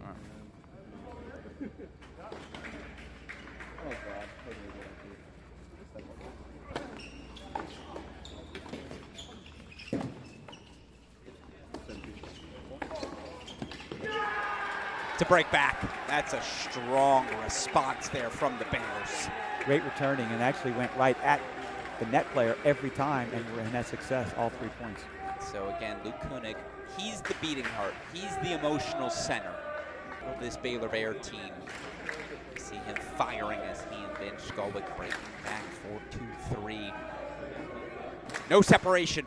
That's the story of our first 20 minutes. Again, Alex Gruskin, Tim Siegel here. For what it's worth, Coach, I don't know if you know the name Ed Nagel. I do. I played against Ed Nagel back in the day, yes. So that was my coach growing up. Okay. So I, too, grew up in the serve and volley school of thought. But now Ed Nagel was not a serve and volleyer. Oh, in doubles? Ed back in the day, though, was so good from the baseline. Give me the dirt. So strong. He was a tough out. Okay. He was hard to play. I played him in Kalamazoo, I believe. Okay. Back in maybe a couple of years ago. I was going to say, more like the last year was 3, and we'll leave it there. More like 1980. Yeah. Love that.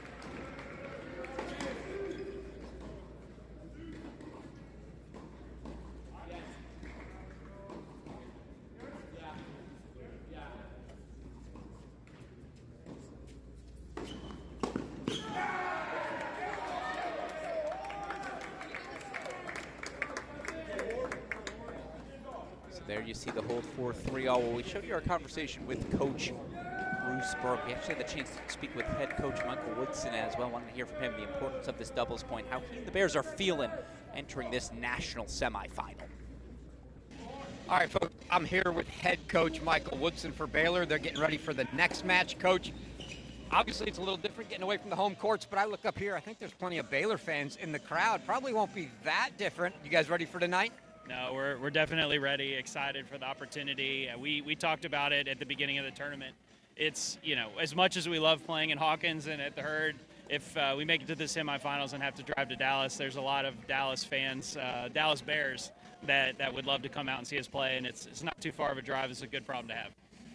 Obviously, we're going to start with doubles like we do every tournament. All 4 of the teams here drop their doubles points en route to these semifinals. What's going to have to change for you to pick that one up tonight? Well, that makes me feel a little bit better because I've only been paying attention to our team. No, we, I think we have to be a little bit less tentative. We need to be more committed to just being aggressive, not trying to make the perfect play, but being committed to executing a high percentage of first serves and going after our returns. I think we've been giving too much credit to our opponents, in my opinion. I think if we can just let it fly, we'll have more success. Good luck tonight, Coach. Thank you. Appreciate it. So there you hear from Coach Michael Woodson. I ask you, Coach Siegel, evaluate his Bears thus far. How are they doing on those things? The one thing he wanted is more commitment out of the returns, and he's gotten that. I've been impressed. These guys are going after their returns, despite the fact that Texas has big serves. I think at this point, it's a toss-up. I'm not sure I lean one way or the other. I would completely agree. I do still think Baylor needs this doubles, but just from the belief standpoint. Oh, absolutely. They need it. But as far as who wins this doubles point, 50-50. 100%.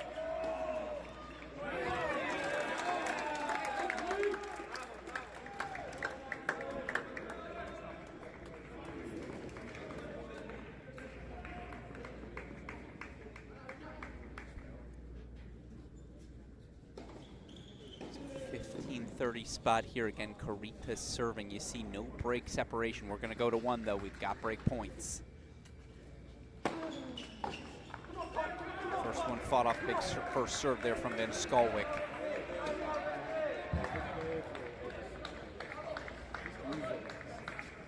By the way, he mentioned the fans. People coming down from Wake. It's a packed house. Standing room only. If that. They're booty bumping in the crowd. I don't know how else to describe it.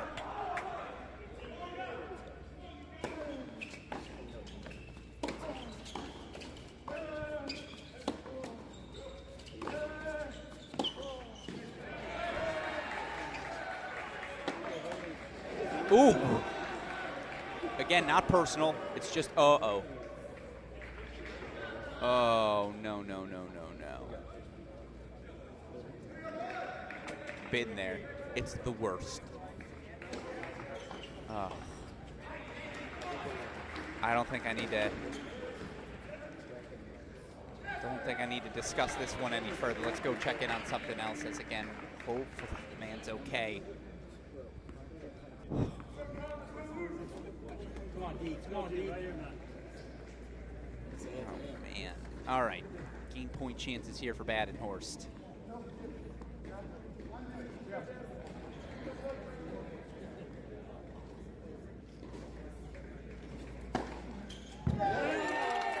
Big serve, big serve.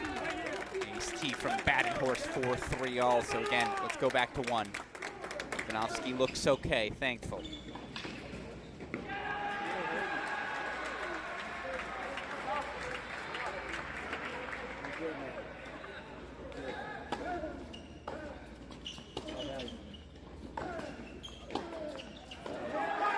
It is a break. So there's your first break. That's not true, but it's a definitive break lead. As, by the way, we go from one to another. It's a break for Texas on 1. What about here on 2? They've got break point chances. Gorsny and Maria no.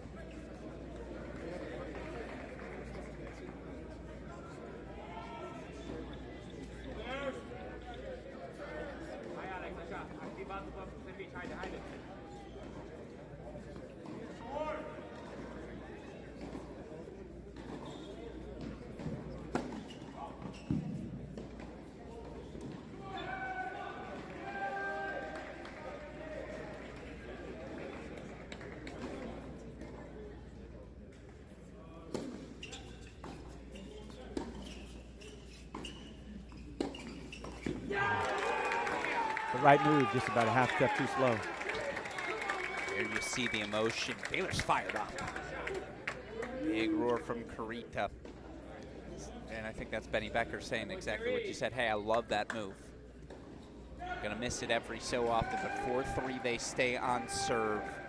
Let's go back over to 1 again. It's one thing to break, but what's been the issue here today? Consolidating those breaks. Over to 1 we go as again Alex Gruskin, Tim Siegel. By the way, as always, I appreciate all of you active in our YouTube chat. It's part of the reason we like to be on this platform. Love engaging with all of you in the college tennis universe. Who you got tonight and why? You make a funny case, I'll for sure let you yell. I'll let the fans know.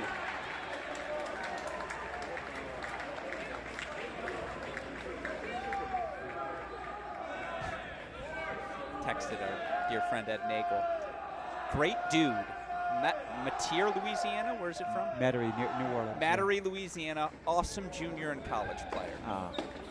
So he sends his love to you. That's great.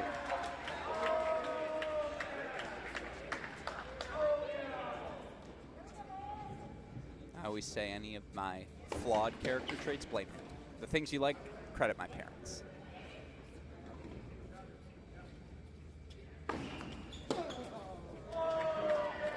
Pushed wide again, whether it's Forget or Ivanovsky, they are just, they're hitting down on serves. They are, but for me, when you have both guys back, you cannot miss a return wide. Put it through the volley or right in the stomach, and then you're still in the point. That's 2 missed returns wide there in that game.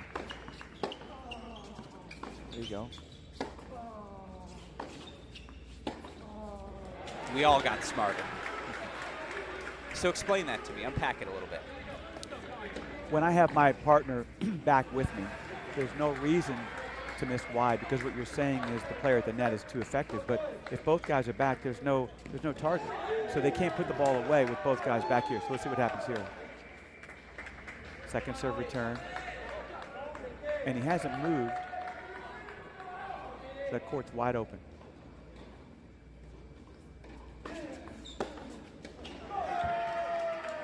It's a risky cut. 3 missed returns, hard to break. Absolutely. So again, 5-2 out in front. They're on a changeover 4-3 on court number 3, as well as we go over to 2 where they're on serve.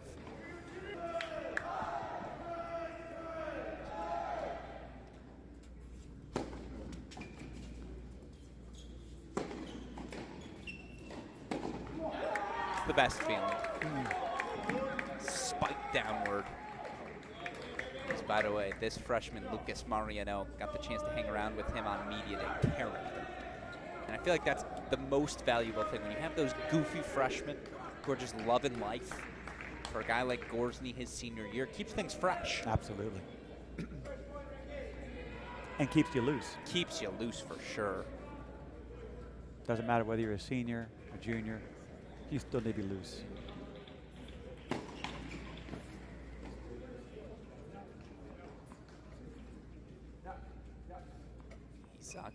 Merva, longtime partner in crime for Michael Woodson.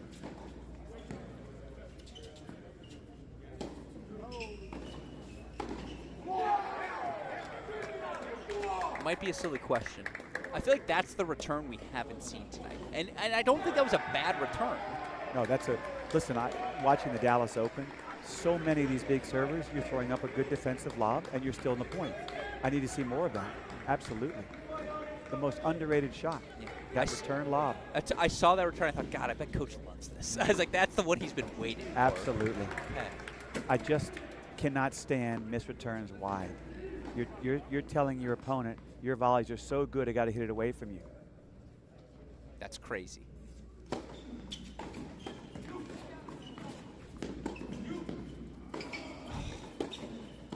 God, that's Well so done. pretty. Well done. So pretty.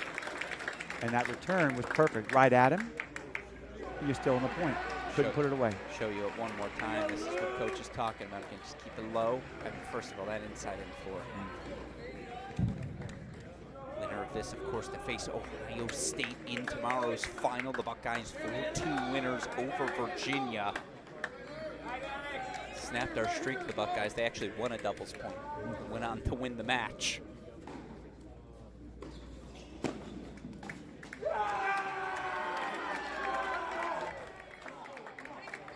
I don't think he yelled loud enough. Need a little more out of you, young man. 4-all, but again, in some trouble here are the Baylor Bears as we show you. They're down the deuce point hold for 4-all, 4-3. They trail 15-30 on 3, and then Texas is serving forward on 1. So a little split screen action here. Again, they're serving for it.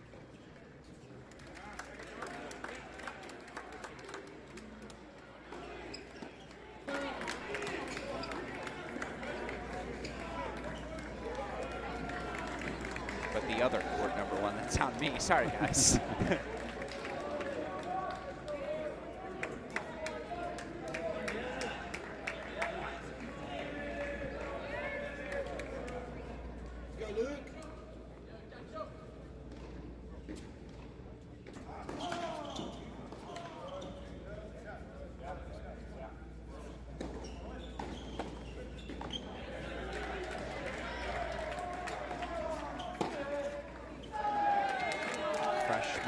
Anderson is serving right now, and again, that's a tricky spot for the freshman. He was also the one, not meaning to pick on. I really like Blake, nicest kid. He got broken in the doubles point against Wake, and that was the spot, the one break they had on court number 3. So just again, a freshman in a new spot, still getting acclimated to the physicality, the energy of doubles.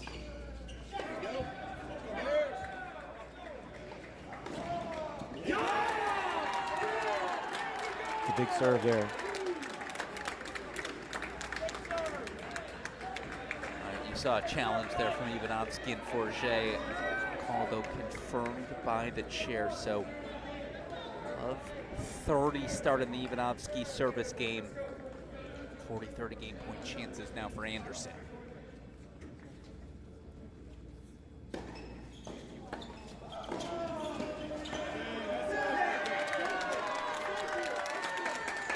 Couldn't help it. Have you seen The Matrix? I have not. That's because you were busy. Had slightly more important things to do. I just kept thinking, Mr. Anderson. So 4-all, that's a huge hold from the freshman. We go full screen as again, Ivanovsky serves for the set.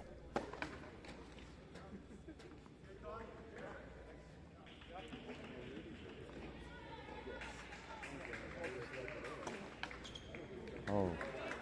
Uh-oh.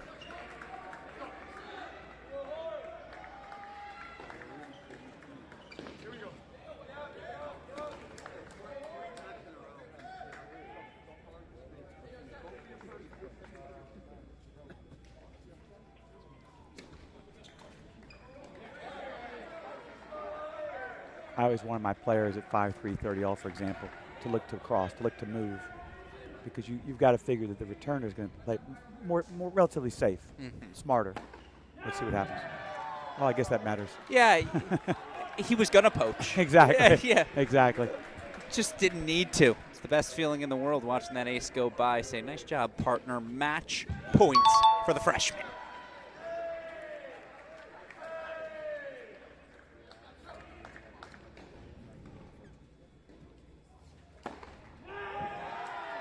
When you think about some of the great teams over time in Texas, obviously Cleve Harper winning that NCAA championship with Richard Ciamara. I'd go all the way back to Johnny Levine, heck of a doubles player in his day back for the Longhorns. It's the next generation. Ivanovsky, Forget. 6-3, they grab the set on one. So we got 2 sets remaining. Let's show you scoreboards on both of those courts right now. There's a name from the past there, Johnny Levine. Actually, I played at Wimbledon with Johnny Levine. Really? We did lose first round, but great guy, old Johnny Levine. Loved him. We had some big battles, Texas, when I was a Razorback, so Texas, Arkansas had some big battles back in the. I don't know, I always just call him Kevin. I'm blanking on his last name. SMU, I want to say. Was it Curran? No. Kevin Curran played for Texas. Oh, played for Texas, excuse me, so that's another one. He and Steve Denton. Of course. Who was here? There was someone here during that era. Rodney Harmon. That's who I'm thinking of course, now the Georgia Tech women's coach. Yes.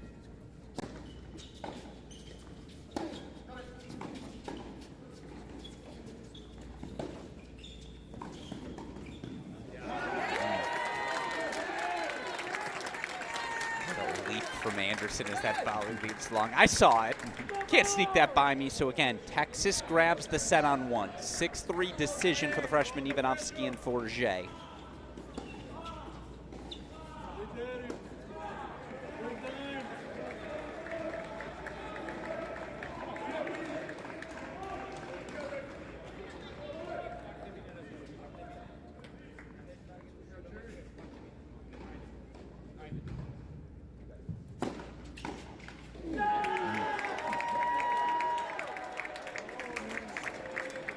Serve from the sophomore Ojikar. What's bigger, the serve or the roar?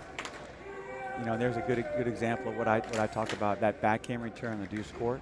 Both guys back. When in doubt, play it right at the guy at the net. He's not going to put it away. Instead, he misses return in the net. Was going to go wide maybe anyway. Both guys back. We're putting that return in play. Love it.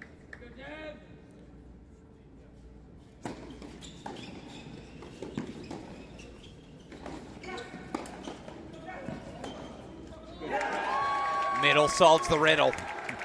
Called from it from the start. It's a hold 4-5-4. We got the question, did you play at Arkansas with Joey Blake? I did. I had 1 year with Joey. Okay. My freshman year, we had an incredible team. Peter Dewan, Pat Serrett, Kelly Everton. Fantastic team. I think all 4 of my years, we made it to either round of 16s or 2 in the quarterfinals. Lost to some of the big SMU teams. So you see the hold from Gorsny. Marnia 0-4-5 also. Again, we are on serve in our final 2 sets. Show you those scores one more time as you see the 6-3 set going to Texas at the #1 spot. Little history mixed in as well. You should know. You're watching. Who were the greats? We remember.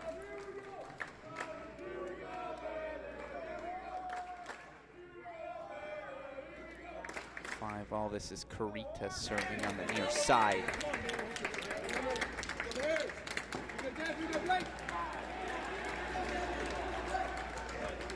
Meanwhile, it will be serving 4-5 to stay alive in the set. But they got the 6'7" South African Devin Badenhorst ready to rain down some serves. Oh, it's a challenge, sure, why not?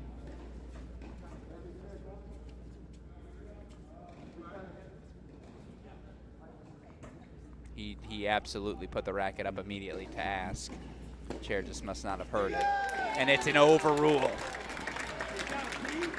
A job well done. I wish we had this back when I was coaching. Just for the certainty, right? Even if it's a wrong call. Absolutely.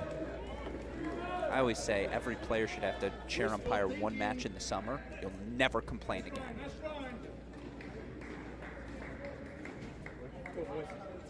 It's the first pressure-packed moment for Baylor. You're serving to stay alive. You're down a set. How will they react?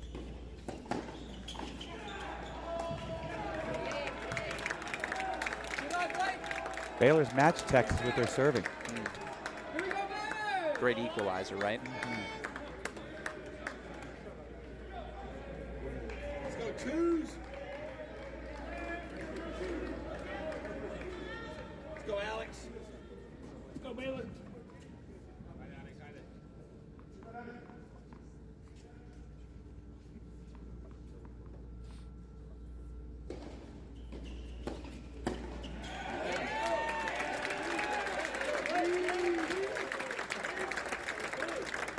A couple of missed returns on court 2 with Texas. Got to put those in play, especially late in the match. A lot of unreturned serves, it feels like. And yes, they're big serves, but back up a little bit. I don't see any of these serves out wide, so just back up an extra step, give yourself some more time, put it in play.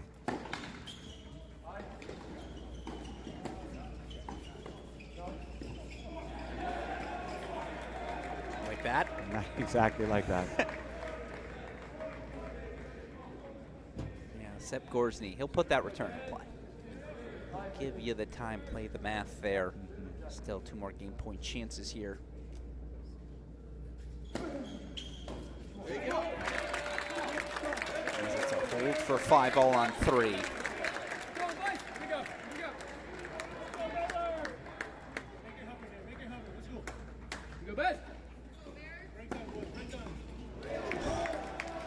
All right.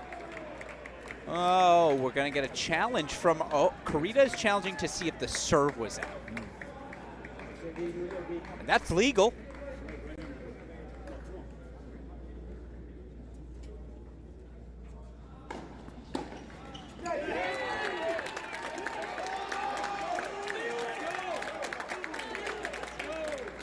Long discussion. They're going to bring over our head official, Anthony Montero, as well to try and adjudicate this. Massive return from Anderson. He grabbed love 15. And it's a deciding point instead coming up on 2.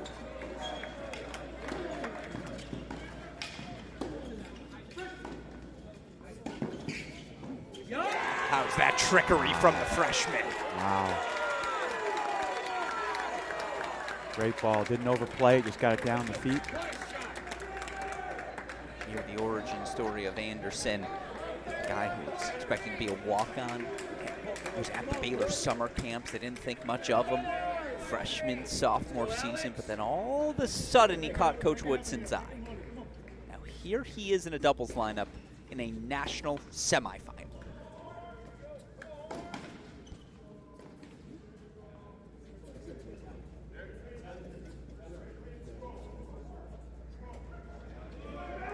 No way, they called a let?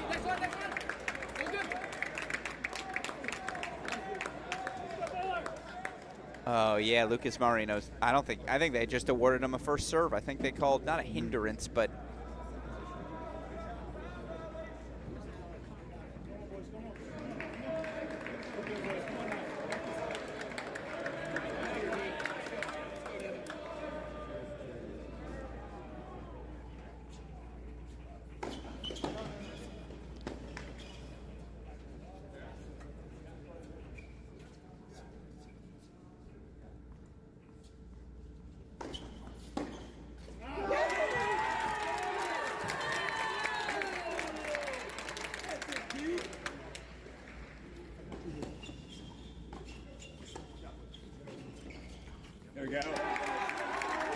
and it's a break for Texas. So yes, Baylor Bears have their break points on court 3, but great returning from Sep Gorsny. You have an earpiece in his ear? Like, is he listening to you? What's up, Coach? He's been around the block a little bit, though. I think he knows. Clinched a national championship, of course, back in 2024 for TCU over his now Texas Longhorn side, but he's made up for it. Looking to deliver a championship for the Longhorns, who of course looking to get back to the winner's circle, bring home a trophy from a national event, first time since 2019. Now they've made 5 Final Fours in the last 6 years. The NCAA's a final at this event in 2023. That run, they beat Ohio State 4-3 in the quarters, Michigan 4-3 in the semis. They just ran out of juice in the final.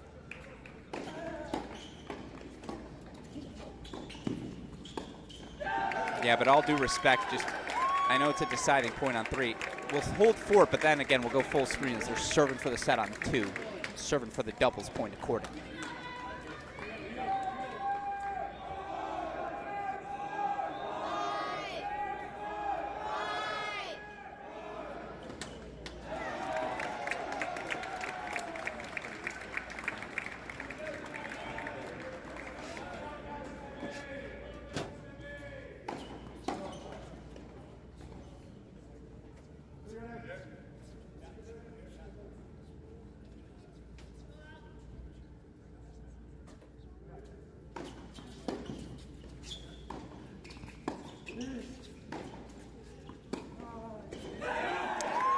Interesting, he plays line there to the freshman.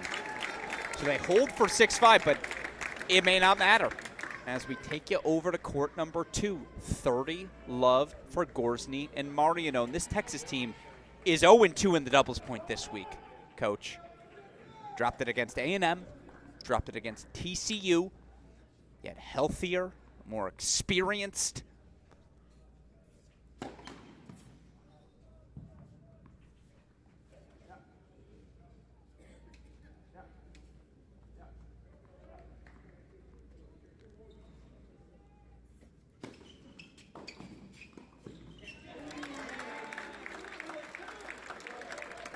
Coaching tips? What are you telling Texas? What are you telling Baylor? Well, I think in Texas' case, first serve percentage, but I'd like to see more movement at the net. You know, we got with Gorsny there, right, at the net. Let's play big. That first ball, I think he could have made a bit better move there.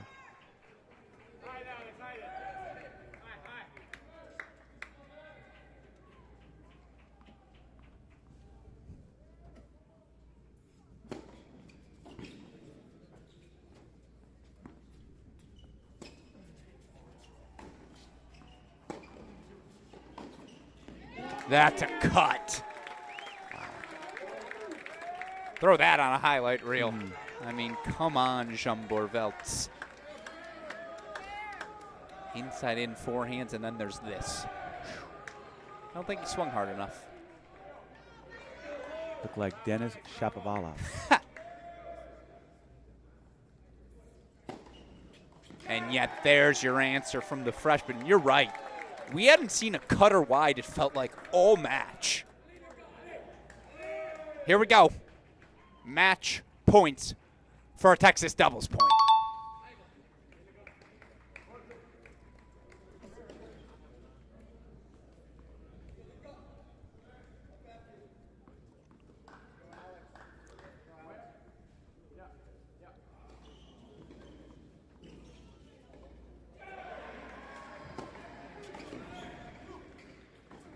Well, you got your Gorsny move, Coach. I love it, love it. And with it, the Longhorns, their first doubles point of the national indoors.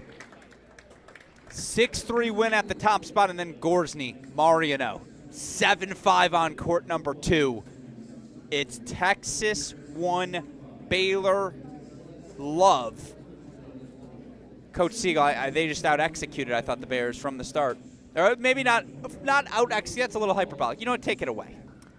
Better serving out of Texas, made more returns, but ultimately look what happened at the end there. Gorsny made a move, put pressure.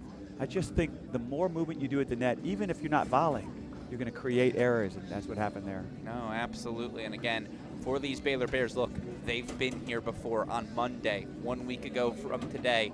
They dropped the doubles point, ended up finding their way to a 4-1 win over Texas A&M. Of course, just on Saturday, dropped the doubles point, dropped 4 first sets against Wake as well, on their way to what was ultimately a 4-3 dramatic victory. So look, they will not be deterred. They will not let a 1-point deficit scare them from this match, and yet it's a massive moment, certainly, as these Longhorns get to do something they haven't gotten to do all tournament long either. They get to play from ahead. 1 love, Texas out in front.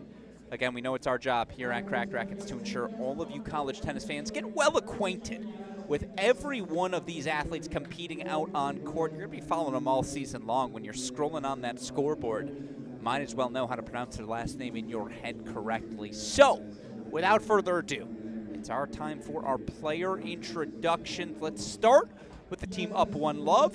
Time to introduce you to your 2026 Texas Longhorns. Lucas Brown, Plano, Texas. It's junior, Idem Obrate. Abu Forger, freshman, Netherlands. And I go the Lulu on court. Luca Mariano, freshman, France. You know, sometimes in life I'm too competitive. Sebastian Gorsny, senior, Austin, Texas. Oliver Ojikar, sophomore, Tartu, Estonia. I love dubs. Kalin Ivanovsky, freshman, Macedonia. Oh. Mariano de Dura Palomero, freshman, Germany. Certified Turtle. Jonah Braswell, senior, H-Town. Bruce Burke is my only friend. Evan Burnett, sophomore, California. Curry. Bastian Eriksson, sophomore, Sweden.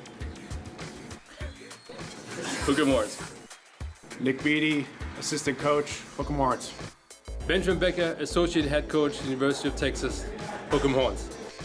Bruce Burke, head coach, University of Texas, Hook'em. I will tell you what, Coach Siegel, I was in the room when they did those player intros. That's when I knew this team was going to do something fun this weekend. I mean, we got a certified turtle. They seem loose. They seem confident. They've got a very good coaching staff. I mean, to have Benjamin Becker, you know, to the experience that he had as a player, instilled the way he was as a pro, the way he handled himself. You know, Texas looks strong. Look, big guys like that, indoors, big serving, you got to lean towards Texas heading into the singles. No, this is where the chat's always going to make fun of me. I just want to point out, Bruce Burke, head coach at Michigan, my freshman year of college. Ben Becker, assistant coach at Michigan for a lot of my, I guess those final later years. Actually, it was Mamie, and then eventually we got Benny.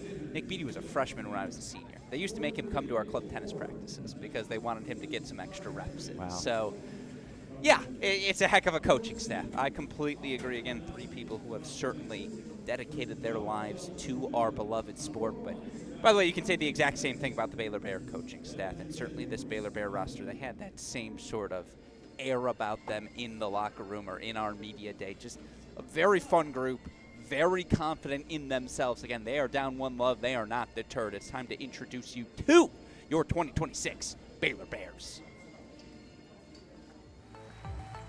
Devin Baden-Norris Jr. from South Africa, Sikkim Bears.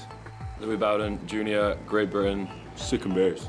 Drew Hedgeko, freshman, Fayetteville, North Carolina, Sikkim Bears. Connor van Schalkwyk Jr., Namibia, Sikkim Bears. Calvin Barrel, freshman, Naples, Florida, Sikkim Bears.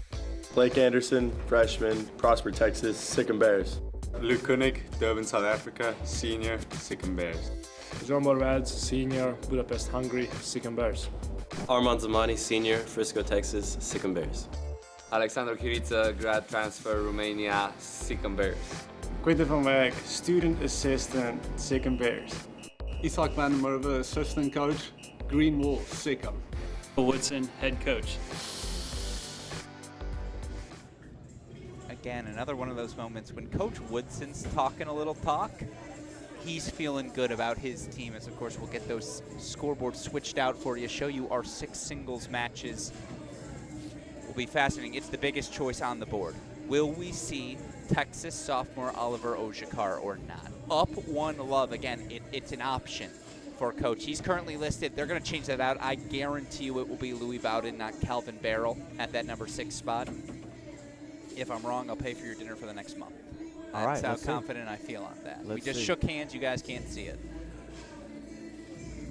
The real question, though, is Ali Ojikar. Again, the sophomore, the big serving Texas Longhorn, made his season debut in the quarterfinals. He delivered the clinching straight set win on court number 6. The question becomes, again, how healthy is he? Can he give it 2 matches? Do you maybe try to save him up 1-love, thinking maybe we can get through with some other spots? Always curious what you think of a decision like this. Well, the match that he won to beat what I think is TCU's best position to beat Roger there. So if he can go, he's going to go because he's got that confidence. It just we'll wait and see. We got about 5 minutes to figure that out. So indeed, over we will go. As by the way, again, guess who doesn't have to pay for your dinners? There he is, Louis Bowden, the choice. He's been the choice the last couple of nights as well. Now I do want to make clear, Coach Woodson really likes the game of freshman Calvin Barrel. It's just a matter of, in a moment like this, a spot like this, that's when you're going to roll out the freshman for the first time. Come on. I may be dumb, but I'm not stupid. So Mariano, the choice at 6. That's curious. No Ali Ojikar. Fascinating. So all right, we rock and roll again. 6 singles matches. Talk you through all 6 of our matchups. First things first, though, one more time. The last time this evening, I'll say those magic words, folks. Let's play some tennis.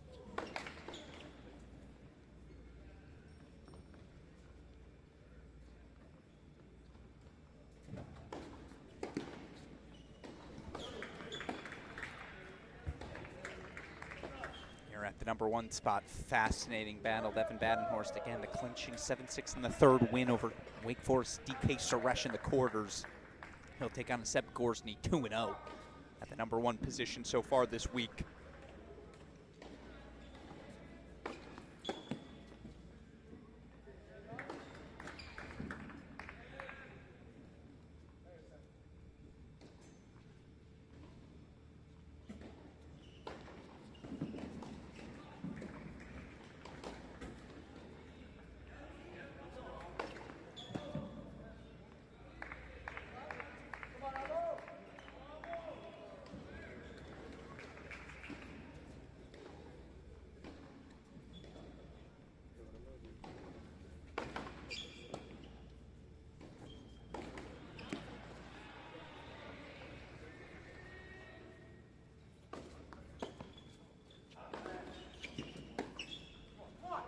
Gotta be nice to just snipe serves like that.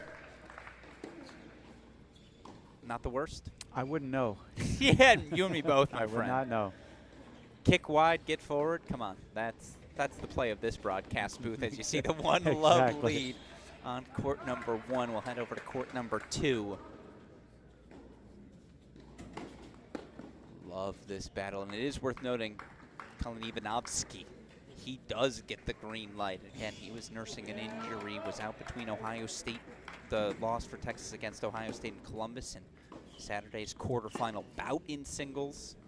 In fact, I think he was out of the doubles lineup in match #1 as well. But big boy with the big frame, taking on a big hitting lefty in Baylor senior Jambor Veltz. Awesome week for Veltz thus far. Straight set win over Aryan Shaw in the team's quarterfinal win.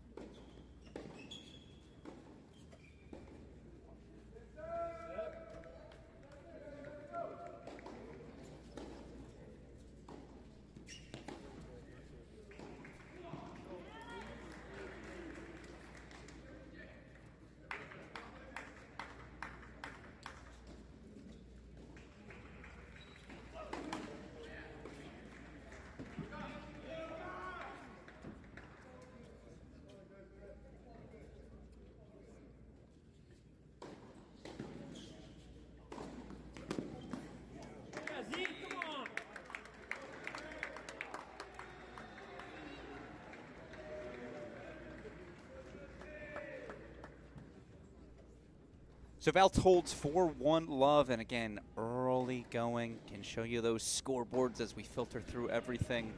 It's going to take me 3 years to pronounce Abel's last name correctly. I've heard Forger, I've heard Forger. I've heard them all.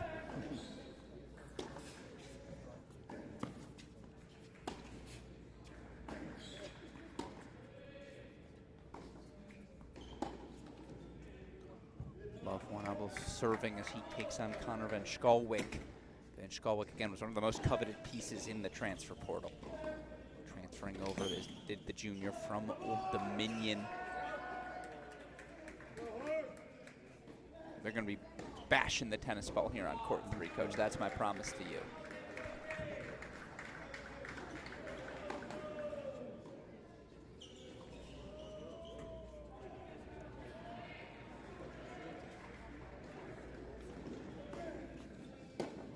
I see more green and yellow than I do burnt orange in the stands. Of course, both schools close by to Dallas. I also think Texas fans got here earlier, and they might just be in the front rows. Okay. Because I agree. I see a lot of green, but I know I saw a lot of orange when they first were filtering in.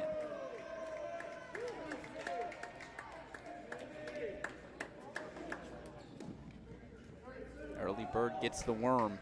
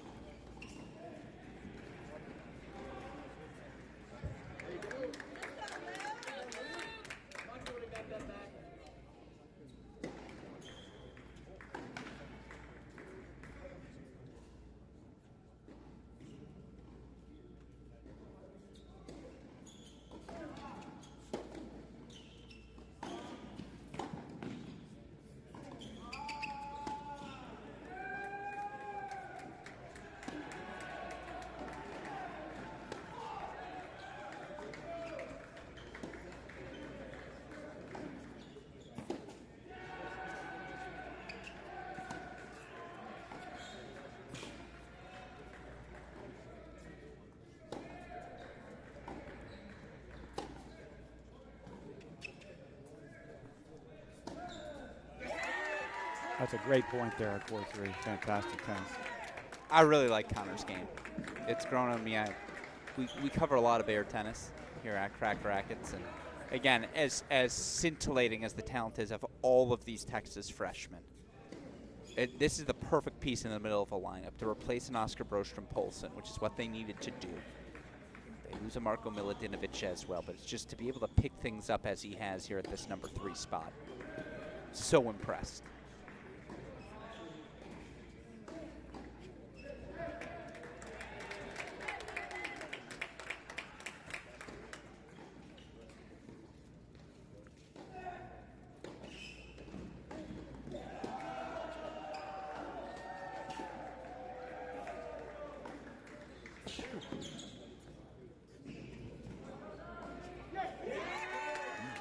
It's a high level. It's opening breakpoint chances for the Bears, who you just feel like, as we saw, have to get off to a fast start in singles. And it does feel like, for learning lessons from our first semifinal, right? The Buckeyes, they grabbed that doubles point. They grabbed 4 first sets. It just felt like Virginia was chasing for the next 2 hours. And one can only do that for so long in this sport. Right.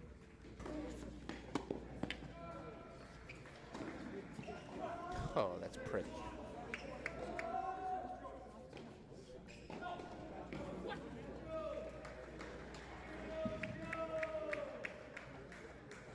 So deciding point coming up.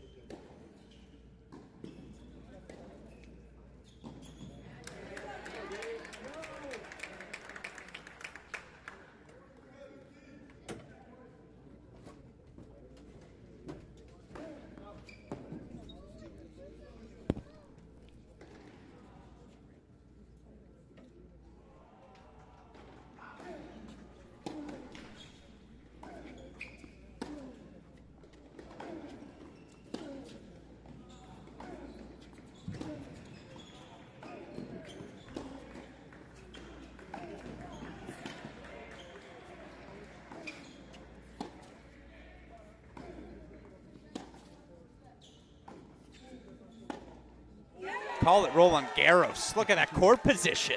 What I loved about that point is that he changed the fly of the ball.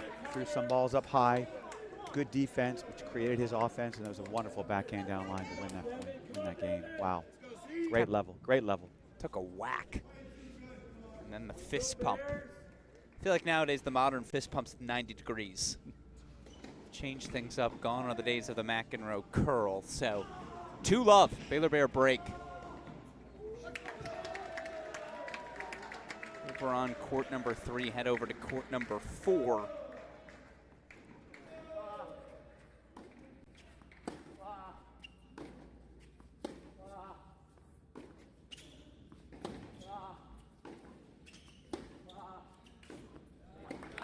Seb Erickson, unbelievably talented sophomore. There's just, in my opinion, no hole in his game to attack.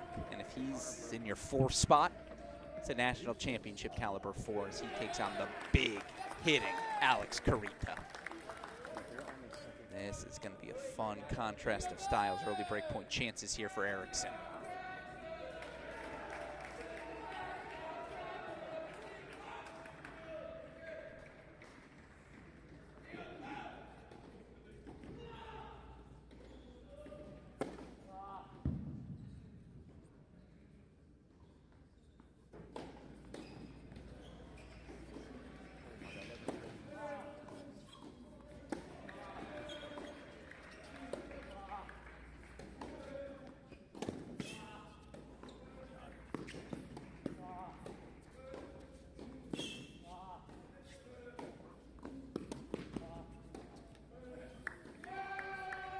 Erickson breaks. Pretty steady. Solid off the ground, then had the opening and took advantage of it and put the pressure on him. Absolutely. So again, that's your court 4 matchup. Over we go to court number 5.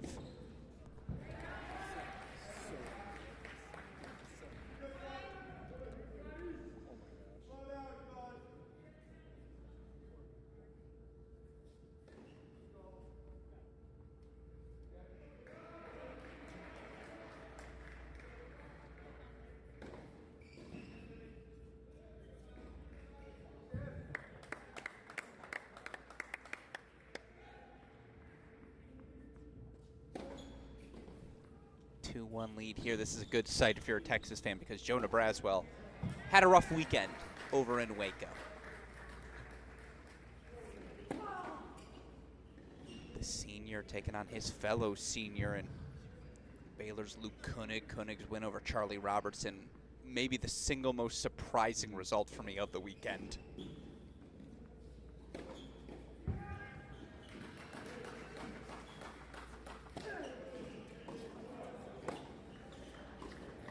Let's go, Joe. No, go. There you go. Yeah.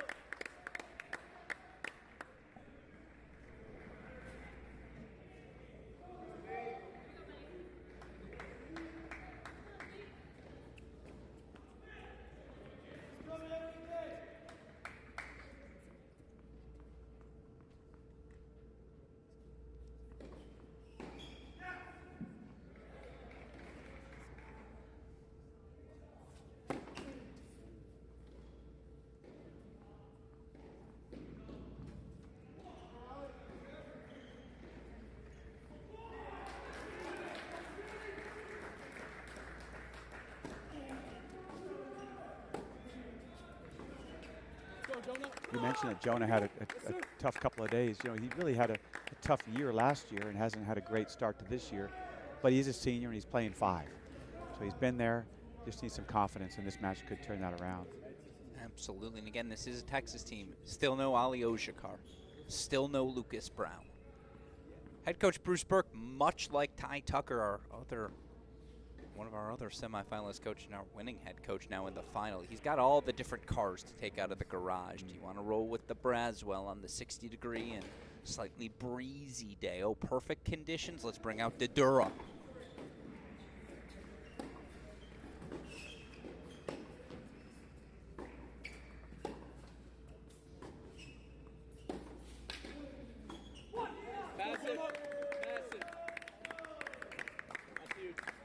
See game point chances for the early consolidation.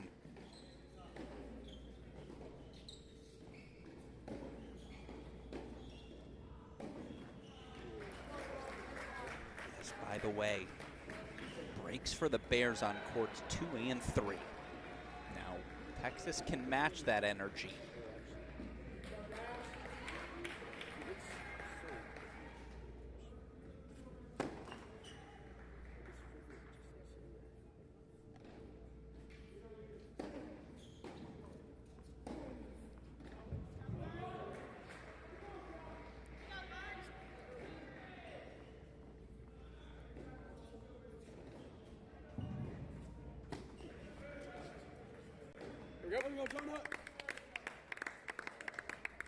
And it's a Braswell hold 4-3-1. So last, but certainly not least, over to court number 6 we go. And again, apologies for that slightly obstructed angle. We're having some camera difficulties on court number 6, but we wanted to show you something. Something is always better than nothing. Louis Bowden, the junior on the near side of your screen. 30-15 as he's already down an early break to Lucas Mariano, that freshman. Mariano getting the choice. We've seen 3 different guys at this number 6 single spot so far for Texas this week.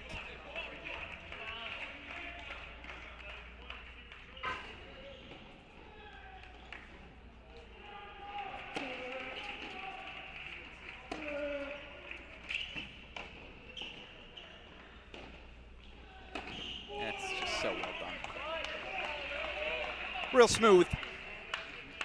And again, wanted to mention that matching energy. I have an adage, you can tell me if I'm right or wrong. Good teams win up top. Great teams win down low.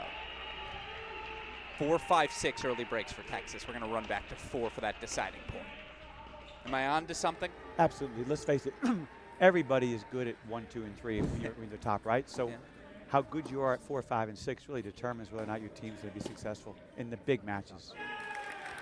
It's a break back for Carita. Yeah, I think about the Virginia 3-peat team, right? Where it was just forget who was even at 4, Aragoni 5, Wiersholm 6. You felt like you started down 2 love.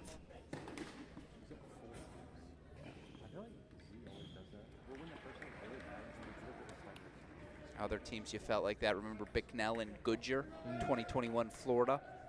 Both of them undefeated going into that NCAA final. I think they stayed undefeated after it as well. All due respect to Furman and Stakowiak. Somewhere Nick Stakowiak's going to yell at me for even bringing that up. He's like, dude, I was off.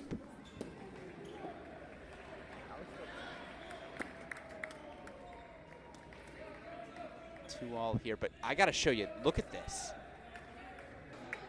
Again, watching Pablo Forger as I have so far, the idea of him going down 4 love is just, that's stunning to me. Sticker shock for any freshman, I suppose, in a national semifinal.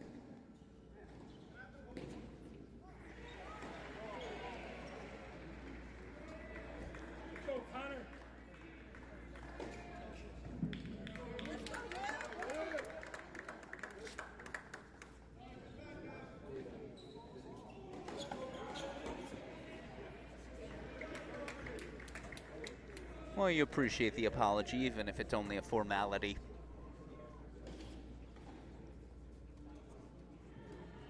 Again, show you those scores. Baylor Bears opening up leads at the 2 and 3 spots.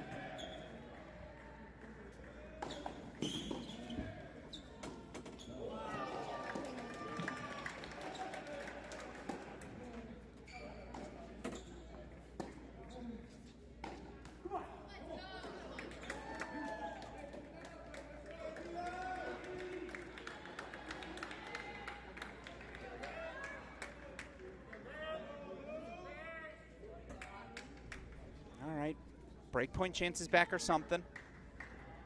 Let's go, Connor.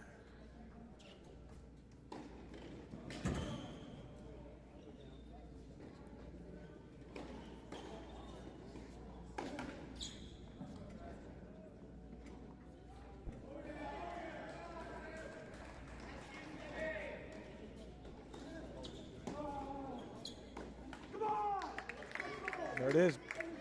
Down only 1 break now. Single break deficit maybe gets the rally going. Here's the problem, though. There's a couple of break deficits that are significant in size.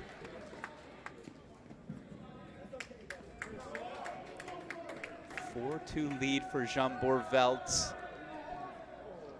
The senior, who again earned a massive victory over Arian Shaw in the quarterfinals. He got a win in the team's first matchup for UCF as well. It just feels like the senior's ready for his final year on the job.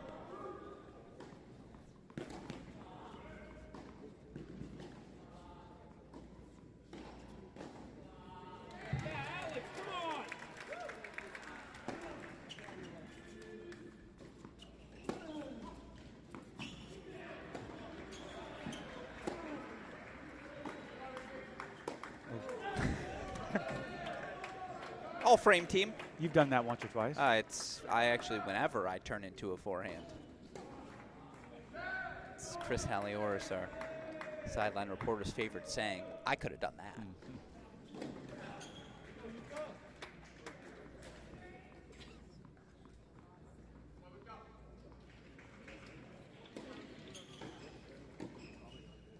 you know, 6 games into most of these matches, Baylor has shown they are ready for the challenge, despite losing the doubles point. Breaks in courts 2 and 3 and even in the rest.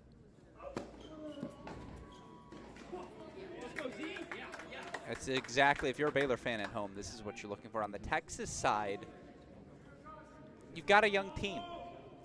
A team that's been dealing with some injuries as well. Like Ivanovsky was down 5-1 in his match against TCU. I think he won, it was like 16 or 17 of the final 22 or 23 games. So the guy was a slow starter. We're going to get a challenge here. And we're going to get a call confirmed by our chair. And again, I'm of the era when player would look to fan in the stands for confirmation. Now there's nothing you can do.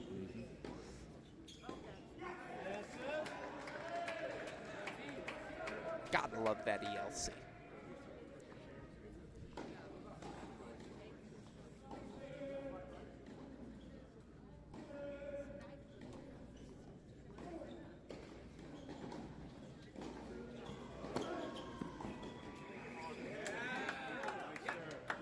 Good looking serve by Belch. He's good, man. Yes, strong, solid off the ground. The forehand looks good. Good serve.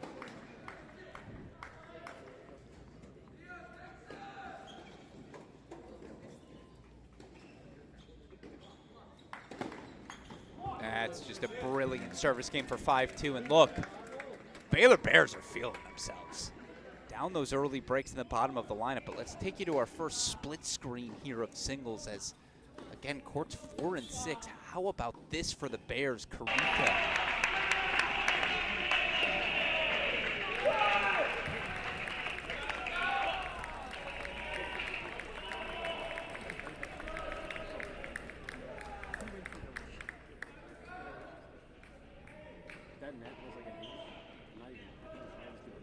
Stunning start. Anyone out there, and there are a lot of people. I mean, they talk about prognosticators in college tennis. That means you're literally talking about me or John Parsons, Colette Lewis, and none of us were saying it. But there seems to be this sense that it's not real, this Baylor run, that it's a little Houdini, Mickey Mouse, as Nicholas Gruskin would say. Or that emotionally or physically they're going to be flat, but no, not at all. Here we are up a break now in courts 2, 3, and 4. Although Marion, though, that's a massive serve and a massive hold 4-2-all. So not too, 4-3-1, not too shabby. But yeah, if your head coach Michael Woodson, who you see on your screen, can't be upset with the start here in singles for your guys. Gorsley now up a break 4-3. Braswell's still got his break. Again, Mariano's got his as well, so it's a fascinating moment.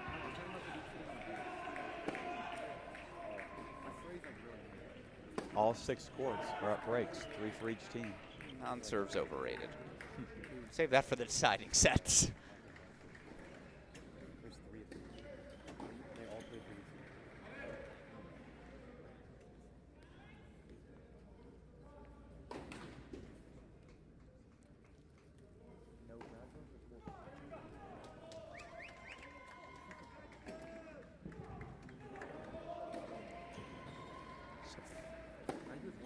Straight on court 3 for Texas.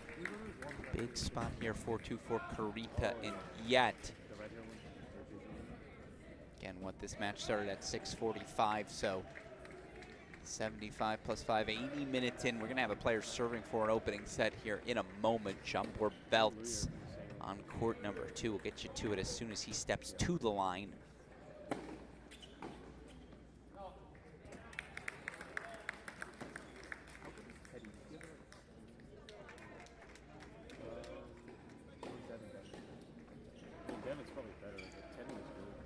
Indeed, it was a hold on court 2 for Texas Ivanovsky. So full screen we go. It's our first player serving for a set here as Ivanovsky does indeed hold for 3-5. I will show you all of our scoreboards as our coach, Coach Tim Siegel, joining me here in the booth, pointed out. You have breaks everywhere. No wasted motion, no wasted time. Breakpoint chance back on court 4 for Seb Erickson, but Let's lock in here. Jean Bourveldt serving for his opening set.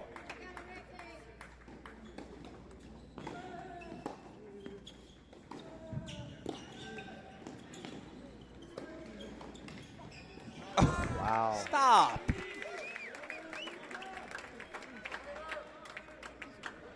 I mean, come on. That is beautiful. I love the first volley behind him. Reach.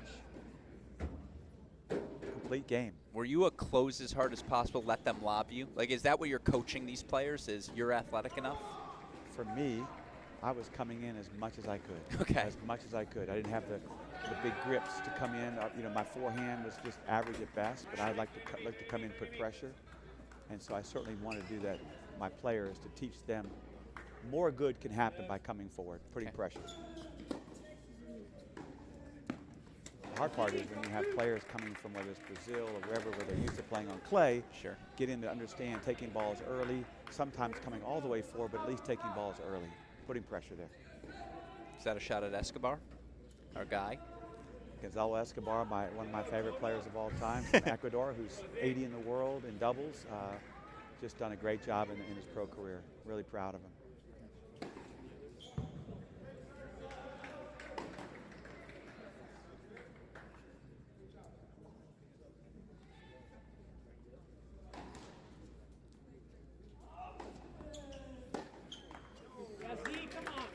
Three set points, excuse me, 4 set points, Alex. Be on your details. It's no ad scoring. 4 set points coming up. Erickson did indeed get that break back on court number 4. So big spot, though, for the Bears to put a fast set on the board for the senior to send a message to his team. We're here.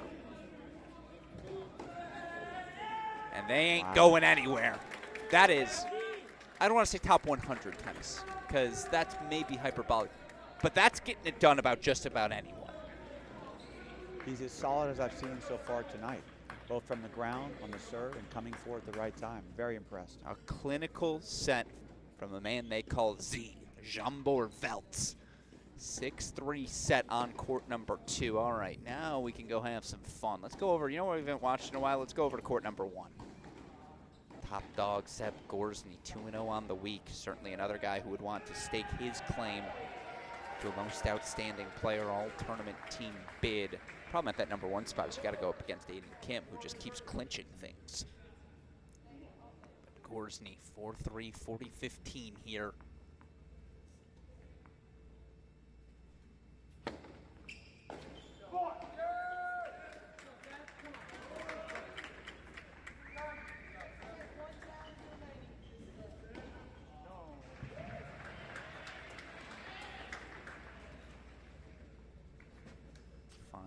Gorsny puts the hold. Show you all those scores as you got 5 on the board in a couple of places now. Van Skolwick, a 5-2 lead for Baylor on court 3. Get you over to that in a little bit. Again, Texas has their 3 breaks. If you're looking for the outlines of a path, 1, 5, 6.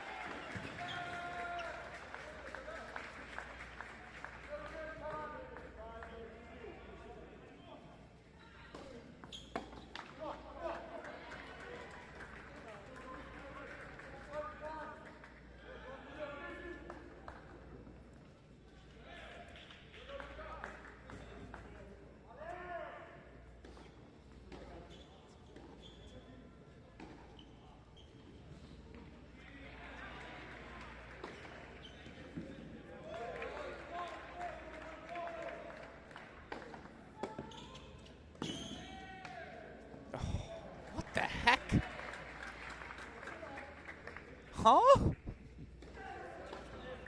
Gotta show that one more time. That ball came in hot. Just knifes a little drop volley off, Coach.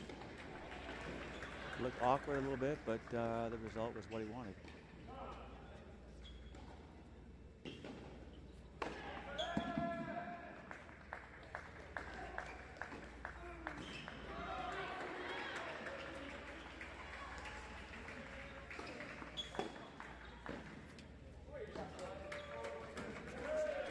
You're playing a big man like Badenhorst. You know those serves are raining down. What's the coaching advice to the player on the other side? Well, you know, if his serve is not pulling you out wide, I'm going to take a couple of steps back, get a good look at it. There you see, you know, Gorsny hit the beautiful return right up the line on the backhand. I think it's, on the return, it's about moving where you stand. You know, not always giving him the same look. Back up a little bit, move to your left, move to your right, make him see you a little bit more. Here, of course, he's backed up a little bit before.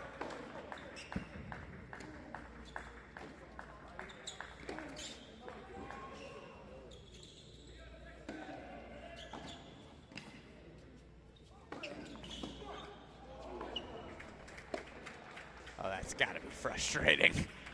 It's one thing when a let's called on a different court, but against the big serving Badenhorst, open up the wound that much more, why don't you?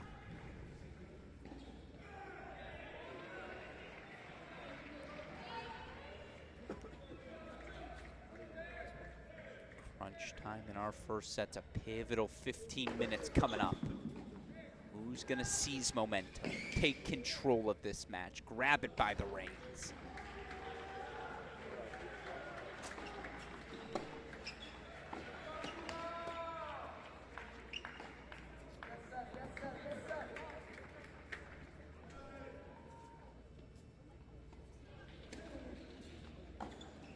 Gorsny wants this set now.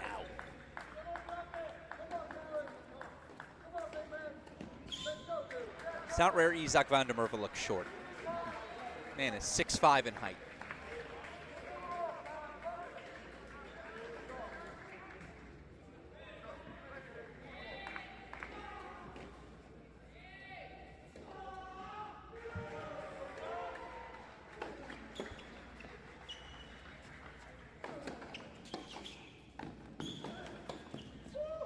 Ooh, come on now.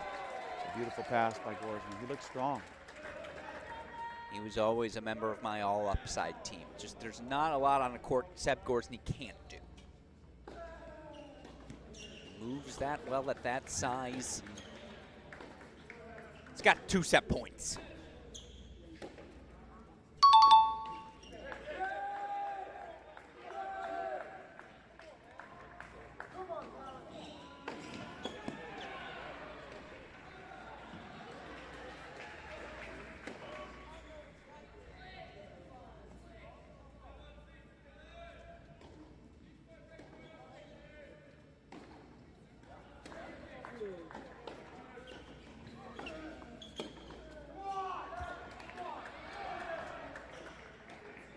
Added to the teaching tape. It's a bad miss. Second serve return. Just caught it a little late there. By the way, we got to go to split screen because I see over on court number 5, massive moment here. It's been up a break from the start. 4-3, 40-30, Braswell up.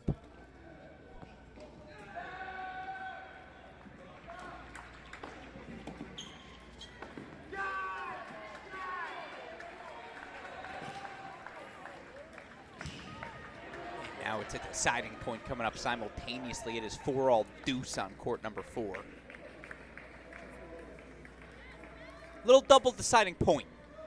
As again, we try to establish who's got the momentum, who's got the lead, who's got the path to chase. It's actually Baylor with the first set on singles. Again, that 6-3 set from Veltz on 2.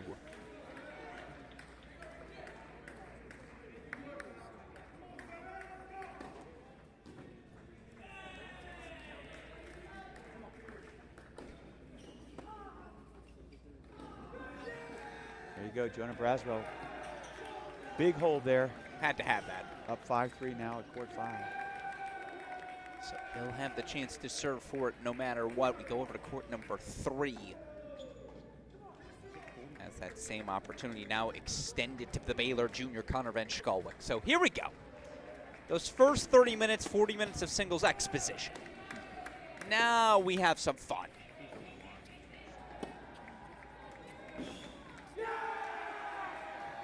Erickson breaks.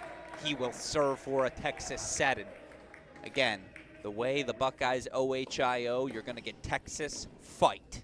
Texas fight. There you see that fight from Erickson and what has been a roller coaster of a first set.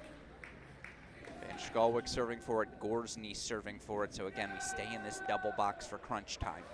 You like the double box? You're okay with it? I love the double box. I'm not sure how much I love hearing Texas fight. I heard that 23 years of my coaching. It's still the alarm on your phone, yeah, just to really get you going. A gym morning, that's what you play.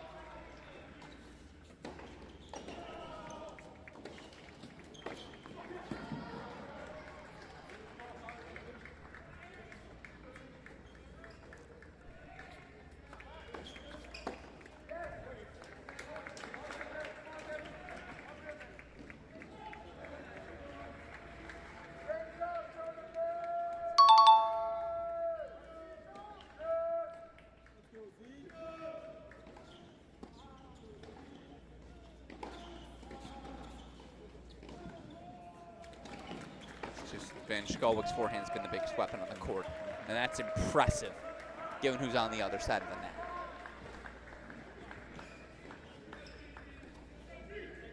First set, though, to Seb Gorsny, 6-4. He grabs it at the top spot, so Texas is on the board.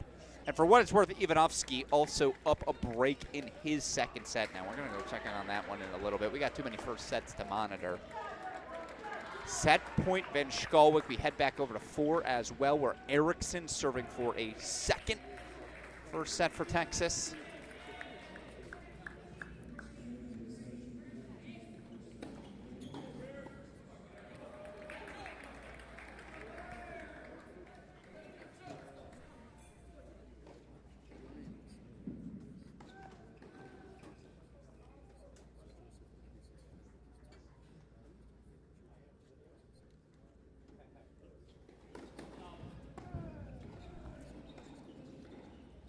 Ooh.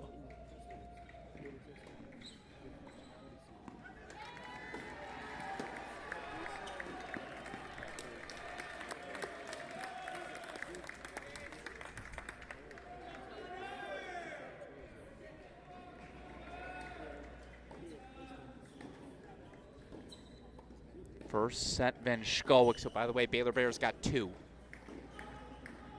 Again, we'll go full screen here to court number 4. Show you those scoreboards as well. You see our winded down first sets. 2 right now for Baylor, just the 1 for Texas at the top spot, but they're closing in those bottom 3 spots. Yes, up a break at 4, 5, and 6, serving 4 of the sets, 2 of them.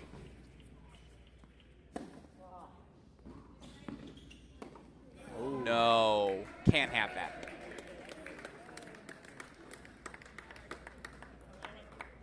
It's tough. It's the right short of point construction. What do you say to a player after that? Or are you a guy who's just going to let him sit on that? Am I allowed to say that on the air? You know, look, it was the right play. You don't need a volley in the corner there. But I love what he did. I love how he came forward. I'll encourage him to keep coming. I guess it depends if you want to call the final tomorrow or not. It's really up to you. I'll have you back. It was in the early days. Something slipped out. Might have been of an F relation. And Tim Russell texted me immediately. He goes, "It's okay. I know that one was an accident." I was like, "Okay, thanks, Tim." One is an accident. 2 exactly. Don't do it again. 3, you're done. It's YouTube, not cable. Well, I've got my fiance listening, so I got to make sure I say the right thing. That's the right F Don't word, embarrass fiance. her. Yes. I think my dad gave up listening many moons ago. He's like, I just don't even want to taste.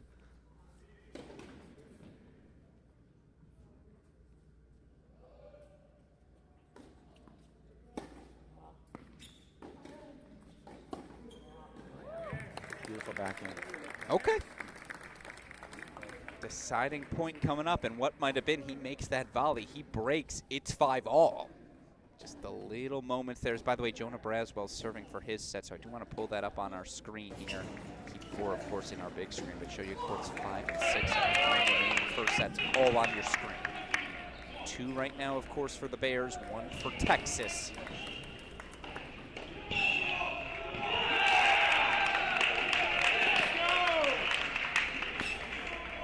That's gorgeous. It's a gorgeous serve. It's a frustrated Alex Carita. You get why. He had a break lead in this set. He's right here in the fight as you see him and head coach Michael Woodson exchanging a few words there. It's 6-4 Erickson, 2 first sets apiece. Now we head over to our business end again, 5 and 6. This is where the real money is made. This is where you separate again the good from the great.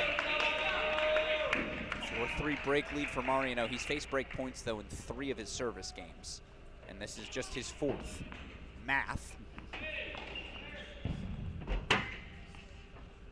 Wow, Jonah Braswell. 430 love. I see ya, Jonah. Of all the Texas players, the one that really needs us the most for his confidence, not only for this match but moving forward, would be Jonah Braswell.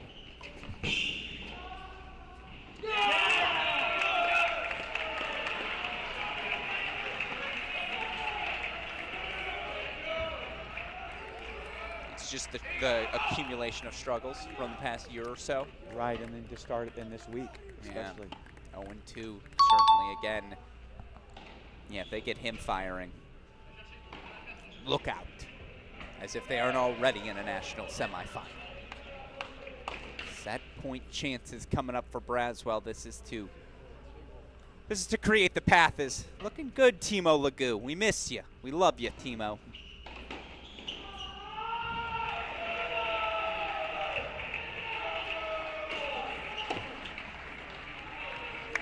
Jonah Braswell. It's the best set of tennis we've seen him play all week. It's the best set of tennis maybe he's played this season. So that's 3 first sets for Texas, and then they lead 5-3 at number 6, so potentially 4 first sets for the Longhorns. I like that. I also like, we might have to have a Timo camp. What a player he was. Oh.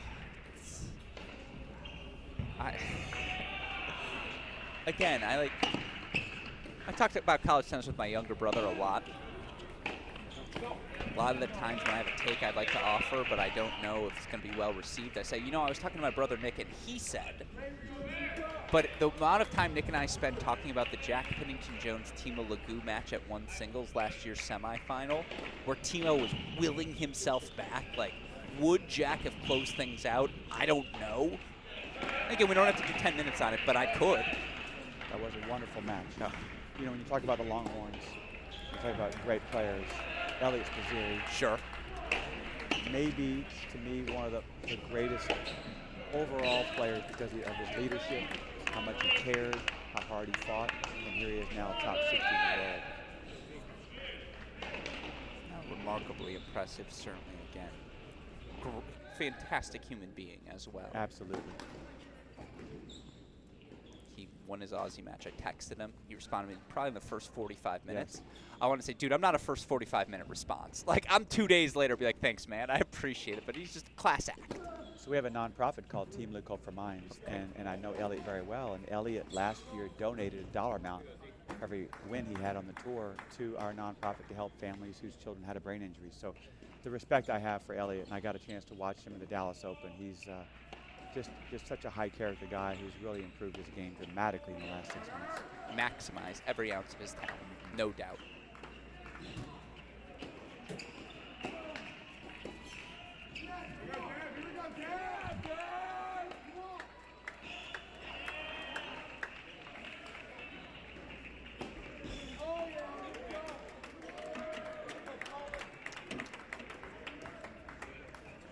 Massive moment. You know what? We'll go full screen here to court number 6 as, again, looking to make it 4 first sets, these Texas Longhorns. Lucas Mariano will have a chance to serve for it no matter what.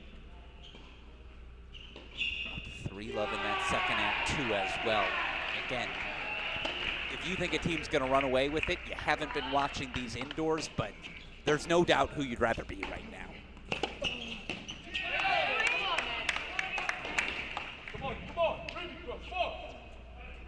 fact that Texas has 2 very good players now in the lineup shows you the depth. We know Ohio State's depth. All these great teams have more than 6 players. 8 to 9 players that can come in at any time. There were rumors that they're going to play the final 1 through 8. That they were just like, let's go 8 singles matches. Let's go 4 doubles rubbers. Why not?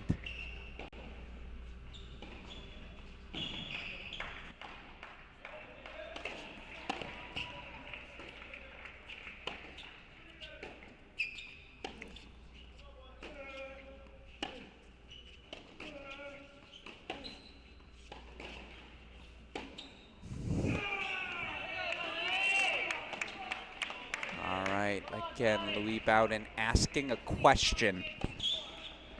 But speaking of that pro success, I had the chance to ask Coach Bruce Burke about exactly that. What's it like to see your former captain, Elliot Spizzirri, out finding success on the pro tour? Let's hear from Coach Burke. What a joy it's been to watch Elliot's 2026. Yeah, I mean, it's a real positive for the program for sure because, we have a little extra visibility. He's always out there repping a little burnt orange when he plays, and so that's really nice. But more importantly, I'm just super happy for him. I mean, he's a guy that came, did it the right way, got a business degree from McCombs, chose to come back when, it was very possible for him to move on to pro tennis. And as you know, went through some struggles and had to put the team first in many cases when he was playing with no left hand for a year and a half. And to see him rise to the top of college tennis and then kind of take a little bit of time, but relatively quickly show that he belongs at the next level, first the challenger level and now the ATP level. It just couldn't happen to a nicer guy. Amen to that. Very well said. So 5-4, we'll show you those scoreboards, and I see the requests. We will get you to all those second sets. We got some time with him. Ivanovsky up a break in his second set as well. That's your furthest along matches, these second sets in their infancy. Alex Gruskin, our coach Tim Siegel here. It's a massive moment for Mariano. How do you prevent him from scoreboard watching? That's my question as he serves for a 4th first set.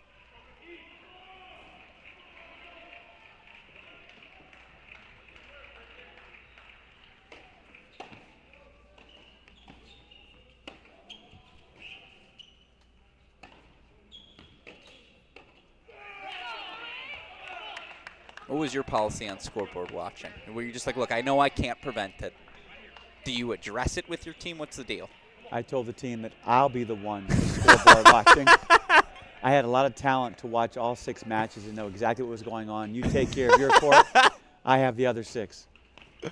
I like that. That's really good. As is that response from Mariano, the freshman. And he was, again, the goofball they all gravitated towards.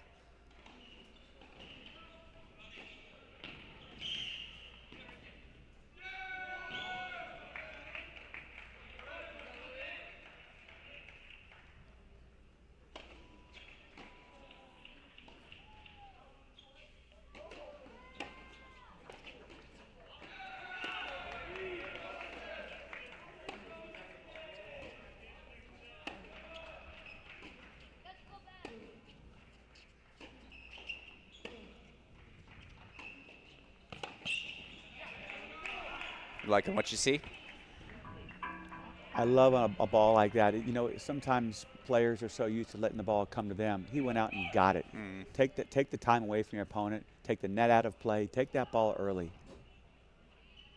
So impressive, I agree. And again, almost an afterthought given the other freshman on this roster, Ivanovsky, Forger.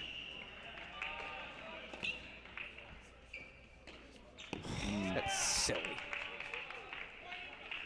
Well, here's your shot. If you're Texas, to take command. We saw Ohio State grab a doubles point for first sets. Never look back. The Longhorns looking to match that first semifinal energy. Set points coming up here for Mariano. Ooh. Actually, we don't have time to wait. I want to show you triple box here.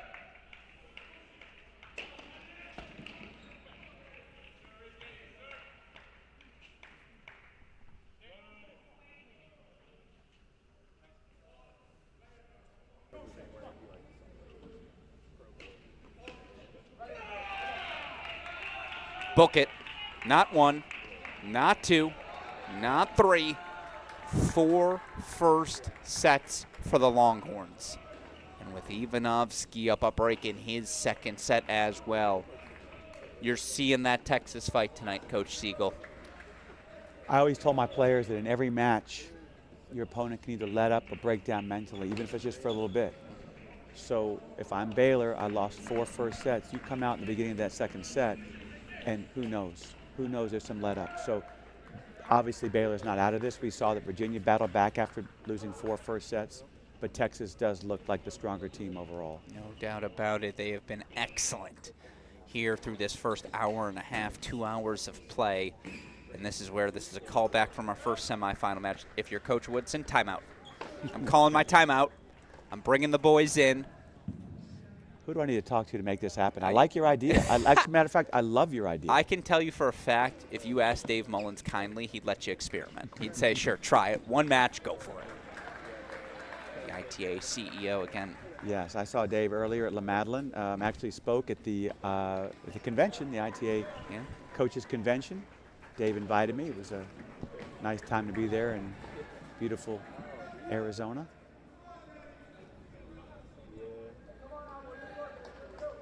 Massive deciding point quietly coming up on 1. We've only had 1 break a serve there. That's why Gorsney has that 6-4 first set lead.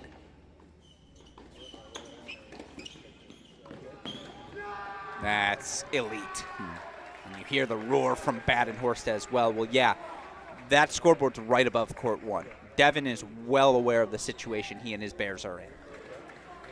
Love that. Inject a little extra energy. Something to get going. Break a racket. No, don't do that. That's a point penalty. But, you know, I got to live up to the brand. Crack a racket. Yeah, don't break it, but crack it. And who decided to come up with the amazing name of cracked rackets? That's a great question. I can tell you, yeah, there were many names that were left off. It was one of a couple. I'm glad we spelled it CQ. I think that was clutch. Yes. Just a touch of class. Oh, yes. As, by the way, I want to show you court number 4. Seb Erickson. He's down a break 4-3. He's kind of found it, hasn't he? Setting a break lead here on Carita.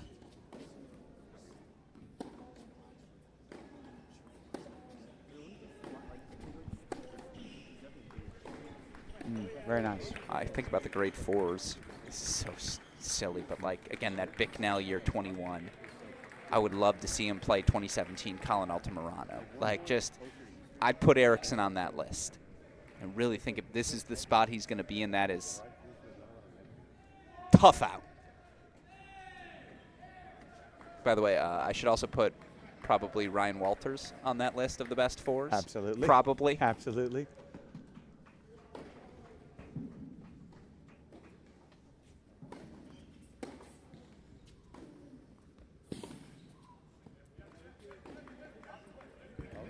Sails, and that's the problem. You start to swing out of your shoes, right? Feel like you have to go for too much. Erickson's not missing. I've got to create. But going for being aggressive and taking chances, but still give yourself high margin. Sure. So in other words, the toughest balancing act in tennis. That's exactly right. Yeah. Controlled aggression. I like it.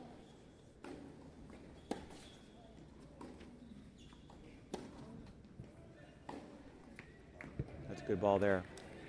By the way, in my head, Ryan Walters is watching. He's like, thanks for mentioning me. You know, they always forget, you know, they talk Bob, they talk Mike, they talk Goldie, Alex Kim, who's at 6, eventually I think wins a Triple Crown, but they don't talk about me enough. I got you, Ryan. A good shout out to one of the best college players ever. No. That 98 Stanford team, still the gold standard. They dropped, what, 3 points? Not matches, points.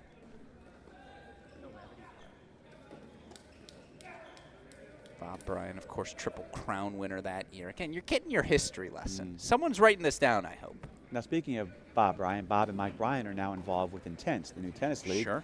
And I am one of the coaches. I'll be there in Atlanta in June and July. One of 10 coaches. We've got the draft coming up on March 13th in Fort Lauderdale. So looking forward to getting back into coaching some top-level players. Love that. I think we all benefit from having you back in the sport, so that's fantastic to hear. Again, Ivanovsky doing his thing, 4-2 up. and yet we're going to peek away from that for a moment. Here's why.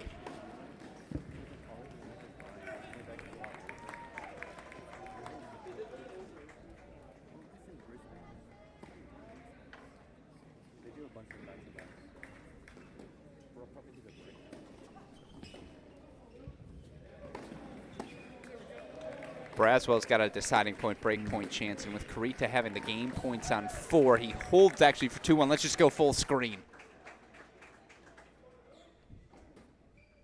Massive moment. Again, it was just a lone break in that opening set. That was the difference. That was it. From the beginning and held on the rest of the way.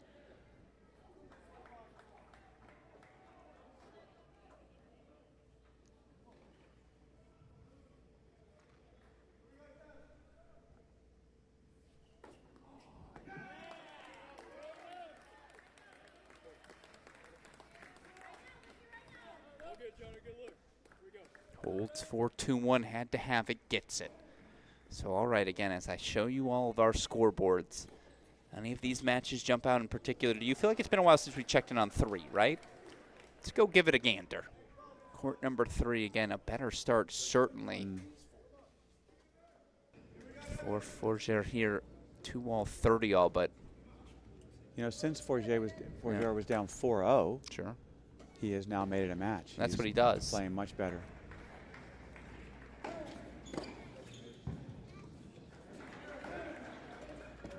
Hey, here's your head start. Eventually, my forehand's going to defrost. And that's an ATP forehand. That's just, again, you heard from every coach this week about the level. All these guys at a minimum, the number I heard was top 400. You just feel like all these guys could be playing at the challenger levels. If you're a starter 1 through 6. College tennis has never been better. And I think, obviously, you're weighing, do you turn pro and maybe you're 500 in the world, or do you stay and make some money in the NIL? And look at all these teams. The depth, the talent is as strong as I've ever seen.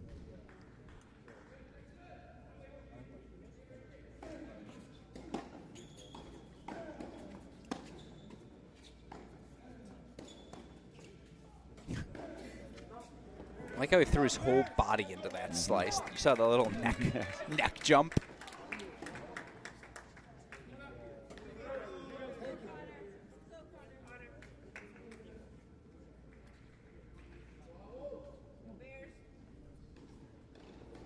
Massive deciding point coming up. Certainly if you're a Baylor Bear fan tuning in, you got to find something quick, right? Down 4 first sets.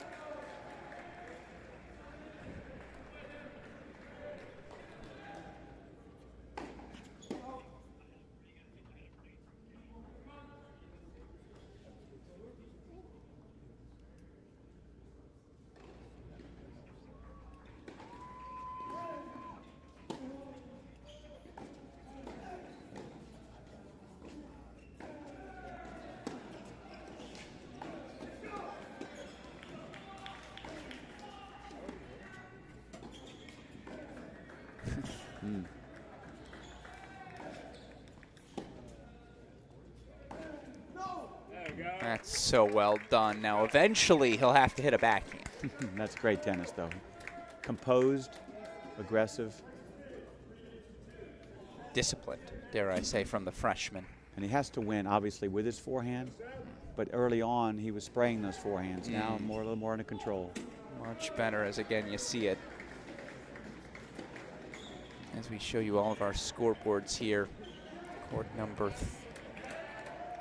Ivanovsky's closing in on his 3rd set, so we'll race over to it. 5-2 at a minimum. By the way, he'll have the chance to serve for it. Setting a break for Eriksson. He's facing break point chances, so we go back to a split screen. It was a back and forth first set. But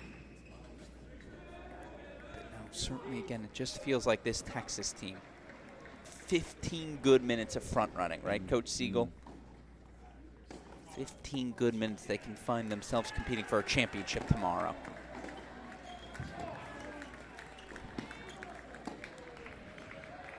As Carita breaks back for 2-all, massive.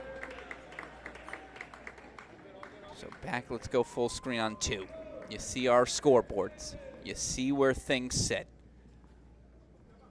Give them a 5th match where they're just a set away. That's what Kaylin Ivanovsky. Opportunity to provide right here for the Longhorns.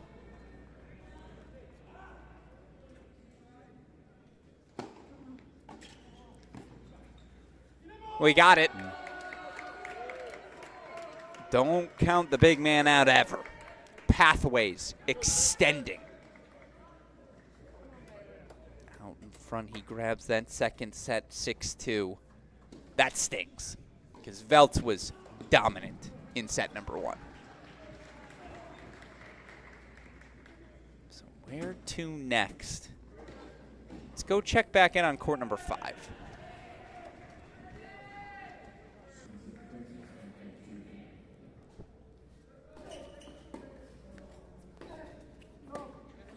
It's a deciding point, break point chance for Koenig.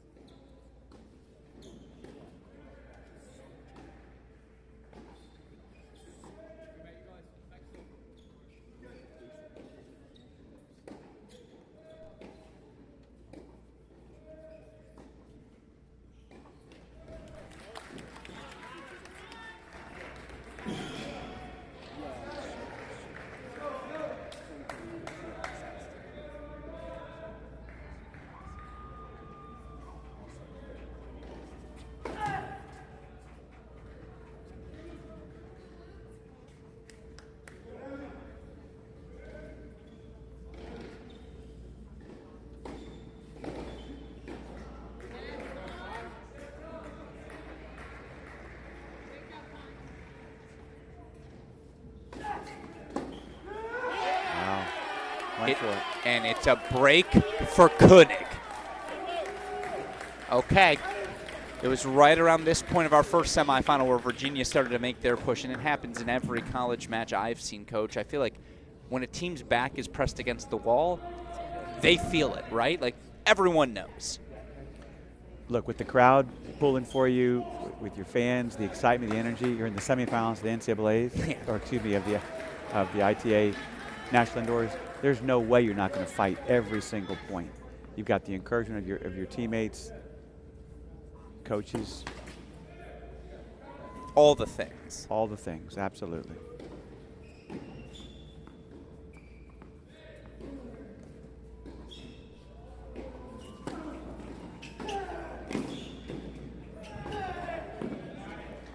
That's a little left court of luck, just what the doctor ordered.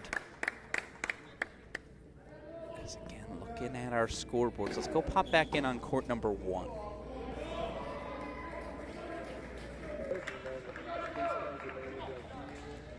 Seb Gorsny serving here. Wow. All right, Dev.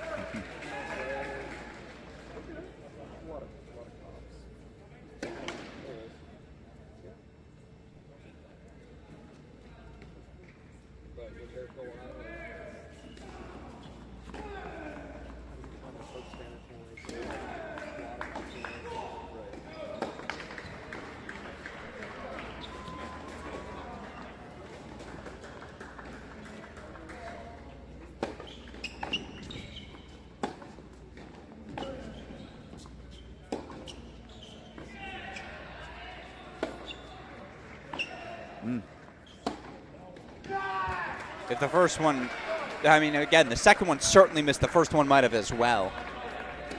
A massive moment coming up, deciding point. Can they grab a little bit of momentum? They just got the break on 5. A break point chance for Badenhorst. Something he has yet to achieve here on court number 1. Let's see what he's got for us. Gorsny was a little passive there on those 2 forehands. Let's see if he's more aggressive this point here. Big point.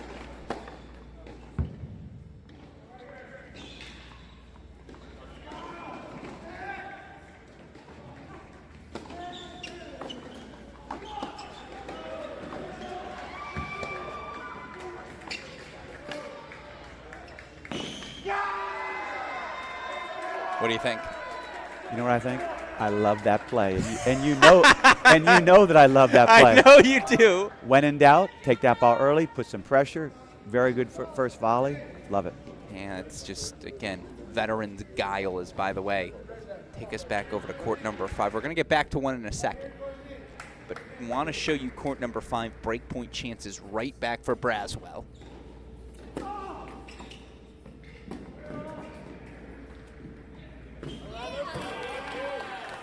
Look where he is.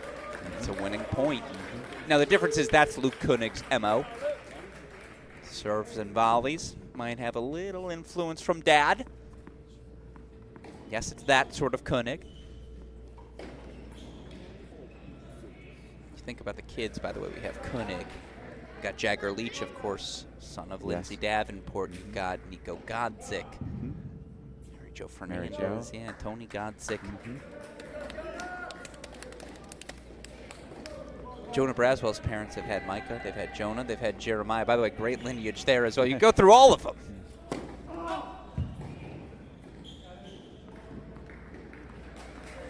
Spot here, though, for the Baylor senior. Cannot give that momentum right back.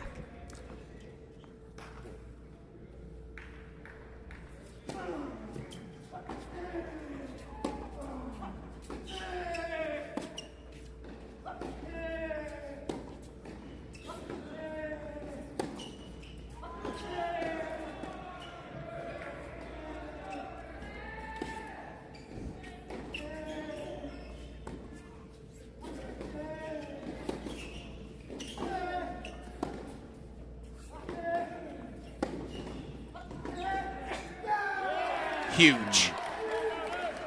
Mix up the slice, big forehands, good margins. It's a great point there.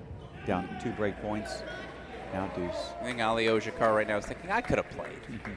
Put me in, coach. And again, to your point, after all of that, though, it's still another break point chance here for Braswell.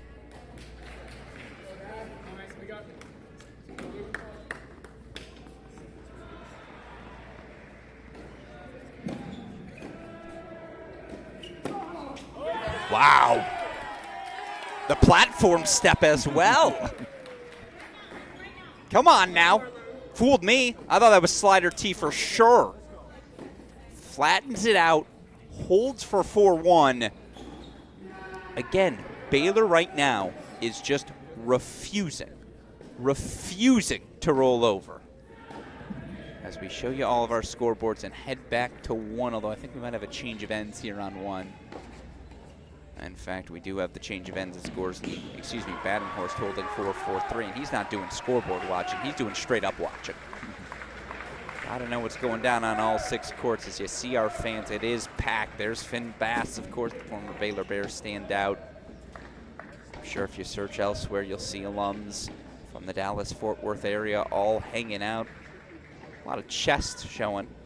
Zip that zipper up for us, my friend. You're on camera, but again, there you see your scores. Curious what stood out to you. We're about an hour and a half into singles, Coach. Anything specific standing out? Any themes you'd notice? Duplication of earlier match, right? Yeah. The fact that they had 4 first sets, and now you look like Baylor still has a shot. Certainly at number 5, that's turned it around. I'm not surprised there. Luke has improved there in the second set. Number 1 is interesting. Number 1 is interesting because it's now, on serve, 3-4, Gorsey serving. If that goes into the 3rd set, we have ourselves a match. Okay, the reverse Aiden Kim scenario. Well, again, he lost the first set here, the extension, as you see our scoreboards. Things looking good here. The beautiful Altic Steinslinger Tennis Complex on the campus of SMU. Again, Alex Gruskin, Tim Siegel here as we reset. The winner of this to face Ohio State in tomorrow's National Indoor Final. And in fact, real quick, let's pull up our past champions, because these are 2 of the most credentialed programs, right, in men's college tennis history. The Baylor Bears, Texas Longhorns have each taken home NCAA titles. But you look at the history of this event. Obviously, I don't see their names. You do see the Buckeyes, 3-time champions of this event. Baylor winning this event in 2005. I believe they won them both that season. That's the Dortch Becker season, That right? was the year they won the national championship, because I know that because that was the year that Texas Tech made the Sweet 16. So I got to have a little shout out to my old players back there. Yes. Always give a shout out as well. But Bears have 1, Longhorns have none. As we take you back out to court number 1. Just worth noting. Stanford won a couple, didn't they? 1 or 2. But that was, PG, pre-Gruskin. If I didn't see it, I don't know if it happened. Right. Something tells me you know that it happened. Yeah, no. They also made the final in 2018. Shout out my guy, Tom Fawcett, Samir Kumar, Michael Janenderer, Axel Geller, freshman year. I can run you through the lineup. But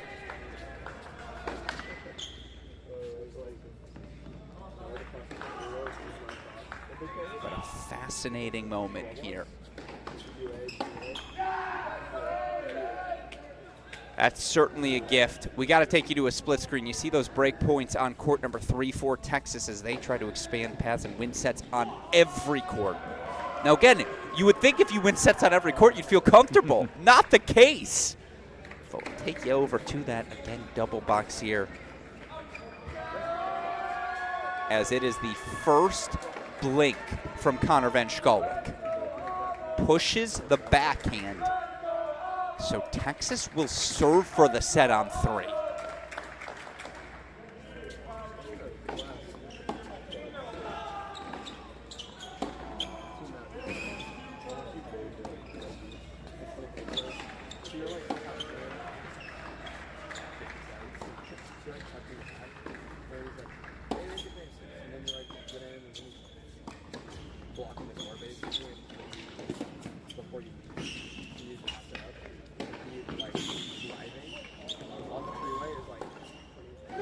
Big boy scoop. Imploring this Baylor crowd to get involved. Well, he's been knocking on the door now a couple of times. It is break points for Badenhorst. Yeah, Baylor Bears are trying their absolute darndest to keep all you fans glued to your televisions or phones, laptops, whatever you're watching on. Hopefully we're keeping it entertaining for you here. Break points on court number 1.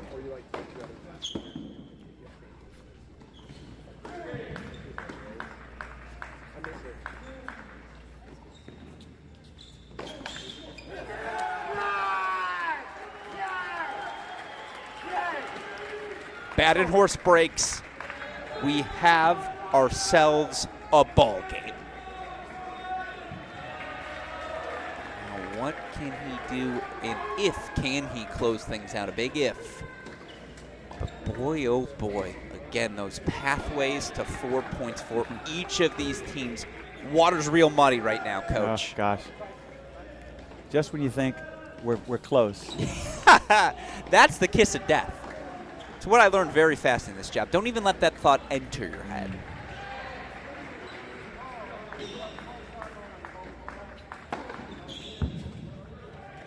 Doubles point about 2 days ago went the way of Texas.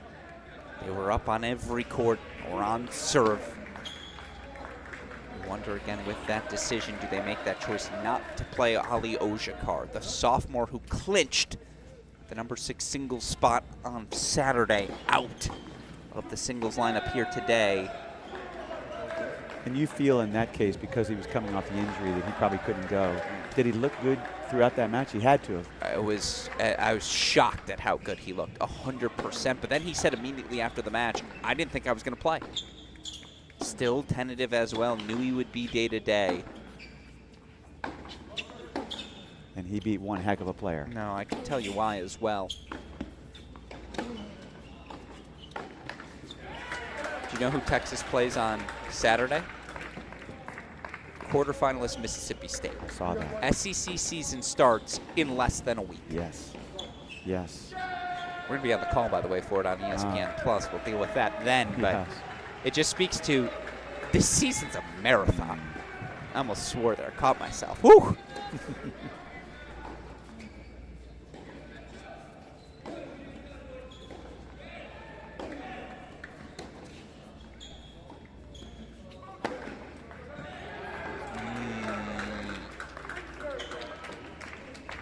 I make a noise, you know something's up. All right, apologies for doing it midpoint as Van Schalwick has breakpoint chances back. I got to take us to 5 because it's more breakpoint chances for Braswell. Now the first fought off by another big Koenig first serve.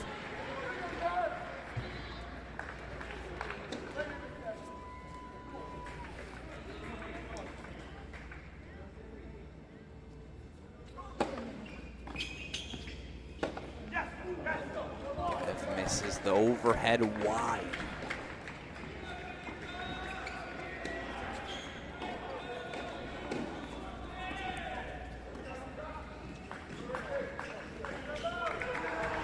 Just a poor choice. Did not love that at all. Kind of panicked. Didn't need it. No, that's but then also Jonah didn't have hit a great approach, so he had time on that pass. So he really had 2 bad shots in that point. Yes, by the way, it is a crunch time everywhere. 6-4, 4 all on 4.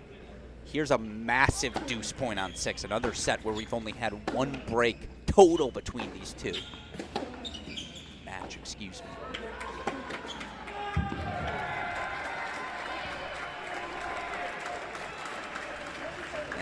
It's a roar. As, by the way, that's your old school 6, Louis Babbitt. He'd have fit in at 6 in any era.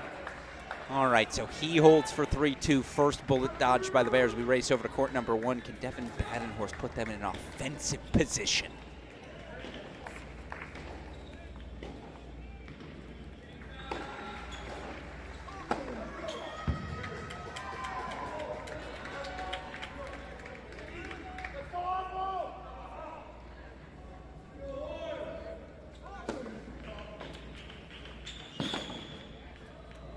Know you love that return. Safe, but then a little extra English on it as well. Nice little chip forehand. You don't see that very often these days, do you? And I say again, Gorsny can do all the things. So here we go. Deciding point, set point coming up.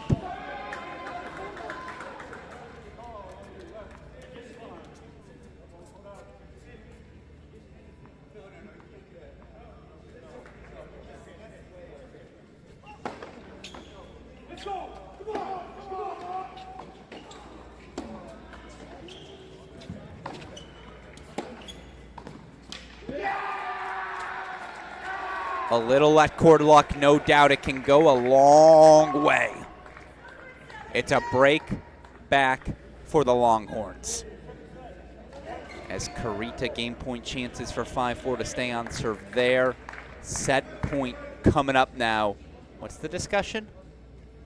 What did I miss? No, he must have just taken the set. Hand up, that's on me. So Texas has now won a set on every court. All of them.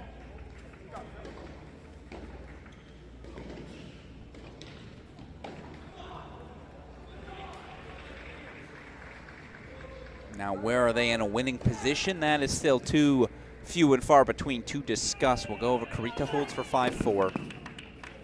I mean, again, pick all of your spots. We'll go over to court 5. Keep an eye on Gorsny, of course, at 1. As on serve and 4-5 is Texas on courts 1 and 4. They're also a set 3-4 on 5. So 1-4-5. Those are the ones we probably need to monitor most closely. This is what the triple box was built for. Again, this scene right here is why Westhoff's getting into the College Tennis Hall of Fame. There you go. The inventor of the triple box. Would you rather be known for that or the light bulb? I think this is certainly more impressive. 100%. Cool to have the lights on. What you gonna do with it? That's just that serve from Mariano. I feel like every time we pop over, he's hitting ace.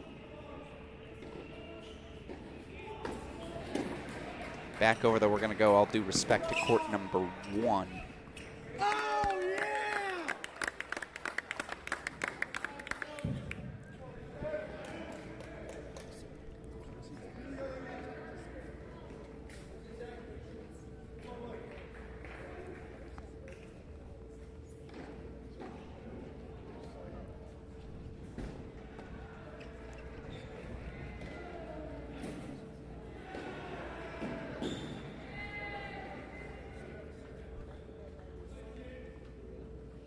Gorsny's been effective coming forward. I don't know that he's lost very many points at all coming to the net.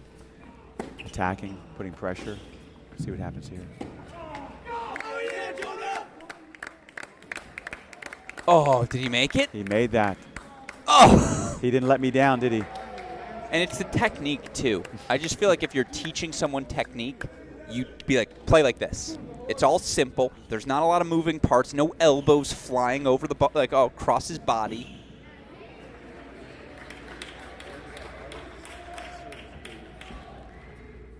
feel like for Seb Gorsny, it's just a matter of how good do you want to be, Seb?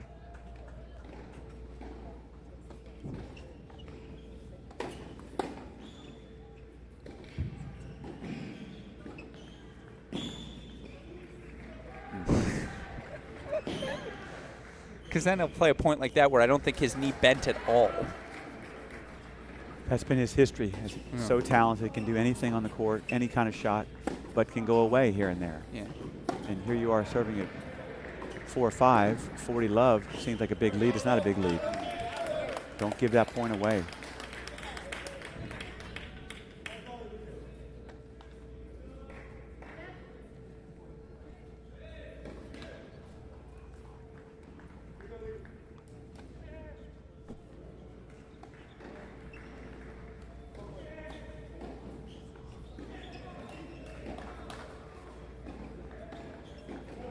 Oh.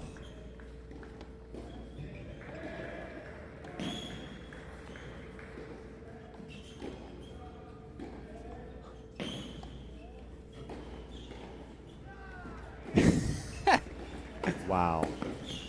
Tell you what, sometimes people ask me, Alex, how did someone win this match? I go, I don't know, man. He made a few more first serves. He made this slap at, there's this 4-5, 40-15 point where Badenhorst did this thing, and you were just like, yeah, okay, sure, that's winning tennis. But there's a good example. At 40 love, he was careless, he was lazy, and thought, oh, I've got this game, no problem. And now all of a sudden, it's 40-30.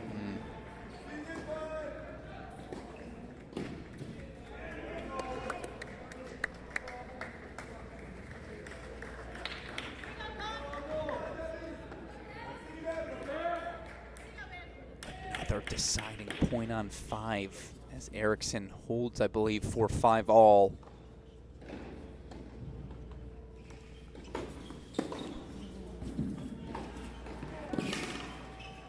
Gorsny holds for 5 all, so we race over to it quickly. No, we missed it. My fault. Hand up. That's on me. Braswell holds for 4 all. I mean, it was on your screen, but... And again, Eriksson game point chances for 5 all.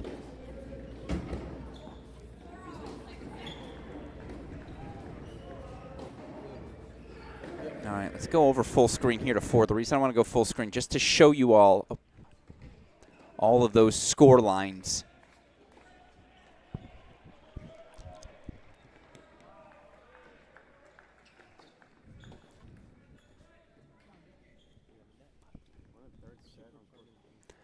There you see those scores, though. And the path is pretty clear for Texas. Any of them.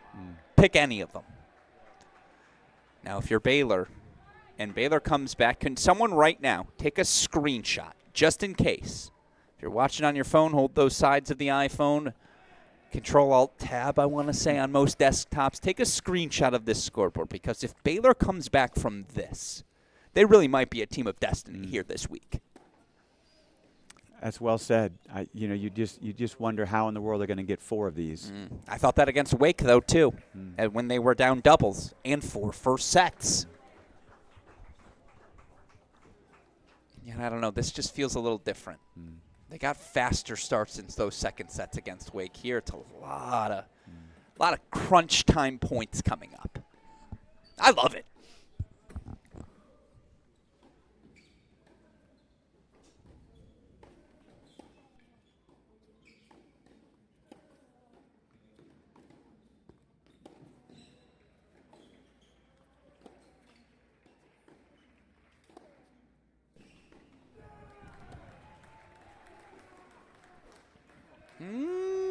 I'd challenge that too. Now again, may have missed long, but that's when you got to throw. As you see, Andrew Rogers, one of our head officials, one of my favorite human beings.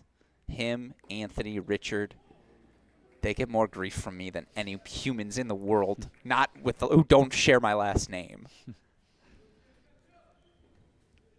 Anthony always lets me do like an opening 3 minutes with the officials each day where I go, hey, when in doubt, call it out. Go stop it, get out. That's how I always end. Big serve from Karita there. Had to have it.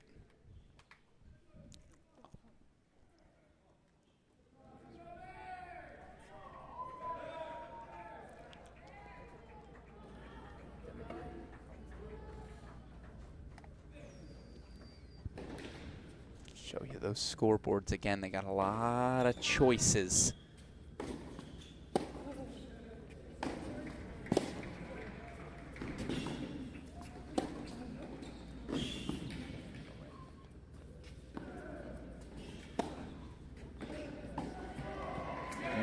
Break point chances for Erickson. I do want to quickly point out, you see the ball crews on every court. Grant Chen's the man. To have the ability to bring together these sorts of resources to make sure this feels like a championship event. I want to give him a tip of the cap as, of course, we'll be headed to a new site for these indoor championships, which we're not going to get ahead of and announce, but we know it. But boy, are we going to miss Grant Chen, because he has pulled out all the stops. Does a great job here in Dallas and promotes the sport so well, and just obviously was involved with the Dallas Open, which first came to SMU, and so no, he's done a great job, and his team's right there. Had a big win over Arizona State. Could have beaten the Buckeyes. They're a team to be reckoned with the rest of the year, no doubt. NCAA singles finalist, of course, Trevor Svida, anchoring the top of that lineup. You always got a shot when you got one of the 4 or 5 best players in the country. Absolutely, he just does not lose, does he? Wow. Let core luck, but yeah, I'm not going to translate that. A little disappointing, certainly. As again, Kurita broken. Erickson going to have a chance to serve for 2 Love Longhorns. And again, where to check in? It's crunch time. It's a massive 10-minute stretch coming up. Baylor needs to get themselves out of a couple jams. We'll show you courts 1 and 5.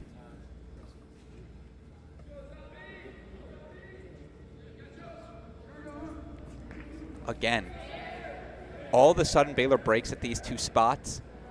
Get comfortable. We got at least another 30 minutes, folks. 4 first sets. And by the way, it's 3-2 Ivanovich. Come on, Alex. Ivanovsky on court number 2. 3-2 in the third. He's got 15-30, but we got time.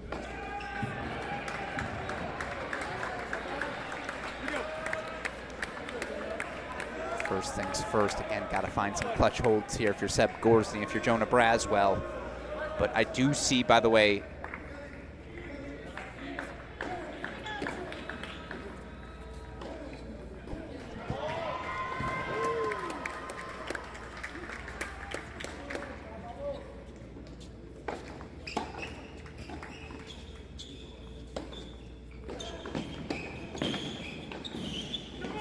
full screen. Got to put court 4 on the big screen, excuse me. As, yeah, Badenhorst continue to foray forward, but there you see Erickson serving for the match now. First point, Kurita.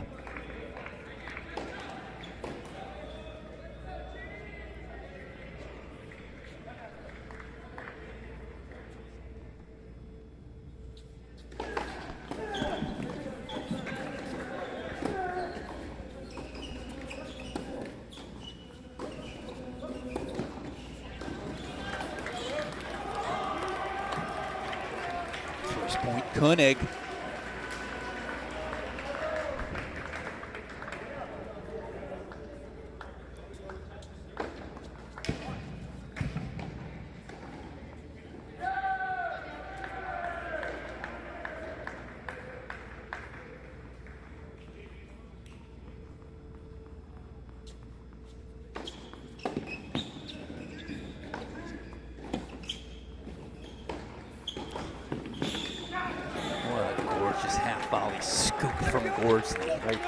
Great pickup. Big points, he's coming in. Bottom left of your screen, I'm switching out because Louis Bowden has breakpoint chances. Don't forget about 6.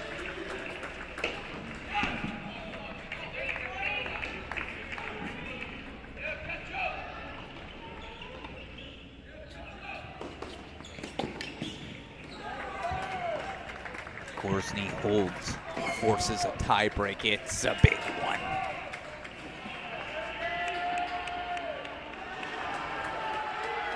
As the overrule on court number 4.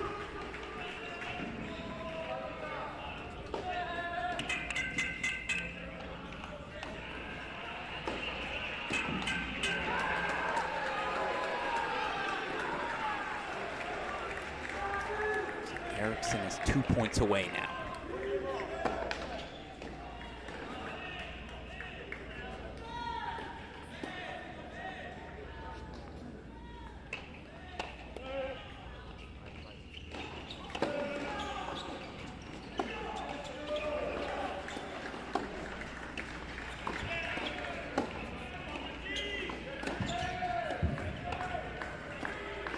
Make it 1.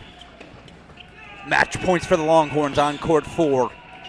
As, by the way, it's now a deciding point on 6. No, it's not. Mariano holds for 4 all. It does feel like the biggest points of this match, Coach, have gone the way of Texas. And that's the difference here tonight. Playing the bigger points well, playing the bigger points smarter, playing the bigger points more aggressively at the right time on all the courts.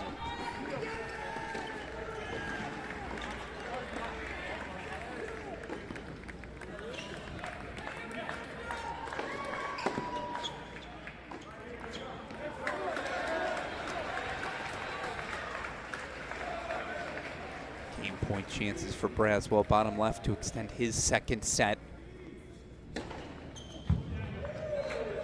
Gonna bring back Ivanovsky in a second.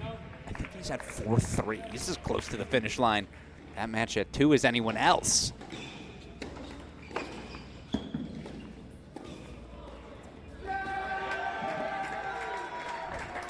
Leave no doubt.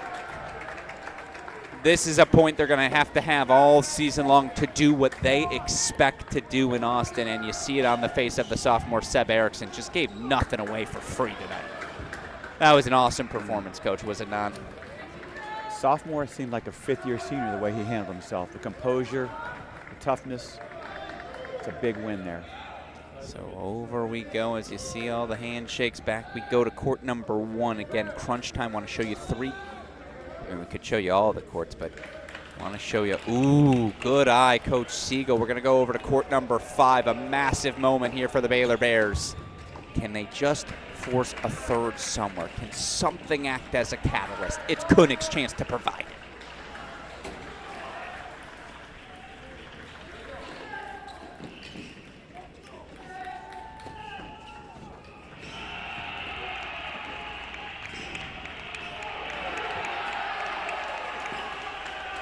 Laid back Luke levels the match at 5, and he's saying, let me get this crowd into it. They've got to. They've got to make this match about more than the tennis. One pathway removed. We're going to go full screen to court 1. Let's enjoy ourselves a tiebreak. Again, where are they dodging bullets? Well, by the way, Ivanovsky, 4-3 in the third. Bullet not Forger just got a break. That scoreboard's going to update 2-1. So again, it's Texas's match to lose. But Baylor's at least asking them, give us a shot.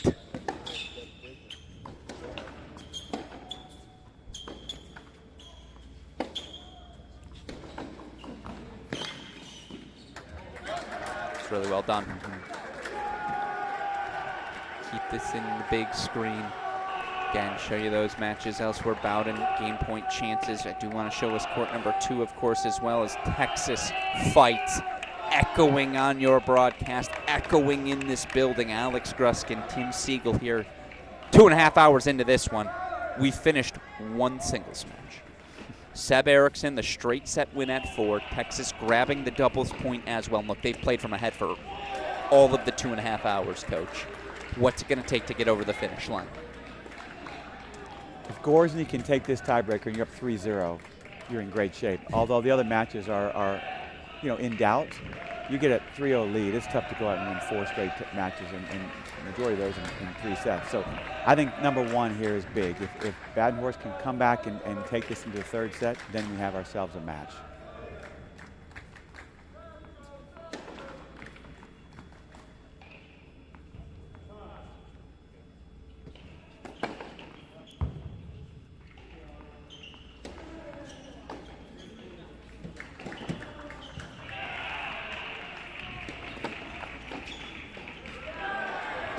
Uh-oh. Not yet. Certainly a gift offered up, but by the way, Velt's now facing 4 breakpoint chances. It's 4-5, and they're on a change of ends, so to a split screen we go. It's a second consecutive match. Ivanovsky went down, blitzed in an opening set. And it's a second consecutive match. Ivanovsky now finds himself in a winning position. This freshman, man, I'm in. I'm pushing the chips in. He's your man. Is he the freshman of the tournament? Well, that's a big ask. It is, sure is. Let me think. A lot of good nominees there.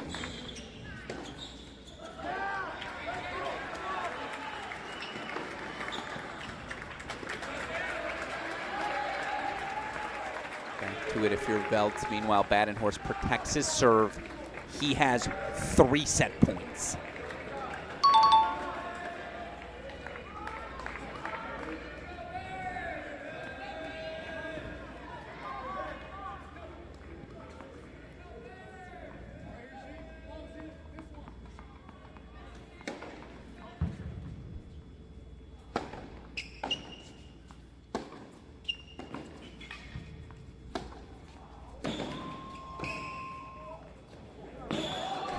So ridiculously good.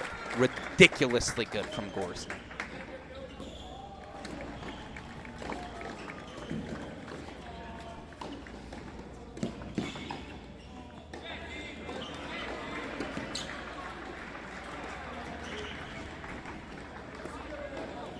Two break points fought off again. Another set point here for Badenhorst.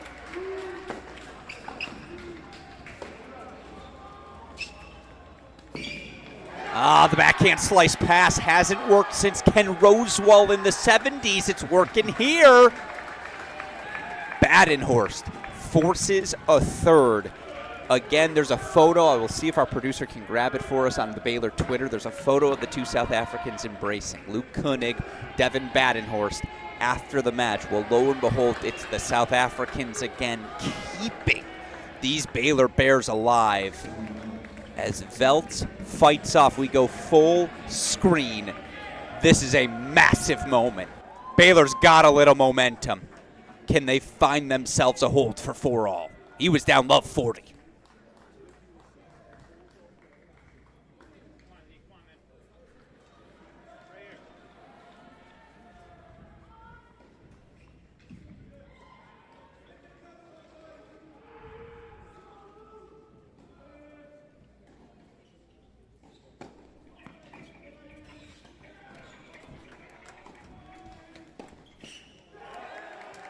Nope.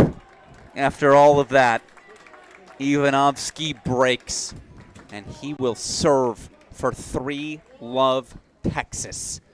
And what did he do in the big point? Got forward. Came forward, put pressure, got to make the pass, missed it wide, serving for the match. And a 3-0 lead. 3-love indeed. And then again, Mariano. I feel like every time I look at that scoreboard on 6, it's 30-all. And Mariano's serving. And lo and behold, the freshman again trying to pull a Houdini act as he keeps winning these service games. Real quick, by the way, the photo I mentioned, want to show it to you. Special moment for these two embracing. This is what this sport is all about. Badenhorst, Koenig, keep it going again as again they each force third sets, and now they turn to their teammate Jean-Bor Veltz. Can Veltz do something special here? Ivanovsky serving again for this match. First point going the way of the freshman.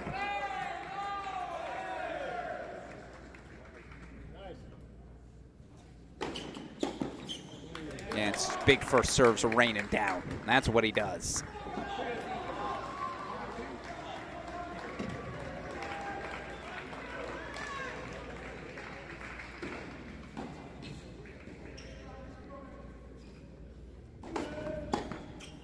It's just easy 120 pace.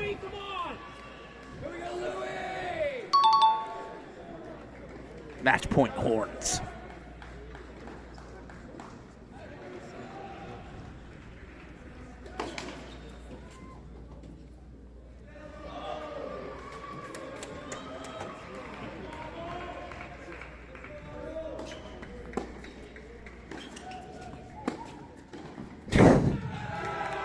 No, it missed wide. Needs no translation. Took a tough shot in the doubles and has so thoroughly recovered since. That must have been the cup of coffee to wake him up. Well said. So Ivanovsky extends the match to 3-love. Baylor needs everything left on the board. They just forced third sets at 1-5. Of course, because he did, and we haven't shown you much of it, this was again playing the odds. Lucas Mariano versus Louis Bowden. Everything else is in a third set. Unfortunately, it's our obstructed camera angle. We apologize for that, but this is where we got to hang.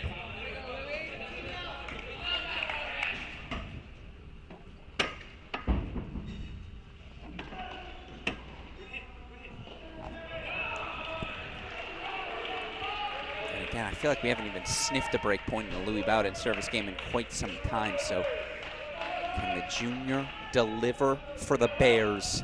Force a third, as it is worth noting. Texas up a break in that third on 3.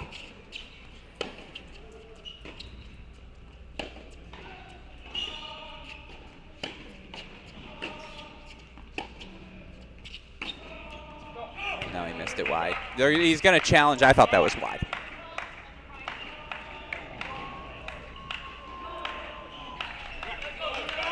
Indeed, the call confirmed by our chair.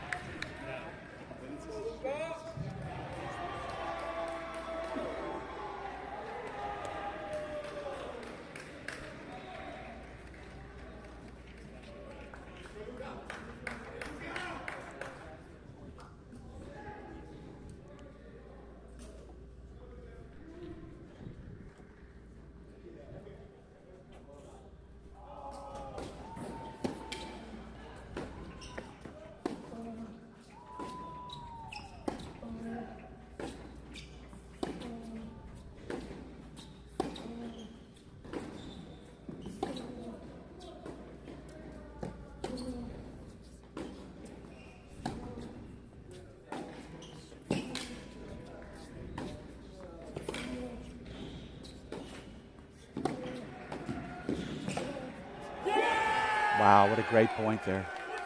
Both players played exceptional tennis. What'd you see? Bowden was controlling that point the entire time, came forward, and then got passed on a great pass there. So again, Louis Bowden in a little trouble for the first time in a while. As, by the way, you see Abel Forget. And again, I'm going to get the pronunciation right eventually, I promise. I'm going to watch the team intros a million times tonight. That's my deal. He's got break point chances for double break 4-1. We're keeping an eye on that scoreboard, of course, but we're locked in here because a break and Mariano will serve for a spot in the championship.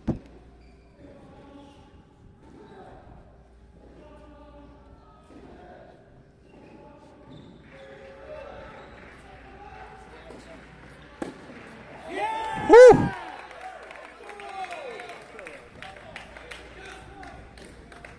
You like that?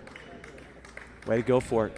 A little closer to the line than I like, but I like that he went after it. That was a weak second serve, took it early. It was the biggest decision Coach Burke had to make. What do I do with 6 singles? He says, Lucas Mariano, today's your day. Step up, young fella.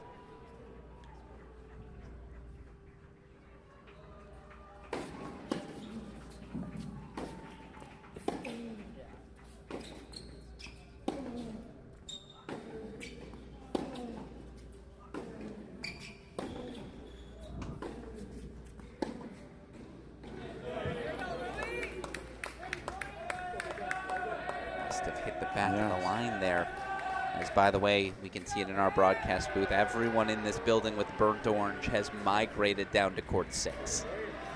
This is the spot, and they feel it right here, right now. Baylor dig themselves out of this jam, or can Texas put themselves a game away?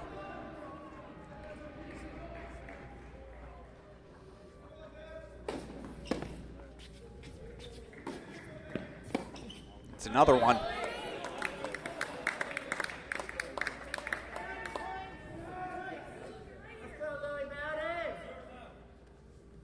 Big decision. Does he go back on the ad court? Go back to the deuce. Let's see what happens. It's a good serve on the ad court down the tee.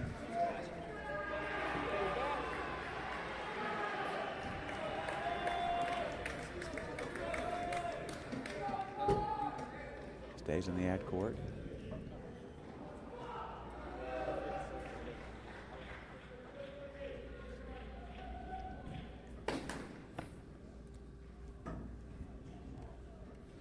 Does he step up again on this return?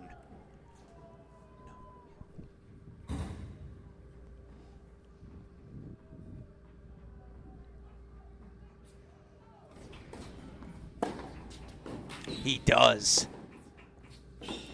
I can't believe Bowden got the first back. My fault. Apologies at home. You think he's pumped? I just love the fact that he knew, I'm going to take it with my forehand, I'm going to take it early. And he chose to go up a line, which was a smarter play because he gave himself a lot of room. But that was a lot of aggression, but also very smart. Well within the margin, well within the lines. So now we will see what this freshman is made of. 6'5", he steps up to the line to serve forward. Looking at our scoreboard, again, 3-love Texas. They grabbed doubles. They grabbed 4 first sets. They got a straight set win from Sebastian Eriksson, the sophomore, at the number 4 spot. That's your only straight set win. Now, Colin Ivanovsky, in the time it's taken these two just to get to 6-5 in the second, he earns a 3-6, 6-2, 6-3 victory at the number 2 singles position. The freshman, each of these last 2 days, stepping up. Maybe a win away tomorrow if the Longhorns do indeed get there from an all-tournament team appearance. But right now, again, this is the moment. One hold of serve from the freshman Lucas Mariano. And all of a sudden, Texas will have the chance to bring home the one title their trophy case lacks. They'll have the chance to play for an indoor championship.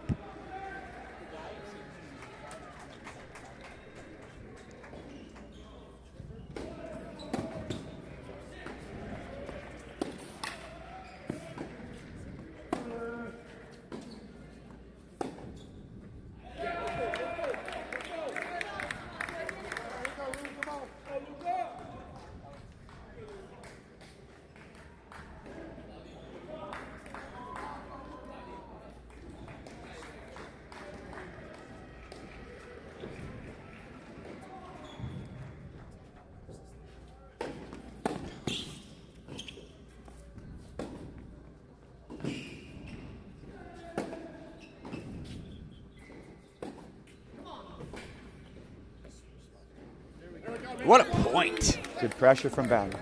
I can't believe, again, Marino got the return back. What's the message, Coach, in a moment like this to your freshmen if you're Texas? Pray. Look at your teammates and say, come on, I can do this.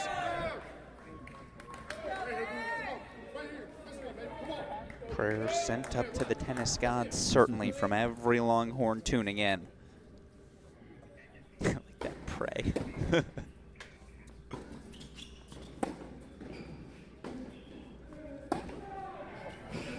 Wow. Same thing. What's Michael Woodson saying right now? Stay offensive, stay aggressive. These last 3 points, he's really taking it to him. Dictated play here, stepping inside the baseline. Take some time between points here. Hey, right here, right here.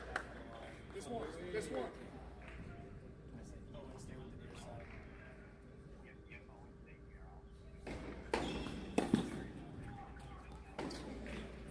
Ooh, that's a rip. Big serve, big backhand. It's a big game. All these Texas freshmen, they've all got the weapons. Do they have the poise to deliver? Indoor finalists in 2023, NCAA finalists in 2024.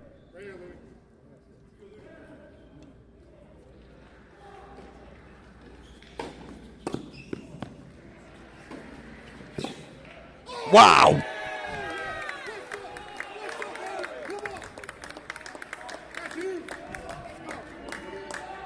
Show me clutch.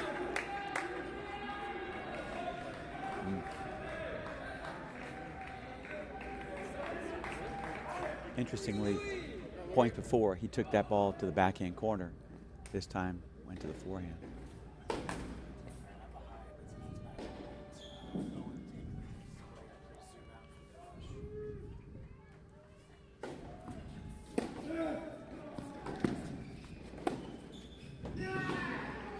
Oh, what are we doing?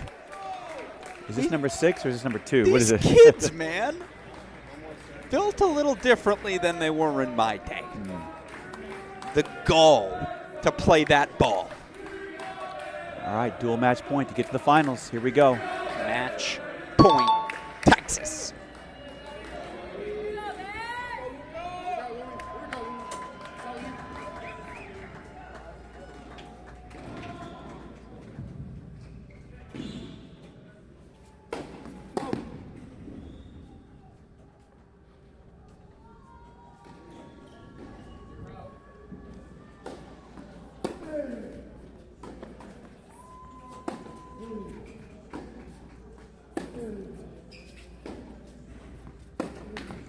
Welcome to college tennis, Lucas Mariano. Have yourself a day as well. The disbelief says it all. Texas back to the National Indoor Final as Mariano closes it out. 6-4, 7-5 on court 6. It's Texas 4, Baylor 0. It will be Texas versus Ohio State for the National Indoor Championship. Class act, of course. Michael Woodson going to shake the hands of every Texas Longhorn.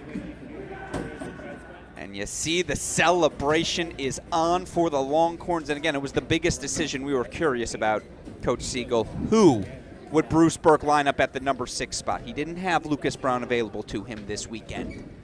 He did have a plethora of freshman options, and he's gone with all the different choices. Dodura in match 1. Ojakar delivers in the quarters. And now it's Lucas Mariano.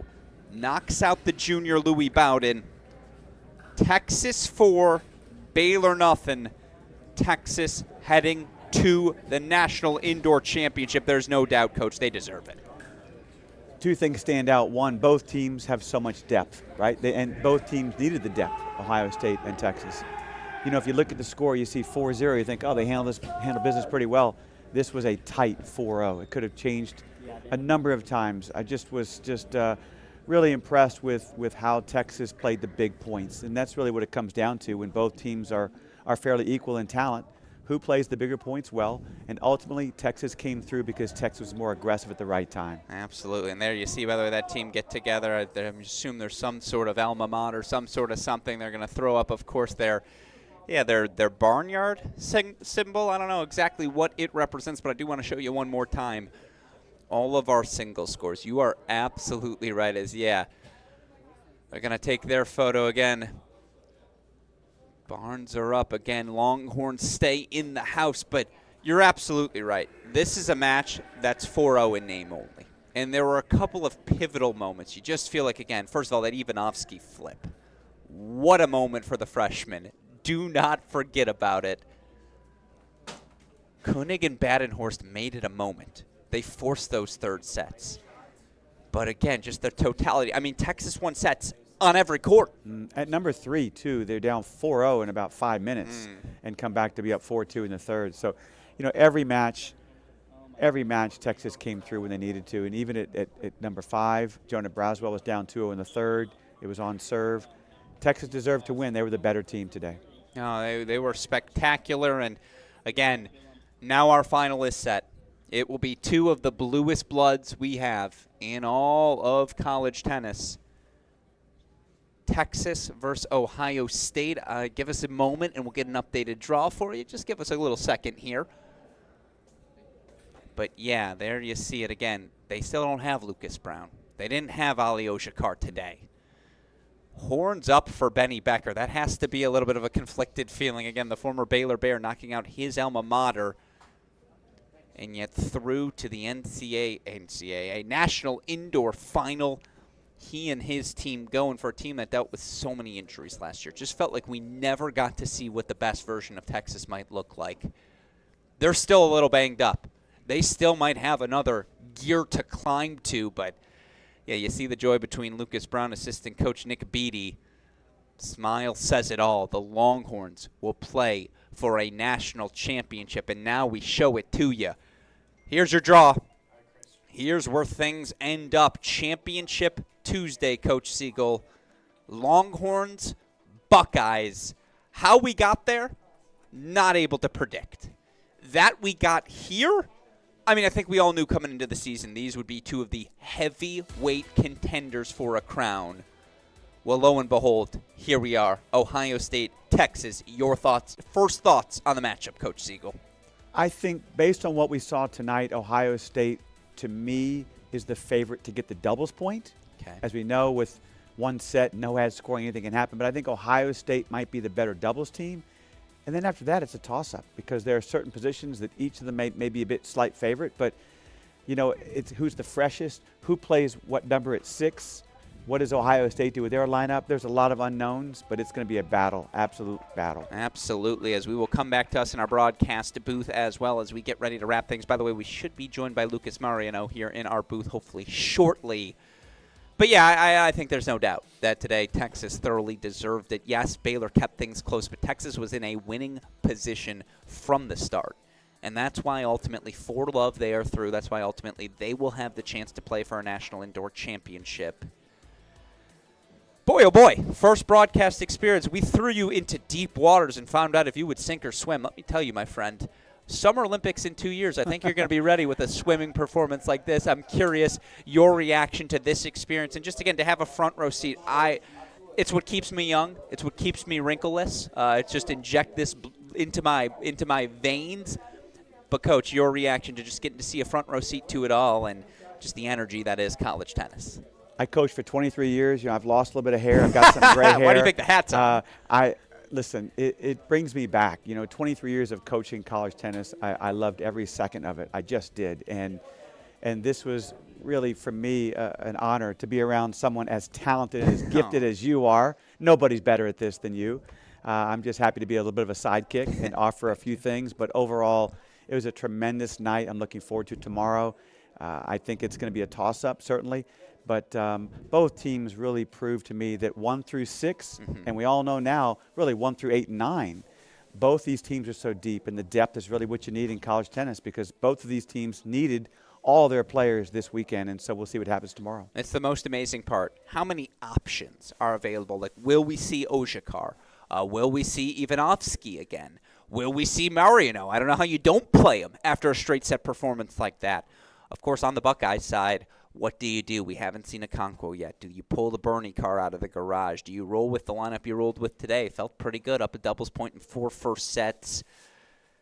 All I know is this. We're going to have ourselves a heck of a Championship Tuesday, a Championship Tuesday that kicks off, I'm going to say 6 p.m.? 6 p.m.? Earlier? 5:30? No, not for the match, for the pregame show. I'm looking at our producer as we're talking through this live. We'll say 6 p.m. Tentative 6 p.m.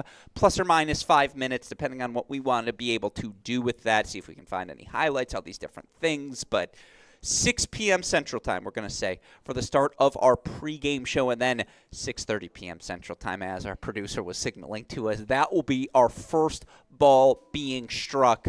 Ohio State looking for their 4th National Indoor Championship in program history. Texas will play for their 1st.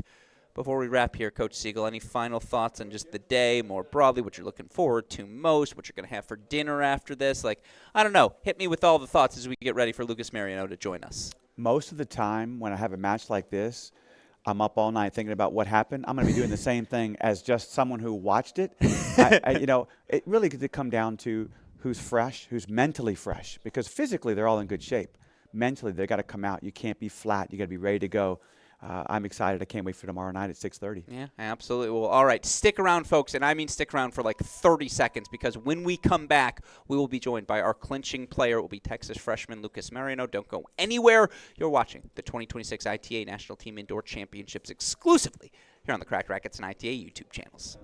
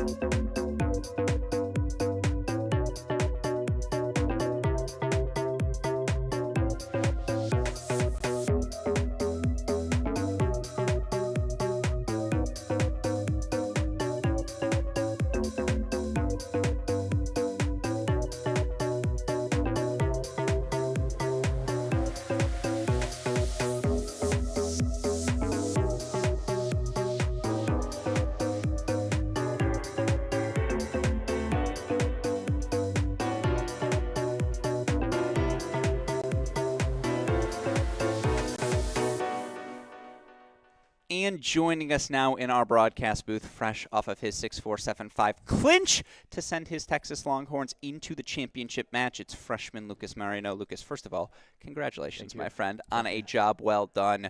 Talk me through what goes through your mind right now in a moment like this, what it meant to deliver that clinch for your team.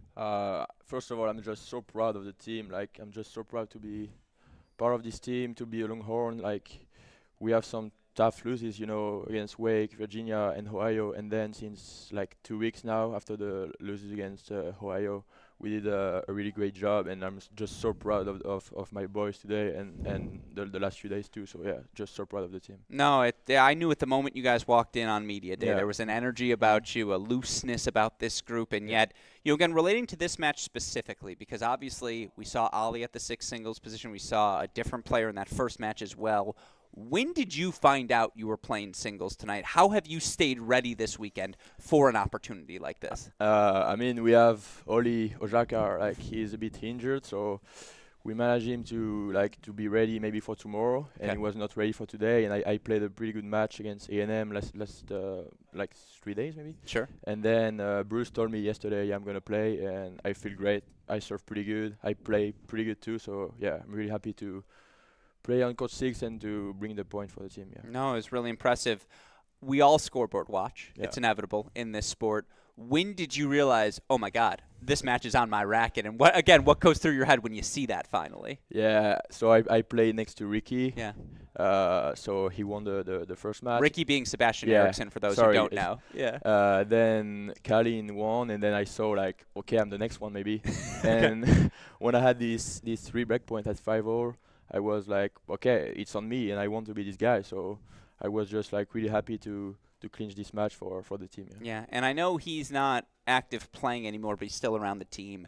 You had Timo Lagu on your sideline the entire time. Who did more coaching, Timo or Nick Beattie there? Like, I'm just curious how valuable it is to have him. Timo helped me a lot. Like, I really like him like next to me, and I asked him before the match, can you please come to my match? And he's talking a lot to me, and I really like it. So yeah, Timo coached me a lot, and Beattie too. I really like Beattie too. So yeah. No, it's 2 good options to have on that sideline. And you know, again, you mentioned the early losses for this group. Now, they were the top 3 teams in the country coming in, but you guys did have some stumbles versus Virginia, Wake, Ohio State. To have the group come together in this sort of way, earn 3 straight victories, what does it say about this group? What does it mean for you all to get to play for a championship tomorrow? I'm just so happy for the team. I mean, I'm a freshman. We have a young team. Kalin, Abel, Dedura, me. So yeah, I'm just so proud of the team. We, in my opinion, we have the best team culture of college tennis right now. We are all like a big family right now. So it's just amazing for us to play for a national championship tomorrow. So yeah, just so happy for the team. No, I love that. My last 2 questions. You mentioned that national championship tomorrow against an Ohio State team you're very familiar with. They got you guys when you played them in Columbus about 2 weeks ago.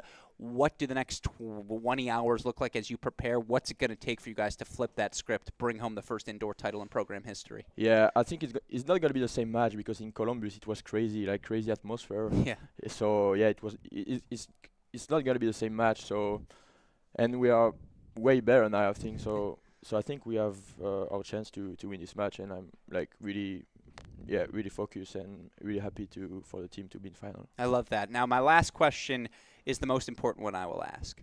What is this? Like, can you explain it to the fans at home? Because, again, we see you all line up. You do it after every match. We see it in the player intros. What is it? Talk me through it. So this is La Niche. Okay. That's a French celebration. Okay. So Timo and me like knows this one, and La Niche means like the dog house. Okay. So we played the A&M first match, and like a few days ago we were talking about it with Timo. Yeah. And we said like, okay, if we win, we're gonna do the La Niche at every time. So we played the A&M, and I clinched the match again. And I said, yeah, La Niche, because it's the French celebration, and we played A&M, like one of the biggest like rivalry for us. So yeah, and then we won against TCU next day, and today against Baylor. So now it's like every day. So yeah, La Niche it is, I suppose. Yeah, exactly. Well, sincerely, congratulations to you. A job well done. Fun to watch your energy, and again, fun to be around this Texas team. So congrats on the win, and obviously good luck to you guys tomorrow. Congrats, my friend. Thank you. Yep.